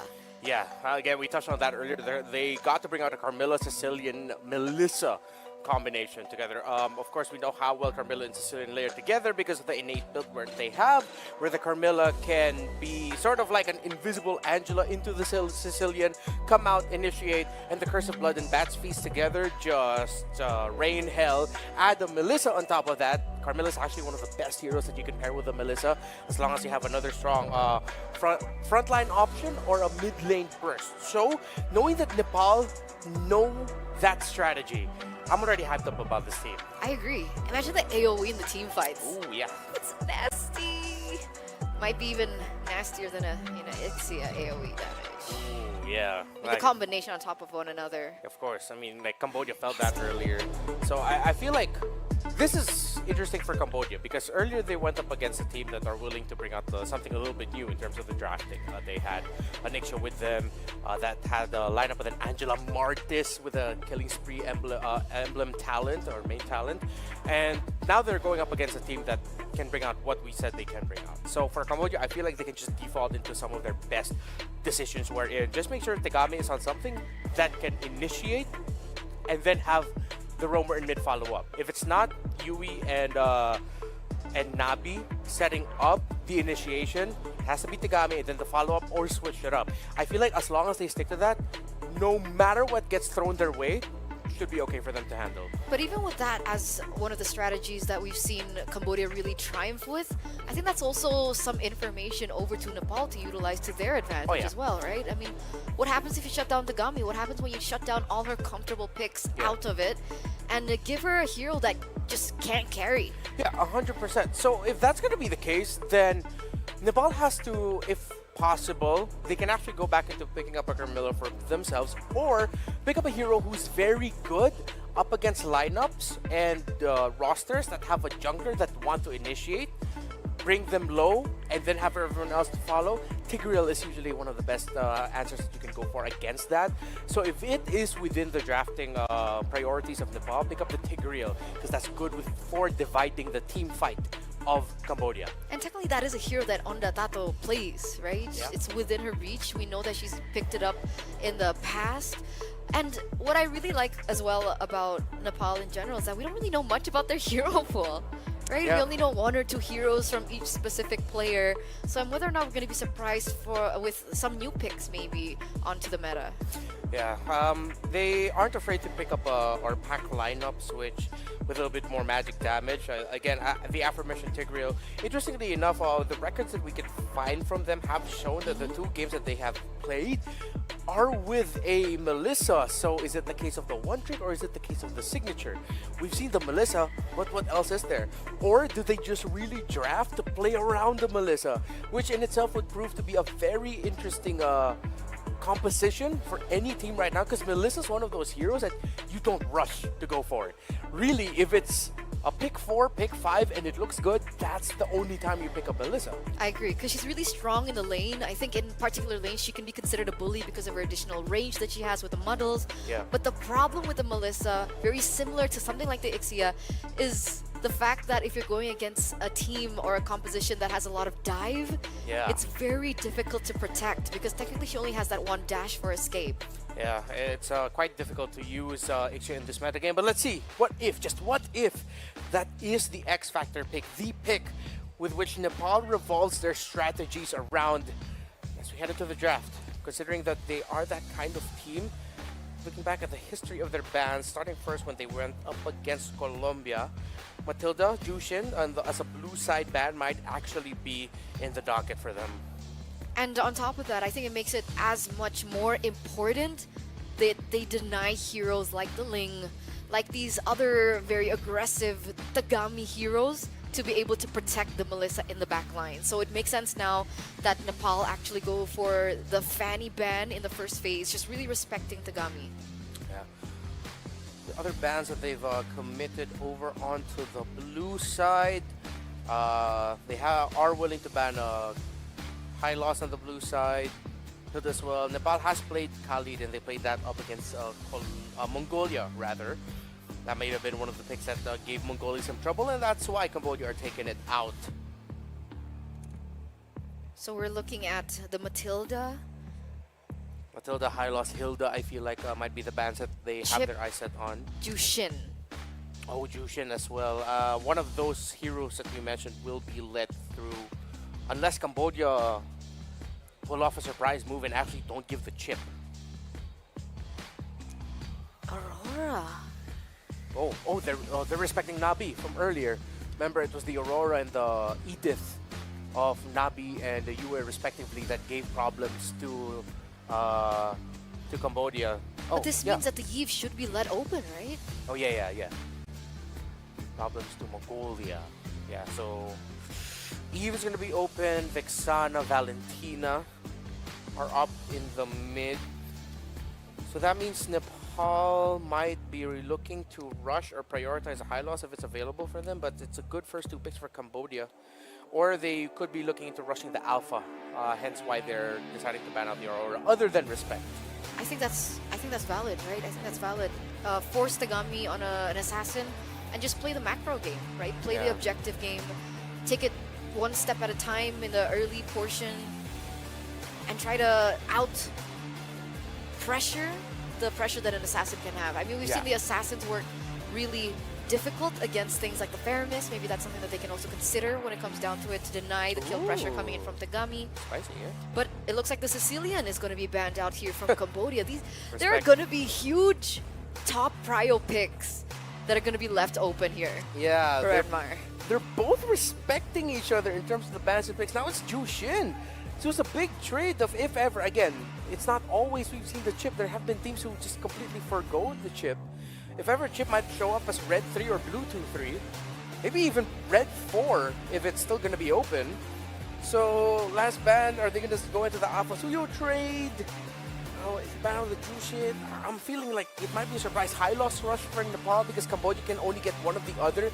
If ever Alpha or Suyo is not banned here, Nepal can pick up the high loss and then just pick up what's left of the Alpha or the Suyo. Would you pick Alpha or would you pick Suyo?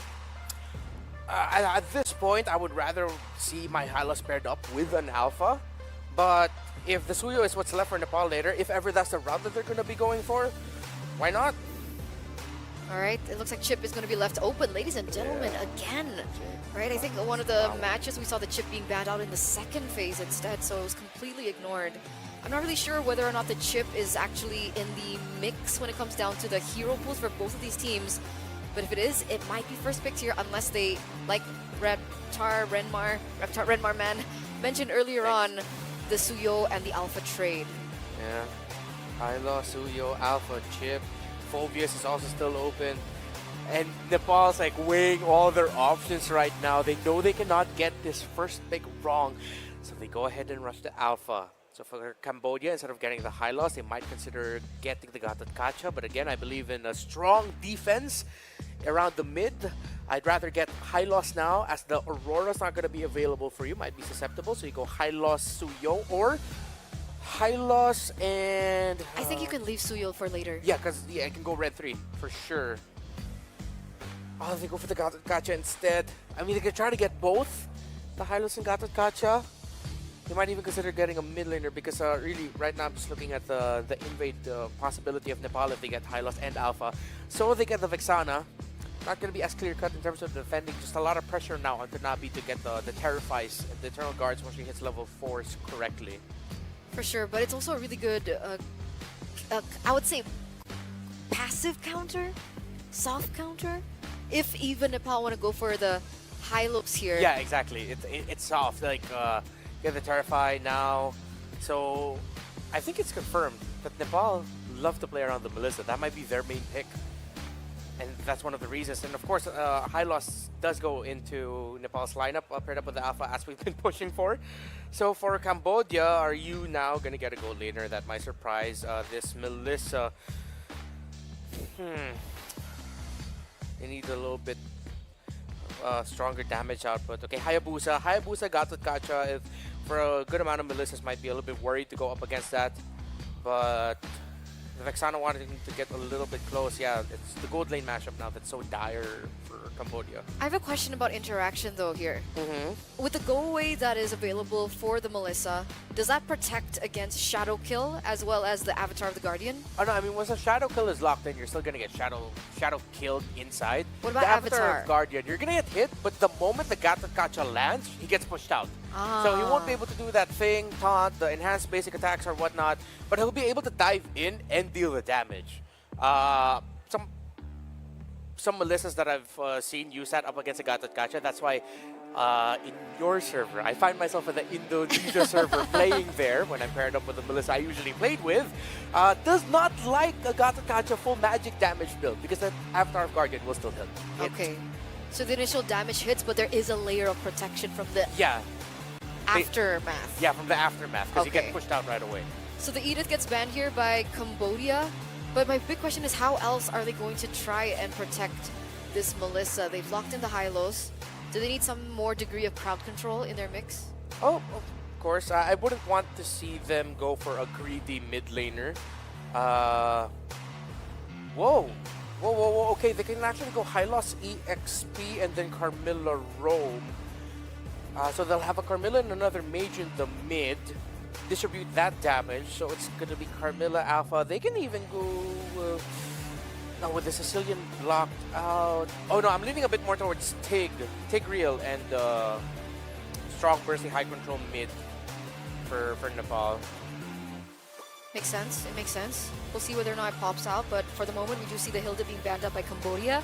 It makes sense. They want to be able to protect the Hayabusa. They want him to be able to have a good farming pattern in the early portion of the game, seeing as how we've seen the Hilda become one of the main ways to shut down an assassin. We've seen Tagami when she's given space, and so Tagami's space they will try to give.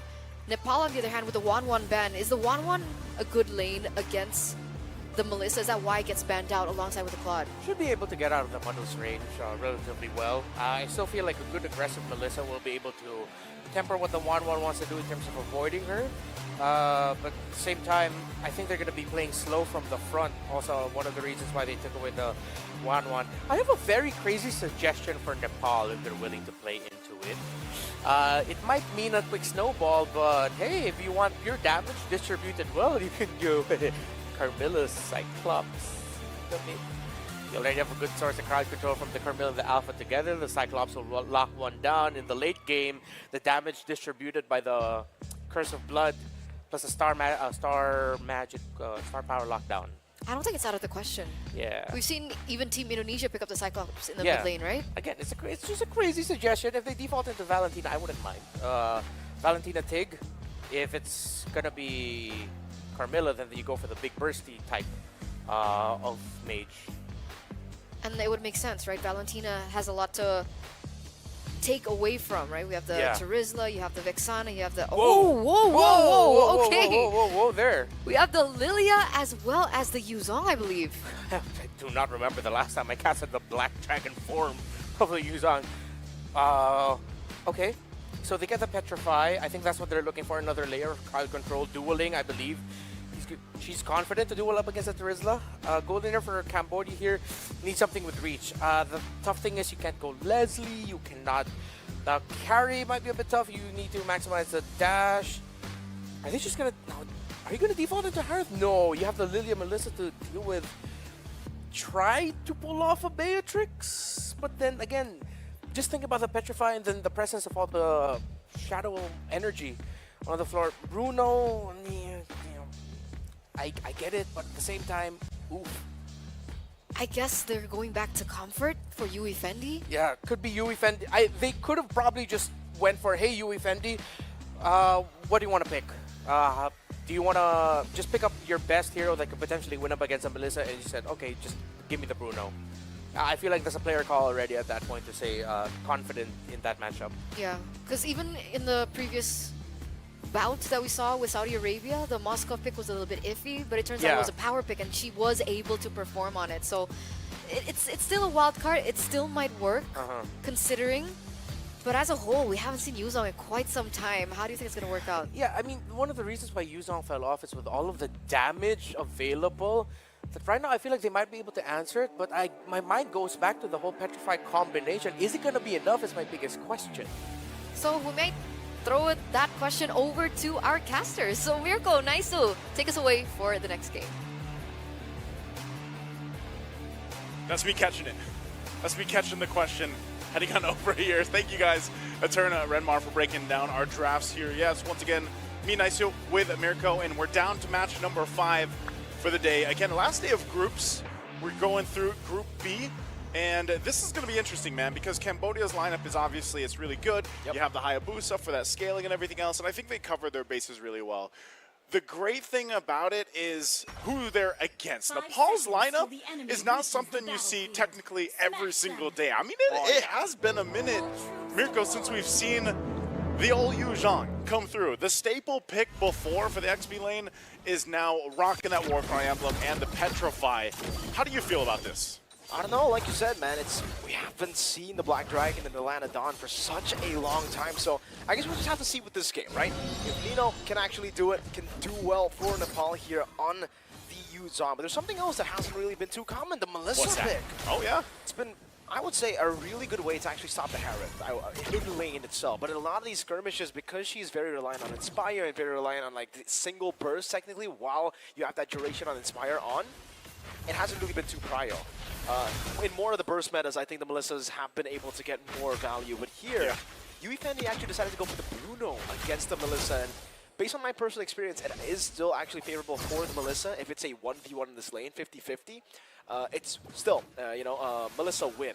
I would have definitely thought, something like a Moskov or a Claude could be the better answer towards the Melissa here in the lane itself. Something with a blink to just get away from the muddles. Yeah. But technically, Bruno has a way to deal with it. It's just, you need to slide tackle when she uses first skill. Yeah. You can't use the slide tackle before first skill, because then you can just, then you're stuck. You can just move the muddles to where you want it to be. I guess that's why you have the Purify. Maybe that helps a little bit, but it's part of it too, where the panel was like, maybe it's also just some of the comfort. Fendi obviously previously playing this Bruno here. One thing that I do notice too is Nepal's lineup should be able to do quite a bit of damage early on, just because even so with double Warcry emblem, now I know, mini control's not going to be there on the Melissa early on for all these fights, but later on, especially when you go in and when Yuzhong was just prominent for so long, part of it was just you go in, you get the Furious Dive off, you get a stun, you get a Petrify, and then that sets things up so well. Now imagine you can do that even easier now that you have a Glorious Pathway with you. You could be able to land the Spear of Alpha a little bit easier too here for Mau Mau, but they're going to start up the Turtle. We'll see if Cambodia can actually get in position for this. They're trying to find that window to actually initiate this. Tagami on the backside. No penalty zone, and the Retribution comes in. A good Petrify and a Furious Dive catches Tagami, and she's going to be forced to go with the Quad Shadow into the back again. Glorious Pathway disengaging for Nepal, and they're able to get the win on the first Turtle. This is the power, Mirko, of Revitalize. This is why every single game that we see in right now in the current meta, you almost essentially have one Revitalized for each side, but there has been instances where you have double, right?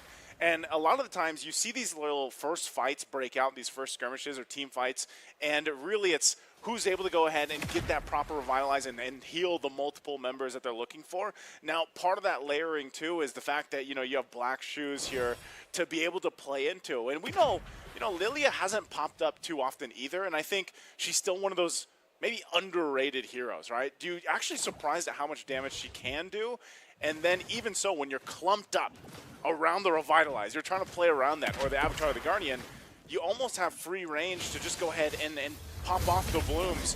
What happens when she gets the Ice Queen wand? It's that even more difficult to go ahead and fight against.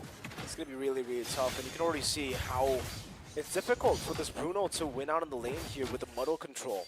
I think if it's just pure laning, Melissa has got to be one of the best heroes to sit there in the gold lane and win out the skirmish. So if you actually are looking for a weak side pick in the gold lane, that will certainly get you some dubs in the skirmishes and can actually even hold up 1v2. Go for the Melissa. It's a really underrated pick right now. And you can see in the mid lane too, I don't know, it seems like Cambodia have a lot of tempo on the map, but they just don't know what they are going to use it on, right? Because right now there's no neutral objective, and unfortunately for both these compositions, they're kind of built for neutral objectives. Thing is, if we talk about scaling game, if the game is truly this slow, we're probably looking at like a 15, 16 minute game. Yeah. Melissa's going to be a beast. That's true. We've seen so much of this just because of the fact that we haven't seen Melissa too much. Do you think she still goes Malefic Gun? Like, is this still a... that's a good question.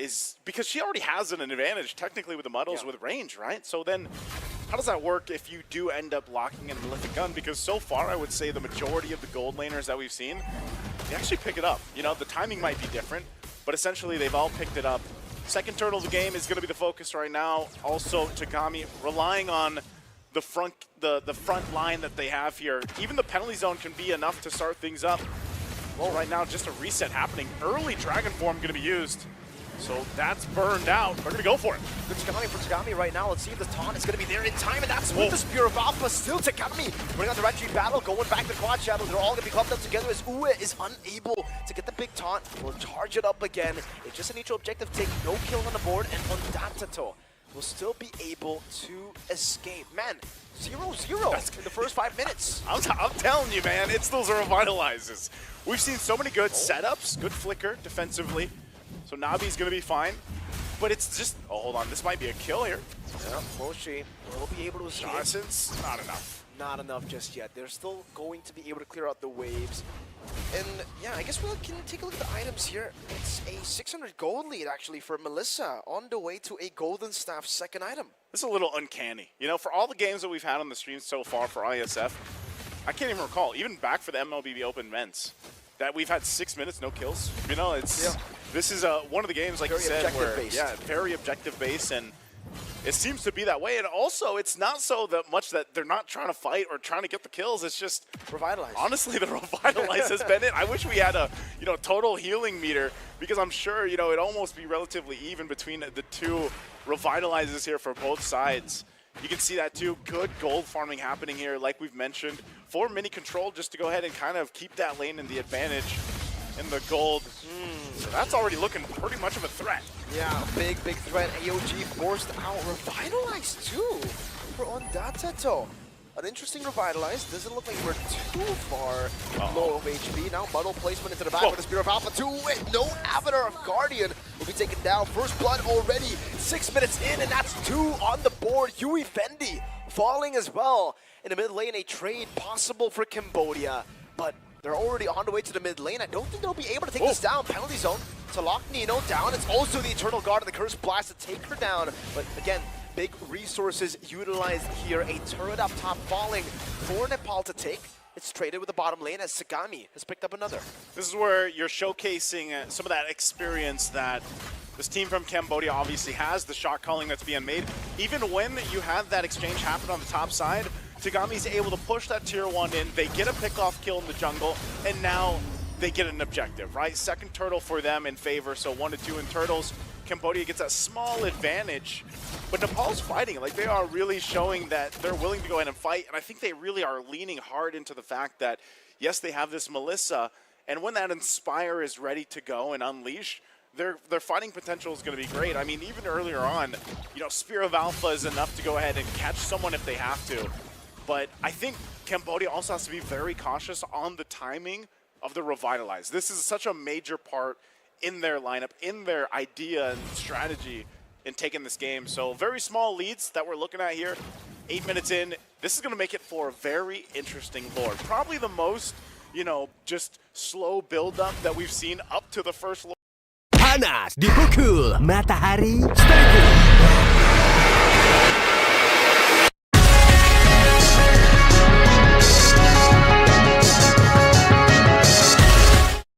Execution. Both teams have so many tools to initiate or disengage, but I feel like if Cambodia doesn't lock down Mini Control, they're gonna have a really tough time with that fight. If you don't lock down Mini Control, you're gonna lose control, right? It goes with it here, and I agree with you, man. Especially considering Mini Control is actually on the way to get that power spike relatively early in the game. Usually we would expect for Melissa to get it like by 10 minutes, 11 minutes even. Yeah. She should be actually getting it around 9 minutes here, considering she's just ahead of the curve when it comes to farm, a level ahead of Yui Fendi. She's actually positioning for a possible ambush on Datato, very low, does have to Revitalize still. The first blast comes in as well. Moshi is looking for the penalty zone, the AOG connects, and also the penalty zone there. Mini Control will be taken down under that turret. The curse blast into the go-away will be able to penetrate it down. Petrified defensively, Moshi still swinging a hammer down as Nino Echo is trying to desperately to get some space for Coffee to escape. Uwe will just zone him away. Lord will be spawning in the game, and it does look like Cambodia won't be rushing towards the Lord. They're just going to go for the turret first. Looks like Tagami might start it up, but obviously two Nepal team members still around the corner. So all that, for that tier 1 turret on the top side, but you saw that was the plan, Mirko, right? Just get Mini Control out of the picture and you're okay. They lose so much damage when Nepal loses Mini Control. So with that, they'll get in position. They played the map to their favor. Cambodia working around the fact that tier 1 turrets down the bottom. They might force a fight here. Early penalty zone, but also the glorious pathway. So it's a battle of resources, a trade of big ultimates. Both of them just hovering over the Lord, trying to go for that Lord dance. They go for the Lord dance. They're going to keep it up. It's going to reset. They know they're down some crucial resources too. Penalty zone still waiting here for Moshi. Once Moshi has that, they've got a couple options how Cambodia wants to approach the fight. They'll keep things cleared the best they can, but even so, you know, you're still looking at the fact that both roamers have that revitalized, trying to fight for control around this Lord pit. And this is a great picture of how this entire game has gone for the past almost 11 minutes. There's the jump in. Leo G from Uwe, it's still on a mile though, and you can see that shred coming down, terrifying. Eternal Guard at the penalty zone from Moshi, locks 3 members down. Inspired with the goal away, Tagami unable to get the shadow kill into them all, but now gets stunned down. The damage won't be enough just yet. Mini Control will pick up the win of nature. You can see the health bars of Cambodia very, very low. Mini Control and Coffee still surviving. And Cambodia seems like they're still going to go for the Lord despite having this very low HP bar on Tagami. She might be enough of a threat, I don't know, to stop this. She's going to get zoned out, though, by Yui Fendi. Oh. Yui Fendi? Even with nature, Yui Fendi just solo kills her there. I think a bit of help from Nabi with the Curse Blast earlier, but Mini Control's got to understand that without the Inspire, it's not really that big of a threat. Not that big of a threat. I was thinking, you know, if she would have been able to plant up at least with Coffee there, then maybe they would have delayed the Lord, but unfortunately they just get taken out, and now Cambodia, momentum in their favor, waiting for that Lord to come up. They're going to be focusing on this tier 2. They'll clear out what they can. Look at that Worldy just pow pow.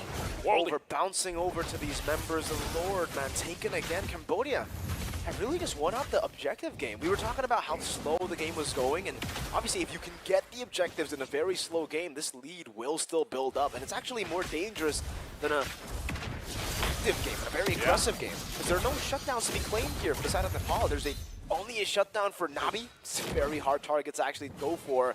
And Moshi's just zoning Mao Mao away. Actually, this might be a kill. No. Spear of Alpha defensively. It's a tier 2 down below. A tier 2 up top taken by the Lord as well. And they're going to work on this mid lane tier 2. That's a crucial thing. Even if you can go ahead and just burn out an ult, burn out a battle spell before the Lord makes it to the base, it's going to give you that minor advantage, and that's what Cambodia looks to do. Tier 1, finally the mid lane goes down. Slowly, Tagami was walking in with that Lord, and now the eyes set on the base turrets here. Taking quite a few shots, still being worked on all fronts. That top turret looks like it might go down. Tagami. Oh, in the bottom lane just assassinated. The Worldy's still just bouncing on them. They're still grouping up. 2 base turrets taken down. Cambodia are just assassinating, splitting them up. I think maybe that's all they get. You know, Nino Echo's going to be up in about 15. They still have that wave pushing in mid, so they might look to fully expose the base at least, unless Cambodia plans to end the game here. So they're going to drop down the defense. All on Mini Control. AOG coming down as well. Mao Mao going to be caught, still able to sustain just a bit from the minion waves. Yui Fendi free hitting them. Coffee very, very low. Now Mini Control jumps in with the Inspire, and you can see that burst damage. And she pops into Winter Nature to survive. Mao Mao still clearing the waves. They're able to survive now. Very late DHS. I think it's because she had to go for the Wind of Nature. Yeah. At this point, 3 base turrets down, Naisu. It's bleak. It's bleak right now, and as you're looking at it, there's the item check. You know, you have Golden Staff, Crows and Scythe, and the she DHS. sell Wind of Nature? She's pretty sure she sold it because she bought it earlier on for that fight, and then once it procced, she sold it out. So it looks like she's going Rose Gold next. But man, this is, you know, you're delayed and you're falling behind further. You can see that. She is the biggest damage dealer by a long shot for Nepal. And when that Inspire is available, you can see it, right? You get a really good preview of how Cambodia has to be very cautious when Mini Control is in control. And every single time that Inspire is available, you have that kind of smoking gun, if you will, and you're actually able to contest. I'm wondering if Nepal actually wants to go ahead and contest this Lord. They are going to get the information, but this is going to be started up so fast because Mao Mao's still on the bottom side. So what we might be seeing is Nepal just making the decision, you know what, guys, let's go ahead.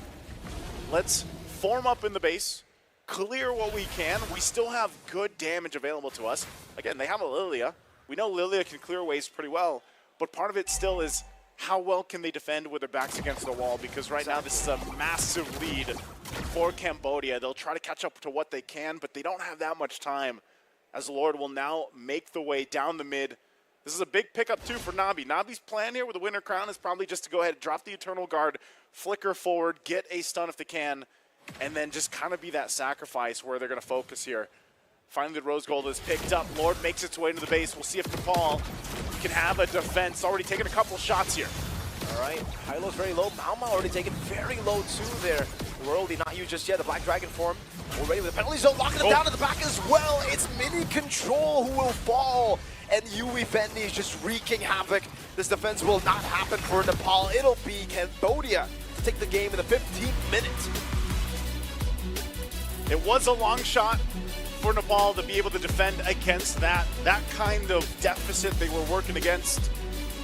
Items locked in, great synergy coming out from Cambodia, especially the back-to-back games that they've showed us here.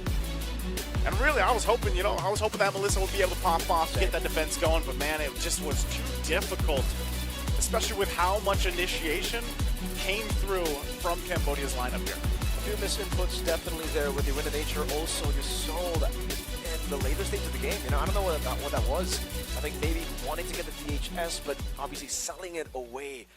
Losing a whole lot of gold for that trade, and in the end, Cambodia were just able to out-navigate them, I would say, around the map, right? Going for trades on the other side of the map, getting the macro advantage all of the time, and after that happened, it definitely felt like Nepal were kind of lost. They were confused as to what to do, whether they want to match the side lane control, which is just very difficult to do with this kind of composition that needs to just group up as 5, or fight the 5v5 while already down with a macro advantage. So again, they can just constantly go back and forth.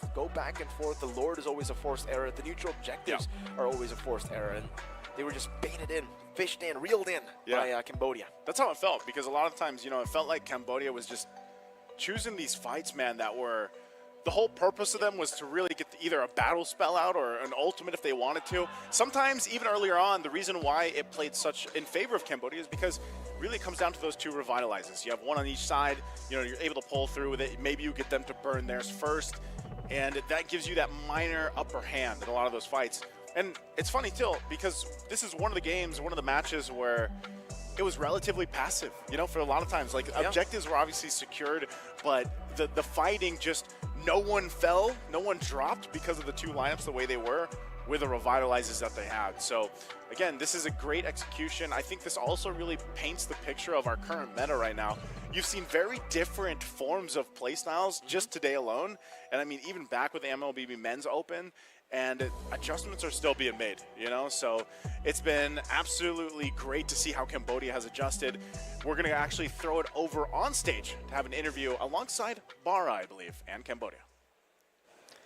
Well, ladies and gentlemen, again, congratulations to Cambodia. Wow, back-to-back, the fire is real. So how do you feel right now? 2 matches in a row and non-stop winning. សម្រាប់ខ្ញុំមានអារម្មណ៍ថាសប្បាយចិត្តខ្លាំងពេកដែលឃើញក្រុមពួកខ្ញុំធ្វើបានល្អដល់ថ្នាក់ហ្នឹង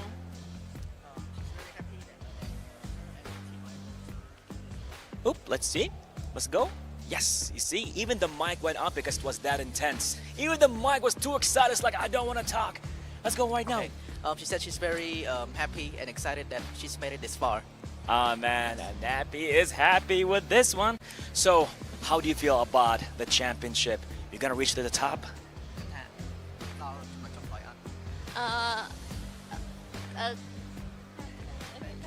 សម្រាប់ខ្ញុំគិតថាអាចនឹងទៅដល់ចំណុចកំពូល For her, she's looking to the grand finals. Let's go, grand finals, of course. Anything you want to say back home to your family, friends, and even your fans? ខ្ញុំចង់អរគុណទៅកាន់គ្រួសាររបស់ខ្ញុំដែលគាត់តែងតែ support ពួកខ្ញុំជាពិសេស teammate របស់ពួកខ្ញុំដែលគាត់ខំលេងថ្ងៃហ្នឹងតាំងពីម្សិលមិញដល់ថ្ងៃហ្នឹងពួកគាត់សហការគ្នាបានល្អហើយនឹង coach ហើយនឹង assistant របស់ខ្ញុំដែលគាត់មើលថែពួកខ្ញុំបានល្អ She wants to firstly she wants to thank her family for supporting her, for letting her come here. Secondly, she wants to thank her teammates for playing well together, and thirdly, she wants to thank the coaching staffs. Beautiful stuff, and it's always good to be appreciative in this beautiful celebration taking place right here at the IESF WEC 24. And it's back to you guys. Let's go.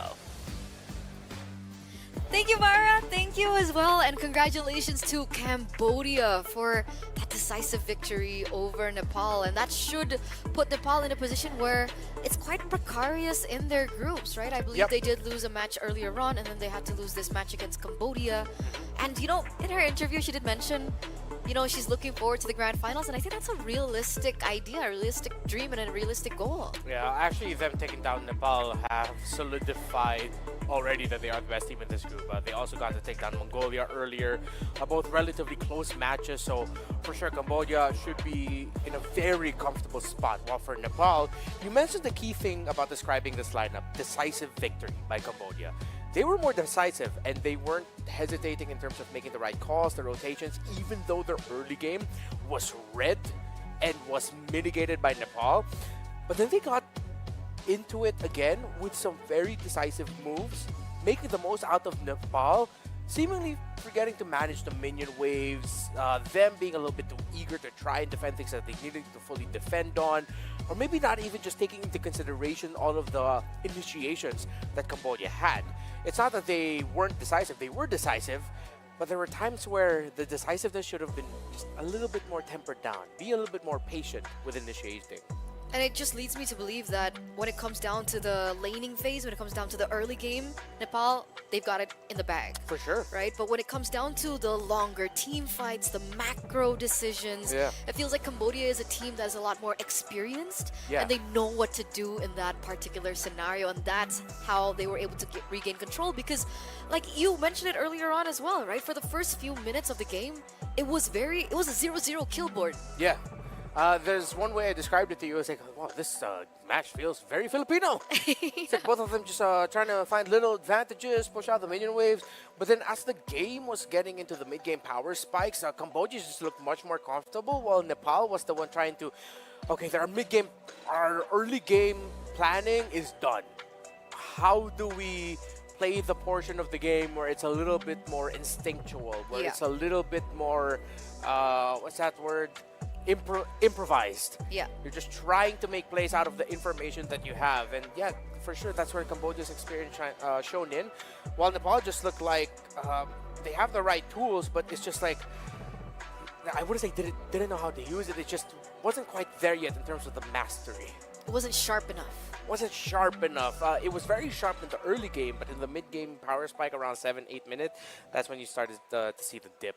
And it's unfortunate, right? Because when you say they had the right tools, I completely agree. They had really good winning lanes in their drafts, and that's why it was a lot easier for them to win out in the laning phase, but then they weren't able to translate that over to the mid game and towards the late game. Yeah, right? I think that's where it goes down again to our doubt of the Yuzong pick. Remember, Yuzong has dipped out of the meta. If this was any other time, you would have said, oh, that Yuzong's good because you can dive to Bruno, you can dive to Lixana. Perfect. But we're not in that era anymore. We're way past that. You need an EXP laner that can sustain. Not just root, not just deal damage, sustain. And that's what Terizla has over. The Terizla can root, the Terizla can crowd control, and it can hold the front line as well. Facilitator. I think that's the type of EXP laners that we have found run rampant in this current meta. It's not damage that we're looking for. That's why you don't see too much of the, the Badangs or like the Benedettas. The Diroth. Paquito as well. Yeah, Paquito completely gone. Yeah, we're seeing more of the Hyaloses, the Gatots even. You can even make an argument for that. These facilitators are huge, and unfortunately in this particular match, it did not pay off. But should Nepal have another game? If I'm not mistaken, yes. Argentina.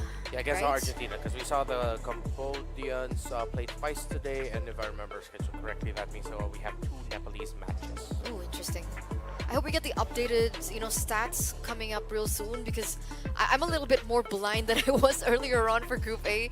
And I want to know what's been going on, backstage, right? Because as you guys know, ladies and gentlemen, about the games that are not being played on screen, there are some games being played in the back of house and not on the main stage. And those are the ones that I really want to know. Okay, it looks like Redmar is expressing what's going on. There's an update. What's the update? Argentina got the win over Mongolia? Huh? That's massive. Mongolia from favorites in the group to Suddenly going on an L streak. We're going to have to double confirm that, but based off of the results in IESF.gg, yeah. Seems like Argentina got a game of Mongolia, which makes the matchup between Mongolia and Colombia a little even more spicy as Colombia fell to Ukraine. So right now, if I'm not mistaken with the mental math, Ukraine and Cambodia should be the top performers of this group currently. Are there any updates to Ukraine's games? For the Ukraine games, well, yeah, they took one away from Colombia, and then they're going to be playing Cambodia last. They're going to be each other's last matches today. That's going to be the last match we're casting over. Oh, let's go. Okay, so there it is, ladies and gentlemen. I'm excited. Yeah, because I still don't know. Okay, sure, Cambodia shoo-in. Yeah. But with Argentina winning earlier on, does that mean that Argentina could possibly be the third place? Yeah, that's like the super interesting thing. Now, again, we've been painting Group B as the group of surprises. And we're just double-checking on what we have right now in terms of the groups. Currently, in the last update of the standings, it is... Oh, okay. So it's Cambodia at 4, Ukraine at 3, Nepal at 2, Argentina at 2, Mongolia at 1, and Colombia at 0 points. So Mongolia suddenly is in the red now. That win of Argentina over Mongolia was big for their campaign because now that puts them tied with Nepal, if I'm not mistaken. That's dangerous. We're getting to the final matches, ladies and gentlemen, right? Like these points are as important as ever if they still want to make it to the playoffs. Only top 3 will be able to move forward to the playoffs. Bottom 3 will be eliminated here right now. Yeah. And remember, the top 1 team of Group B will face off the top 2 team of Group A. Top 1 in Group A faces off top 2 of Group B.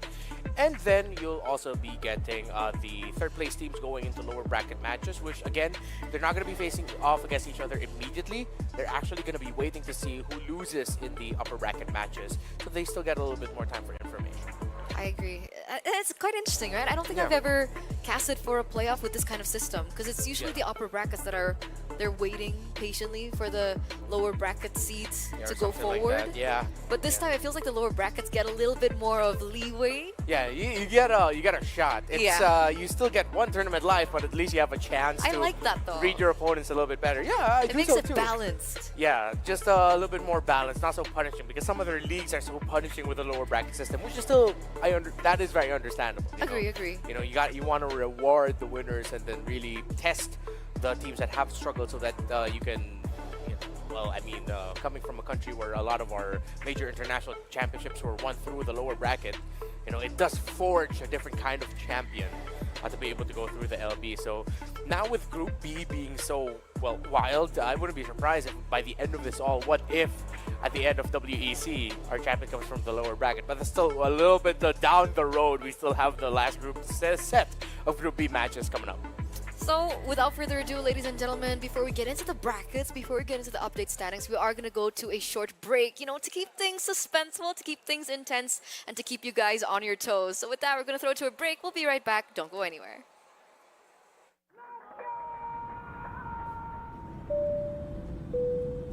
Good evening, ladies and gentlemen. We're landing in Riyadh, Saudi Arabia, for the World Esports Championship. In a world where victories can be measured in gold and silver, some things are priceless. Surely expected, and it's Baron find him. Can shine for one with a quick trade from Impulse. Some things are not bought with money. The base is too open. Now Philippines is now taking the base of Indonesia. Remember their name. The feeling of standing alongside your fellow countrymen, the emotion, the home crowd, the weight of a whole nation on your shoulders. Sometimes I get emotional by the fact that I got chosen to be one of the representatives of my country. And yeah, it's just a dream, honestly. Here it's not just about the game, it's about the pride that unites us. Every match tells a story. They need to some missed shots. Sound picking up another one, another headshot. No way! 4 kills! What has happened? From every corner of the globe. All eyes on WEC 24.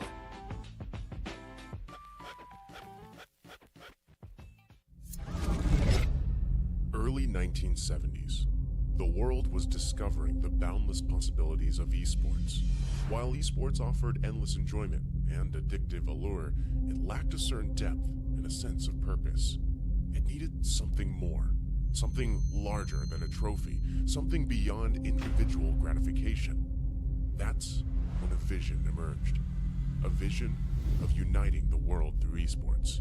The International Esports Federation and the World Esports Championship were born. Its mission was clear: to create a stage where nations could unite and compete for the ultimate title, World Esports Champion.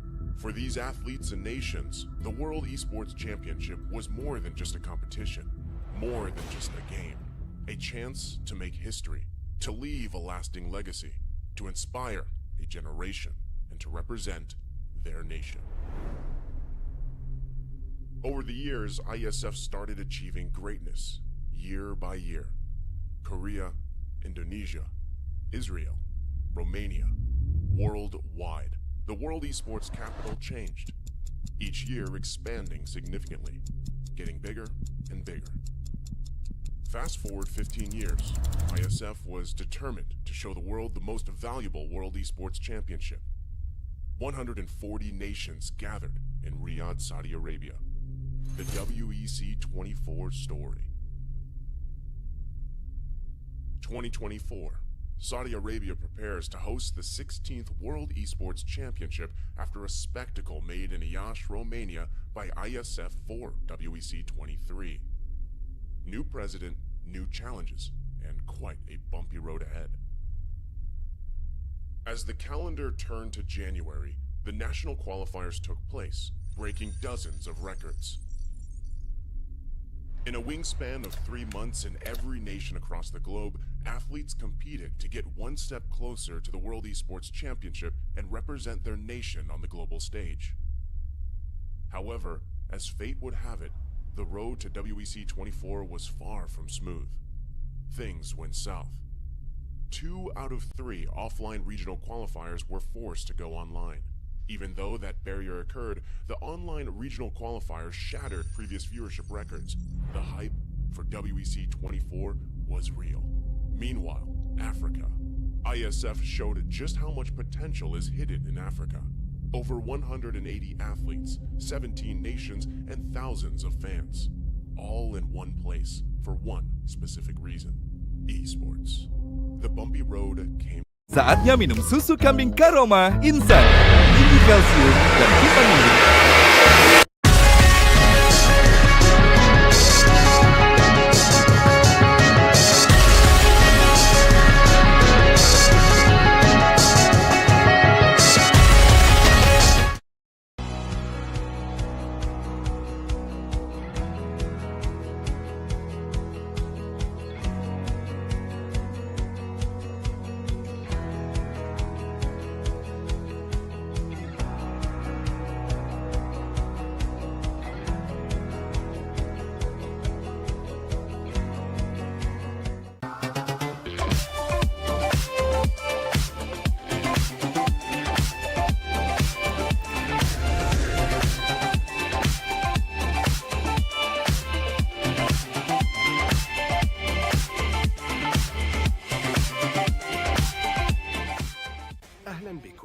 Welcome, bienvenue, bienvenidos, willkommen, benvenuti, добро пожаловать, välkommen, welkom, bem-vindos, 환영, 요koso, 환영합니다, hoş geldiniz, kallos irtate, swagat hai, witajcie, yindit nap, SEF Arena.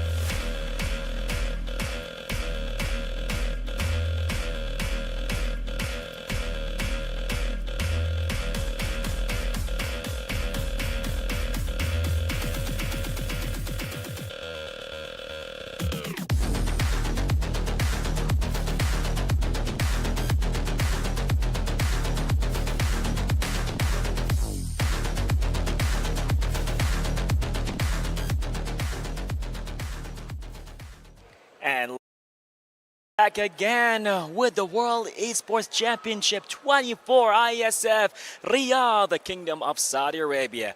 What a day this was. We've seen the journey pretty much with the history and the story being written in front of us. This is an honor to be here. I'll be honest with you, Bara. I'm quite sad, you know. You know why? Tell me. This is our final best of one for today, Bara.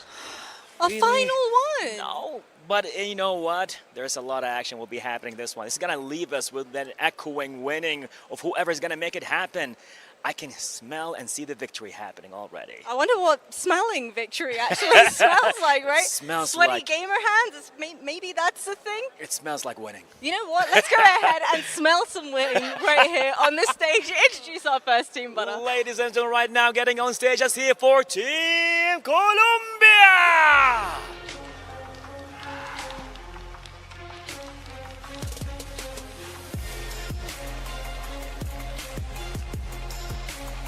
And here they come right now, making their way. And pretty much I know they can see victory, or maybe even smell it. Smelling victory, though, requires you, get those sweaty gamer hands underway. But they got fans on the desk, so who knows? Maybe we might be able to avoid those sweaty gamer hands. But their opposition right now, it is Team Mongolia.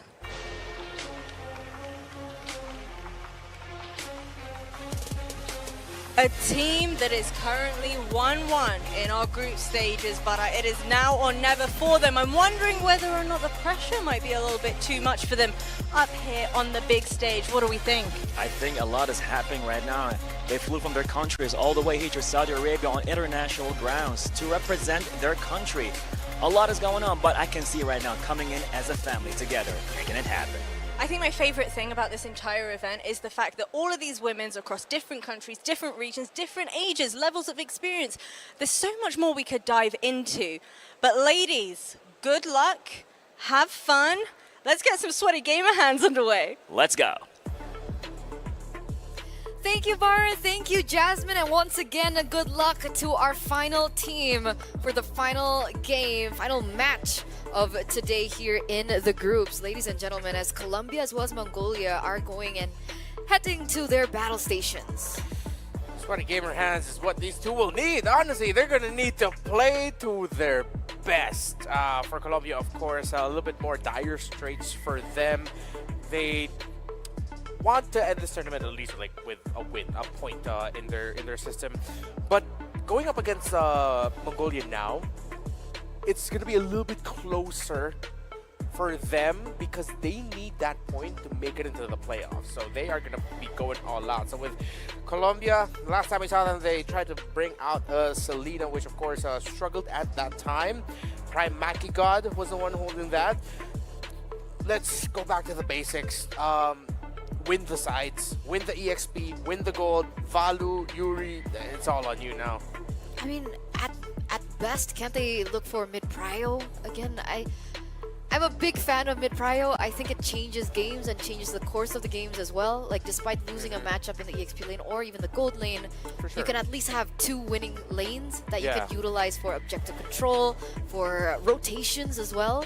Yeah, I totally agree with you. But when you're going up against a team like Mongolia, which we've seen, even if they have struggled, they brought out very close games against Cambodia, very close games against Nepal. They win in the row mid trio prio. That's why I want to look at the side lanes here. So for Deja Vu and Mob Psycho especially, it hasn't been the day of results that you wanted. You know your row mid trio, you can trust them. But if they can absolutely dominate the side lanes, it alleviates a lot of the pressure from your roam mid trio, which will make them just focus in the center of the map to get control, while the side lanes are already covered. So that puts additionally more pressure onto Yuri Nakamaru as well as Valu. Yeah.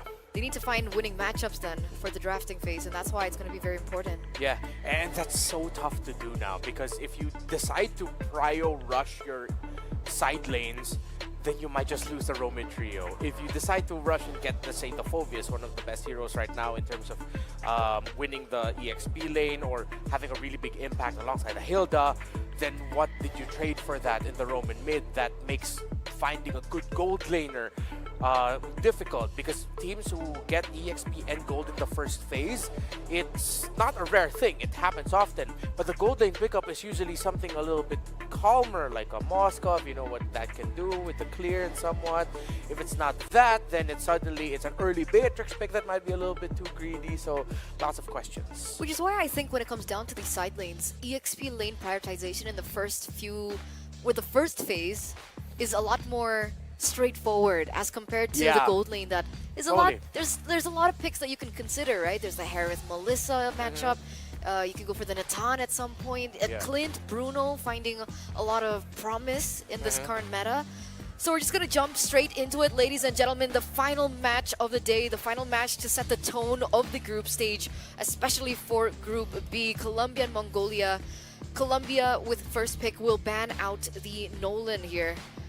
And again, Chip should be a considered ban here. Jushin also an option. We see the Jushin being locked in as well. For Mongolia in particular, I feel like for Mongolia, call the bluff, open the chip. Yeah? Yeah, that's my far-flung wish. This is the last broadcasted match that we have. Just open up the chip and see what trade might happen. Play around that. Not all teams have the chip available for them. Not all teams know how to play the chip well. If Mongolia are a team with a record of chip, that means you know how to defeat it. So just could try opening around that trade, because you already know that Colombia have some unique picks. Again, Selena Rome in a situation where Selena Rome might have struggled. So now for Colombia, they're going for the more direct approach. They take away the Nolan and they take away the Gatot Kacha. The Nolan first phase ban though, that's very unique. This is so respect. Yeah, pure respect.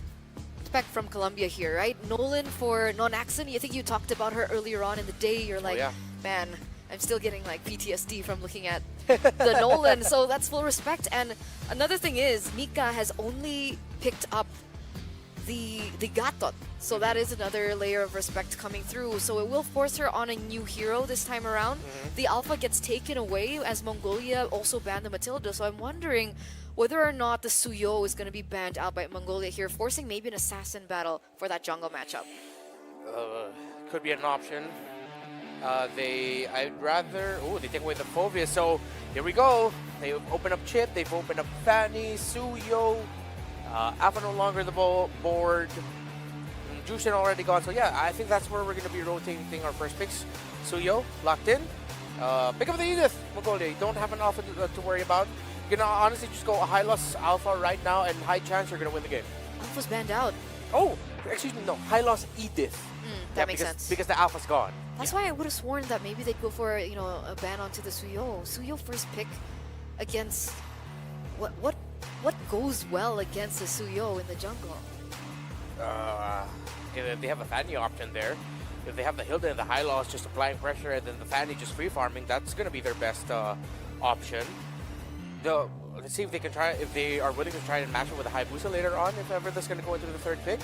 But no, they'd rather pick up the Aurora instead. Okay, which makes it a little bit harder for Colombia to decisively go high loss. But if they can honestly go surprise and go Tigreal Edith or Valentina. Tigreal Edith, Valentina are the three picks I'm looking at here. Although teams in WEC Women's right now have been picking gold laner a bit more often in the first phase. That's true. That's true. And I think it's too risky. Yeah. Don't try and leave that later for a surprise option to be able to win the lane. I think that's going to be very important here, especially for Colombia. So they go for the Sicilian first, putting that into the mid lane for Leah, I believe. And the big question is, you were talking about big heroes like the Tigreal, but can Prime Maki God play the Tigreal? It's not going to be the Tigreal. We posed two suggestions, Tigreal Edith, and they decide to pick the Edith instead of the Valentina Sicilian. So they have reach, and they have a relatively strong punish if that Edith goes into the Rome. I believe they might be looking for a different pick to park in the EXP lane to match the Hilda. So as we mentioned earlier, Hayabusa, third pick for Mongolia. So now Mongolia might actually consider banning out the... I'm trying to think if they're willing to pick CC into Hilda as the Rome matchup. See, I don't know where this Edith is going, but assuming that it's going to go into the hands of Valu in the EXP lane, Prime Maki God has a Ruby in her composition. If they want to protect the Hayabusa, maybe you want to take that away. I know it's not a common pick that we see too much in the meta, but as a respect, it is an option to go for, but they go for the high-lows first. Yeah. Parking the Ruby in the Roam paired up with the Sicilian against the Aurora means good communication is required between the Ruby and the Sicilian.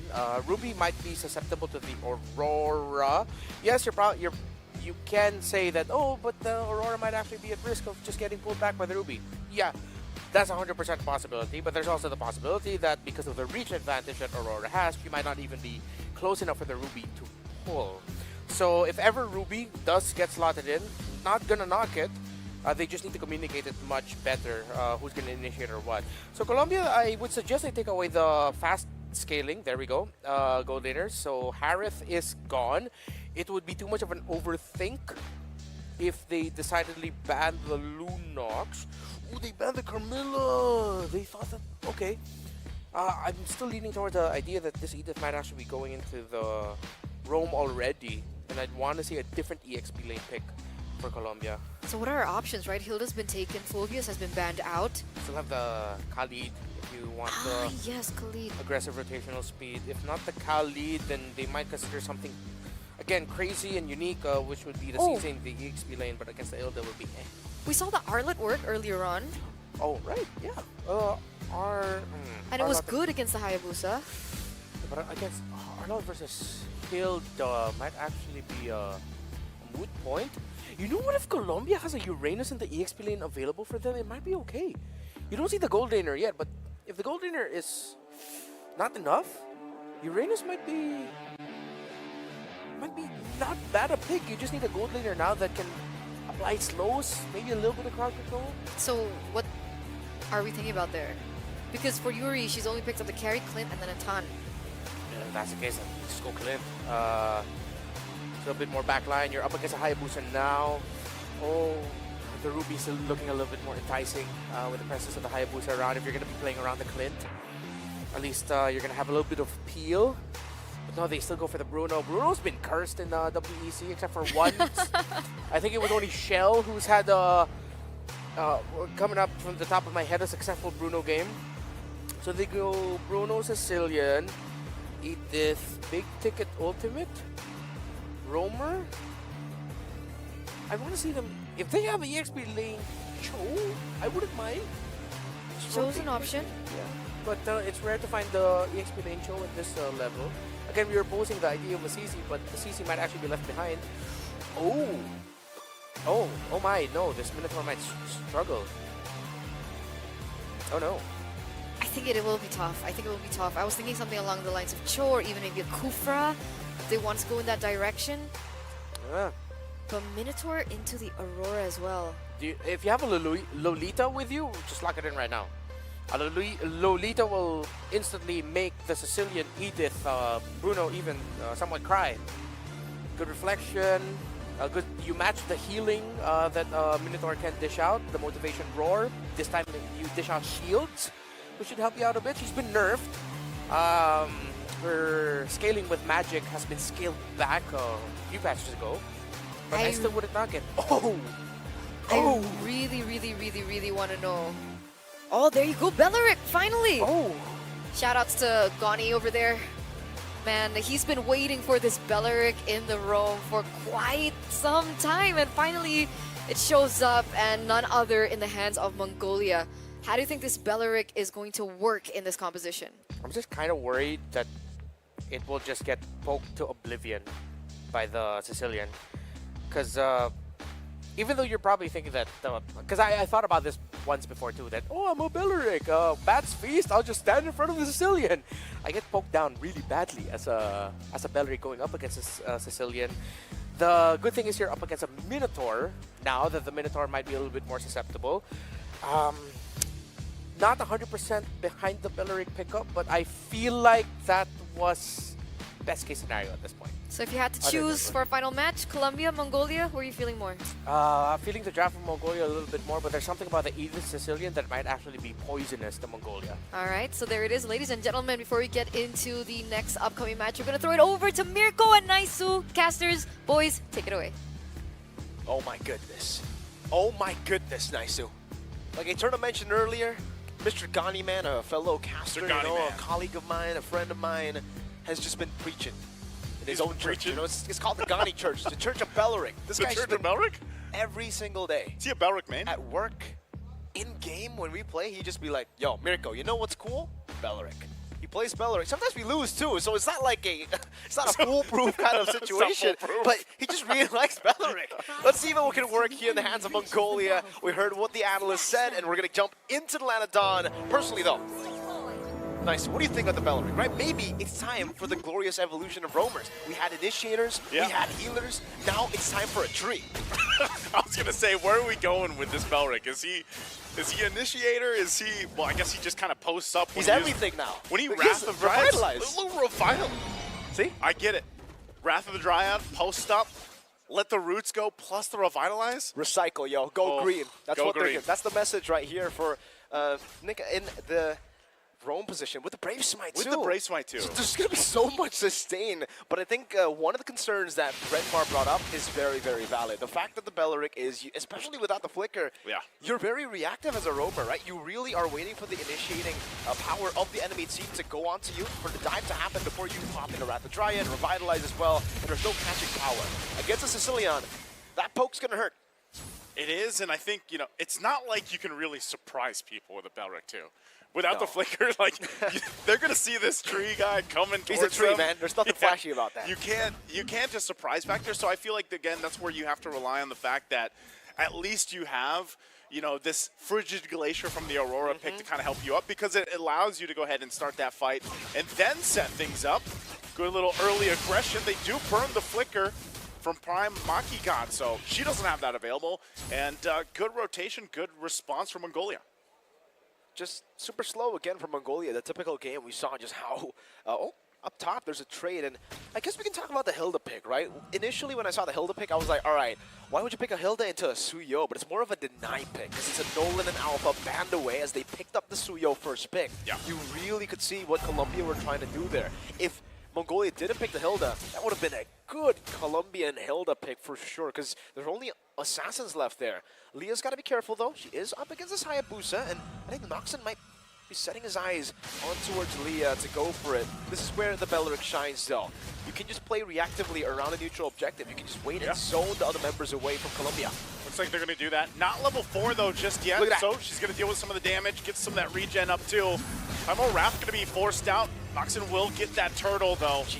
I don't think they go for more, but actually, already popping the Shadow Kill. Not going to be enough damage, though, just yet. Good little damage check there. But ultimately, Mongolia gets the objective. They're happy with the turtle. And I think that could have gone different, obviously, if you had some of those level 4s available. But also take note that they have 2 revitalizes this time, right? So for Colombia, when they approach some of these fights, not only do they have to get past that Wrath of the Dryad ultimate and the Frigid Glacier, but also 2 revitalizes later on when they're all clumped up together. 2 revitalizes, and you know the passive of Hilda, right? Yeah. When you get into a bush, you heal. You heal. Now, do we count Belric? I was going to say, are we? He's technically a tree in the game, right? That's a good question. It's a great question, right? Well, maybe Moonton can add a specific kind of like interaction between the two What picks. if he did? When he ulted, he created a bush. He creates a bush. Maybe, right? I mean, again, it's just really good zoning. But again, you just have to be very careful about the poke. You're really good with zoning. The Noxon trying to go in, just putting a bit of kill pressure. It's 1,000 gold lead right now for Mongolia, so nothing too crazy. And as we get to the mid-game, it's still going to be a big concern for Mongolia. Leah will be stacking up constantly here. There's no real threat towards her, except for Nanoxon. I would say Nanoxon and Mob Psycho, but Mob Psycho, we need to wait for those item power spikes to hit before we can actually see Mob Psycho become a threat. And in the gold lane, surprisingly, Mob Psycho is doing a really good job. You'd expect Bruno to be the one just absolutely bullying the Moskov in the early game. Right now, she's completely fine. A little bit of pressure there earlier on, but I feel like so far Colombia hasn't been able to find that opportunity that they've been looking for. And also part of this is just the fact that, you know, this time around we've seen Sicilian be picked up a couple times, and it's never gotten to that stage of the game where, oh, the bad impacts are hurting, you know, and you got all those stacks that you wanted. So I would love to see, you know, as this is our last live stream game too for today, to go the distance. You know, I'd love an 18 to 20 minute game to see where Leah does land with this Sicilian, how much damage she's able to pump out. But right now, this is the test. Objective is going to be up. It looks like Talia is going to be forced out a little bit. And once again, that front side lineup from Mongolia is going to be set up, providing that vision. This time around, a little bit different, though. They have those ultimates available. Nika, she does pop the Revitalize for now, trying to find that angle, but Noxon will get the turtle. Oh, that spear won't connect either. So again, it's just an objective. They back off.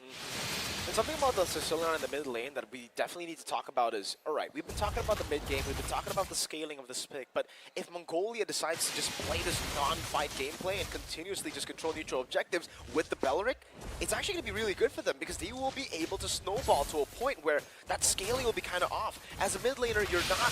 Oh, hold on. All right, Leah caught in the bad spot earlier, but you don't scale as fast as, say, like a gold laner, right?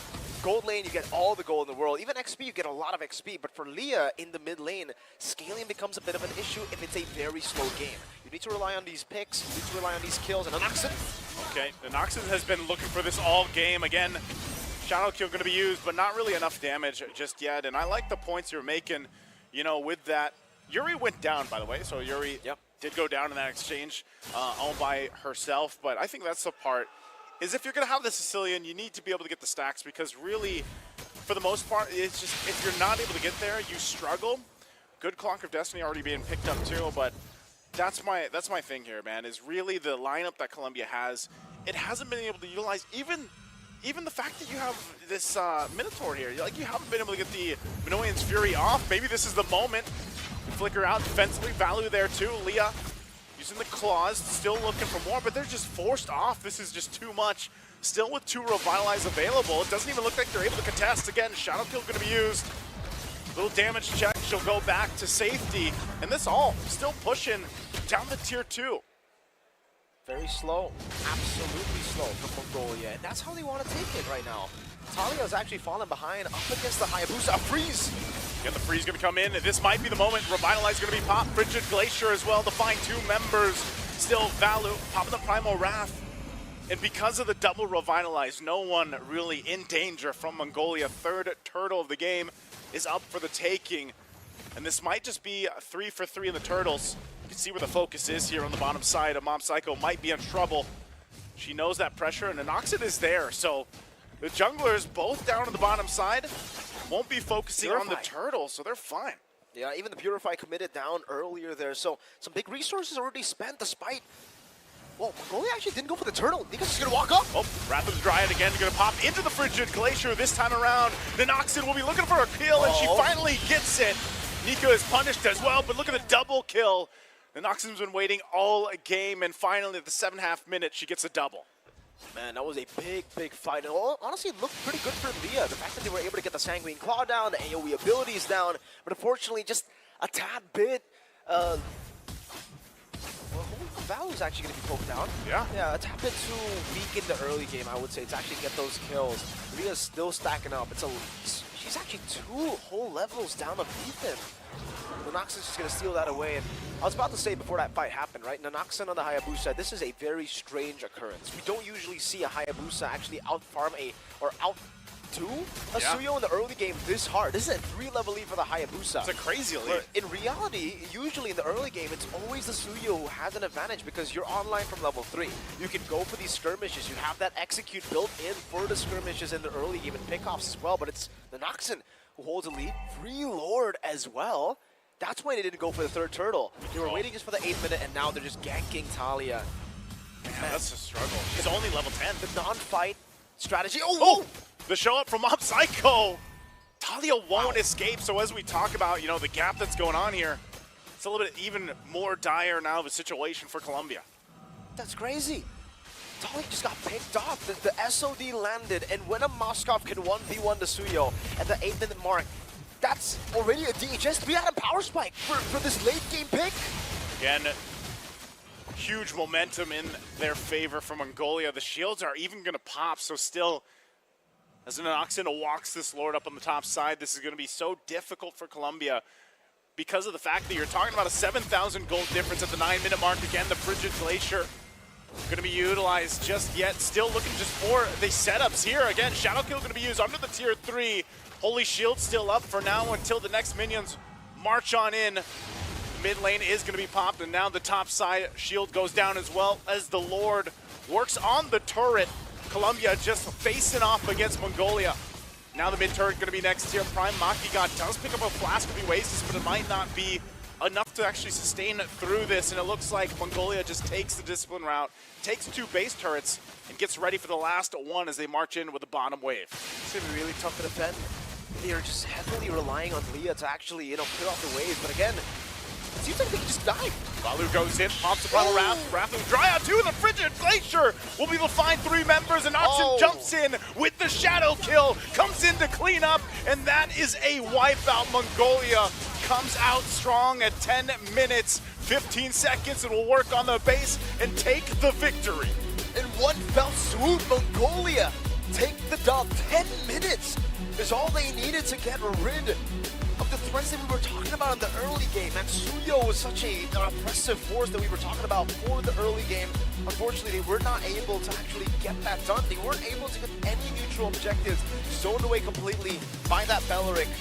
And man, now I can see it. Now I can see the vision of Gani. Gani's the Church of Beleric. You got it, zone. You don't need to be flashy. Just be a tree. Sometimes in life, keep it simple, man. You don't need to be Flicker Man. You don't need to be Initiation Man. You can always just be Revitalize Man. Wrath of Dryad, Revitalize, plus the Hilda. I was going to say, wait, is he still a man? Like, he's not, he's Revitalize. He's a Revitalize. He's a Revy Man. He's a Revy Man. Is Gani, is he a high-ranked Belrun player? He's climbing for sure, man. He's climbing? Yeah, he's pushing the MMR for Beleric, and we can definitely see why he's been talking a big game about his Beleric and why Beleric should be meta. I'm a says believer. It should be prio. He should be prio? He doesn't just say it should be meta. It should be picked. No, he says it should be prio. That's how good my boy Beleric is. Hey, if you guys are watching this, I mean, I have become a believer now in the We Beleric. are now believers. We're now believers Beleric. for the Beleric squad, and it's great to see. And I think, you know, it's a good way they played it because, again, I think a big part of that, what made it work so well, other than the fact that, like you mentioned with the jungle, like the gap was so much, which is a surprise to shut down a Suyo like that, but also the double revitalize. Every single time Colombia was looking for a fight, man, like they just couldn't, like they didn't have enough damage early on because, again, a Sicilian takes so long to build up. Too long. You throw in 2 revitalizes, it's even that much more difficult. Yeah. We're going to send it over to the analyst, man, to break it down. Are you guys also believers now of the Beleric Club? Is that a bias or non-bias question? Because if it's a bias question, I have to believe in it because I hear it every day. Eterna, Beleric, Eterna, Beleric, Eterna, Beleric, Eterna, Beleric. Where do you hear that every day from? From Gani. Ah. The #1 Beleric spokesperson. No, that's where Gani and I see eye to eye.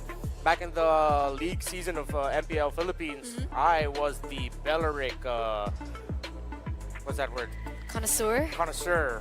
I was the advocate for Beleric to be picked more. When it finally got picked, I was so happy. When it got picked less, I got sad. Did it work? Oh yeah, no, Beleric you actually go. has quite a positive record in the Philippines, and again, it was right.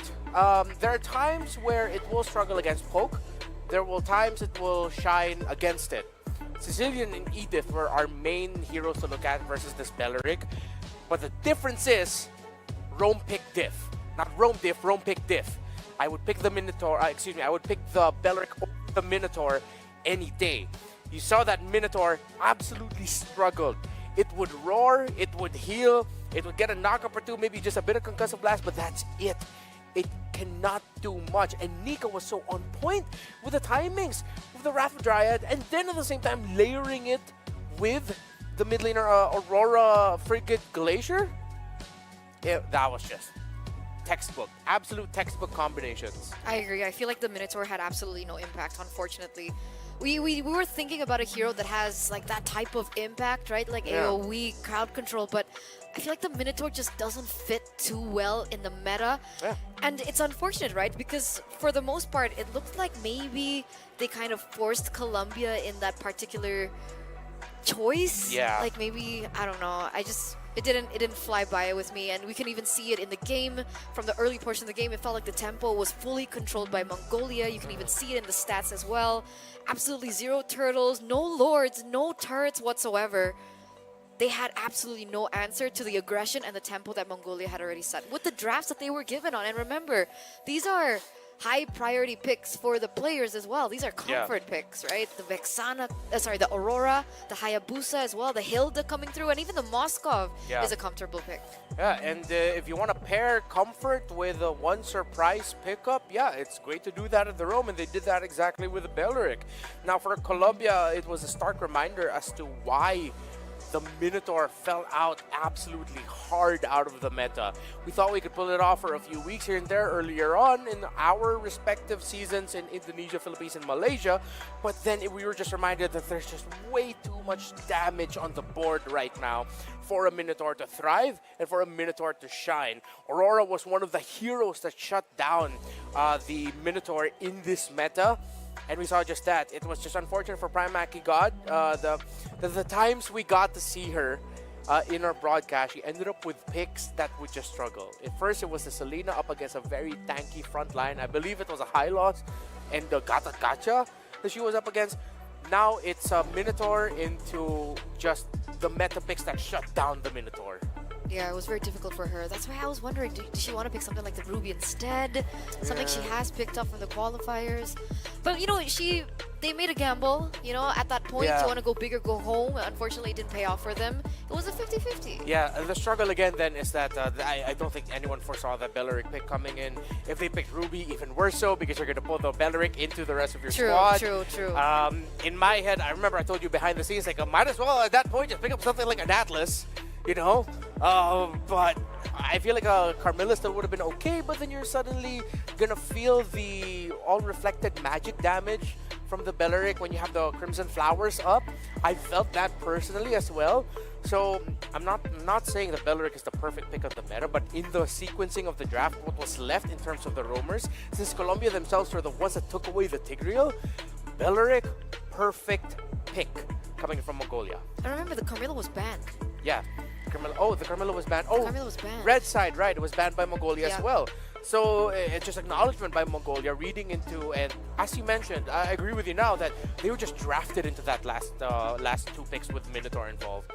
Yeah, that's it. It's unfortunate. I really wanted to see Colombia shine here. Yeah.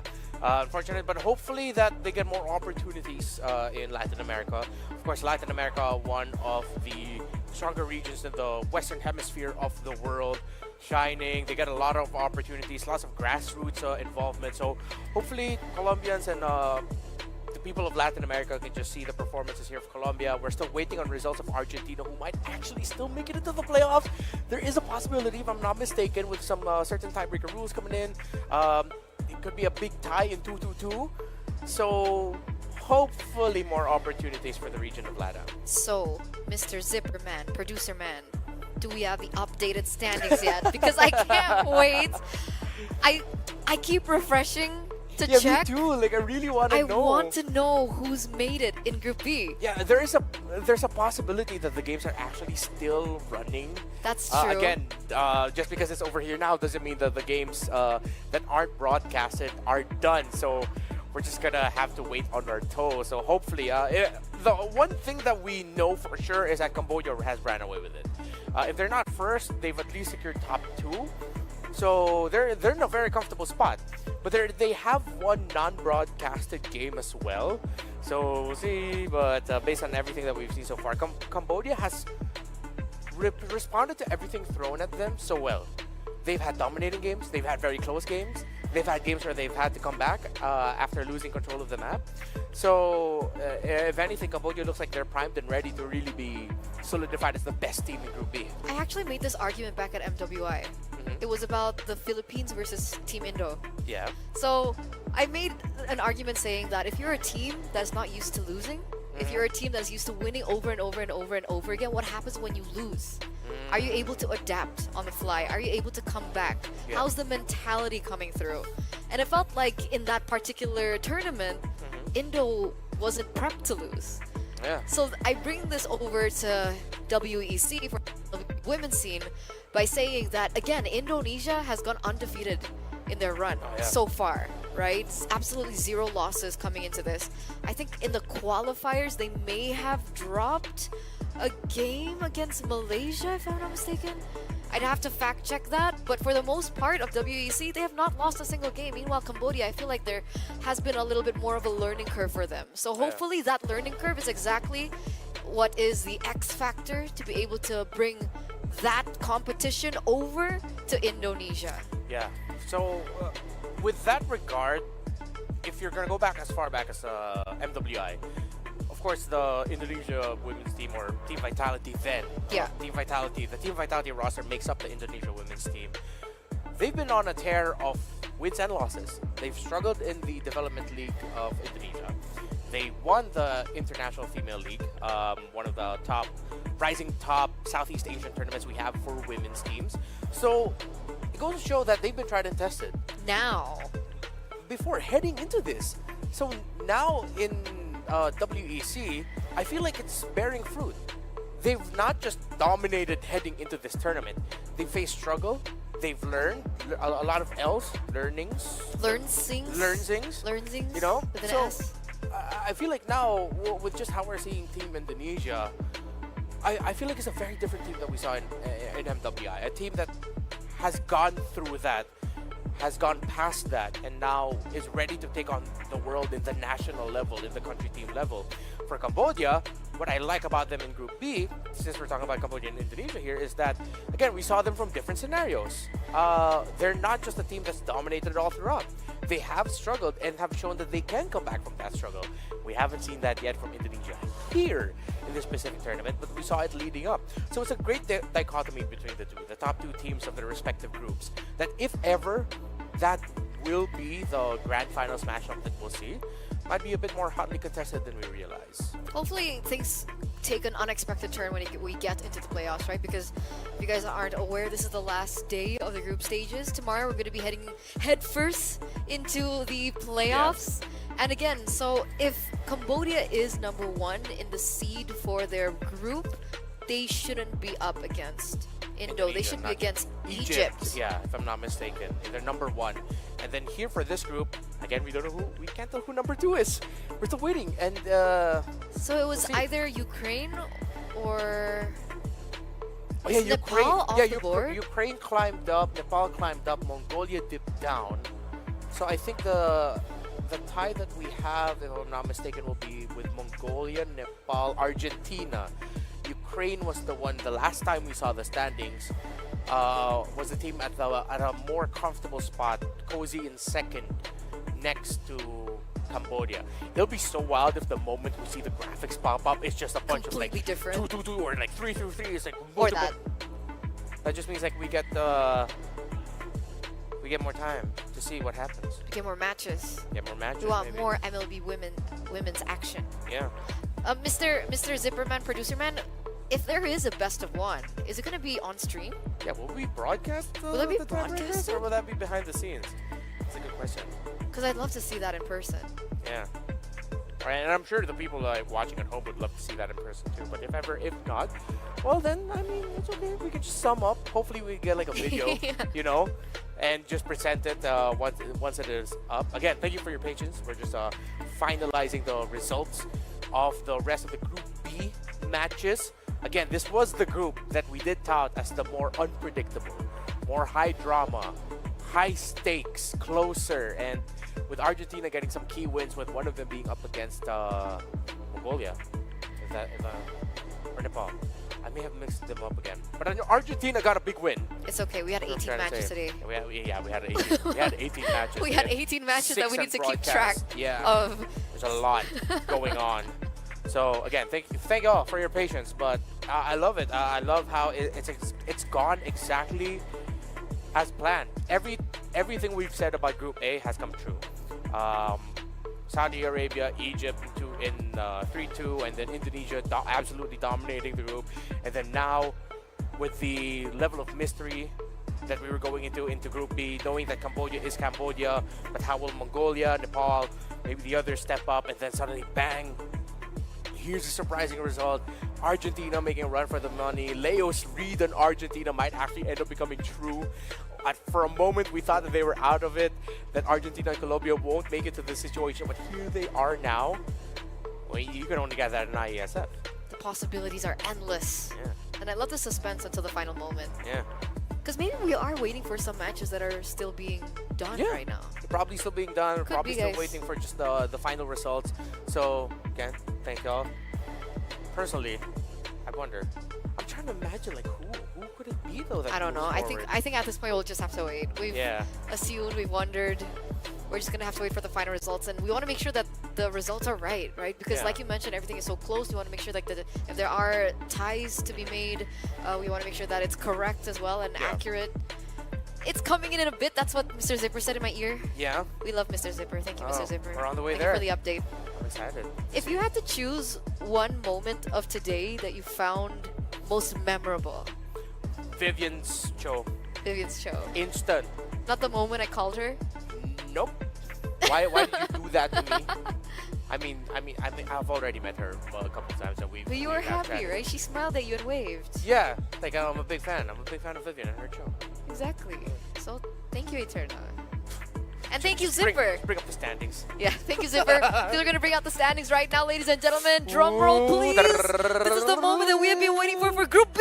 There it is. Cambodia is not number 1 in the standings. It's actually Ukraine, Cambodia, and then Nepal. But technically, Ukraine and Cambodia have the same points, so what does this mean? Ukraine and Cambodia with the rush of a lifetime. Gonna get a head-to-head tiebreaker.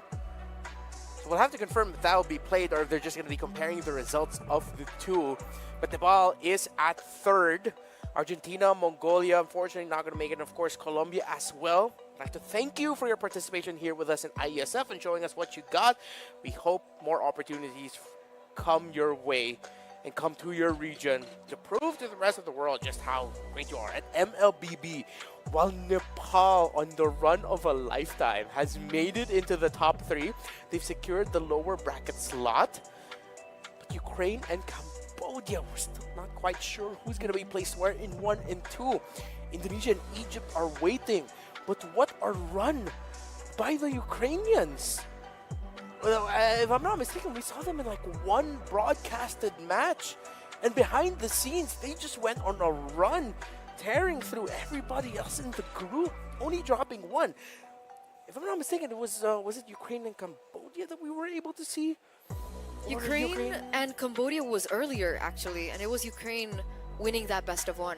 Oh, yeah. Which is why I think they're the ones that are placed at number 1 at the moment, despite them having tied points at 12. Who did Ukraine drop a game to? Was it Nepal or Mongolia?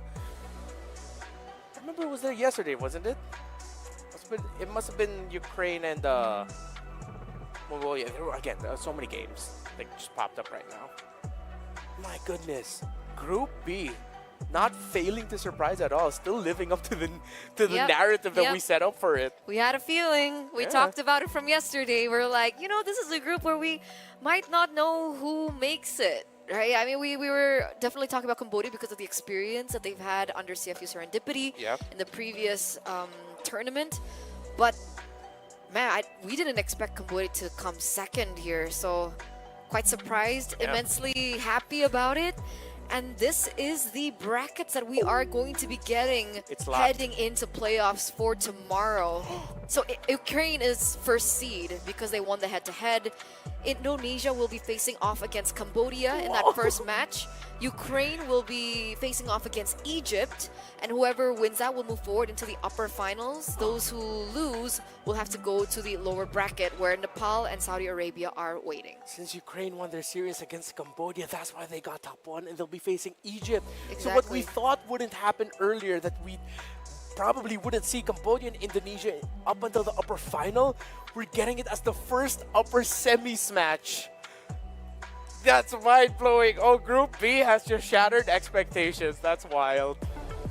And technically, whoever loses that will still be able to go through the lower bracket run. Yeah. So there is potential that we will see it in the grand finals. I mean, it really depends on how things go tomorrow, ladies and gentlemen, because it's always been a best of 1 so far.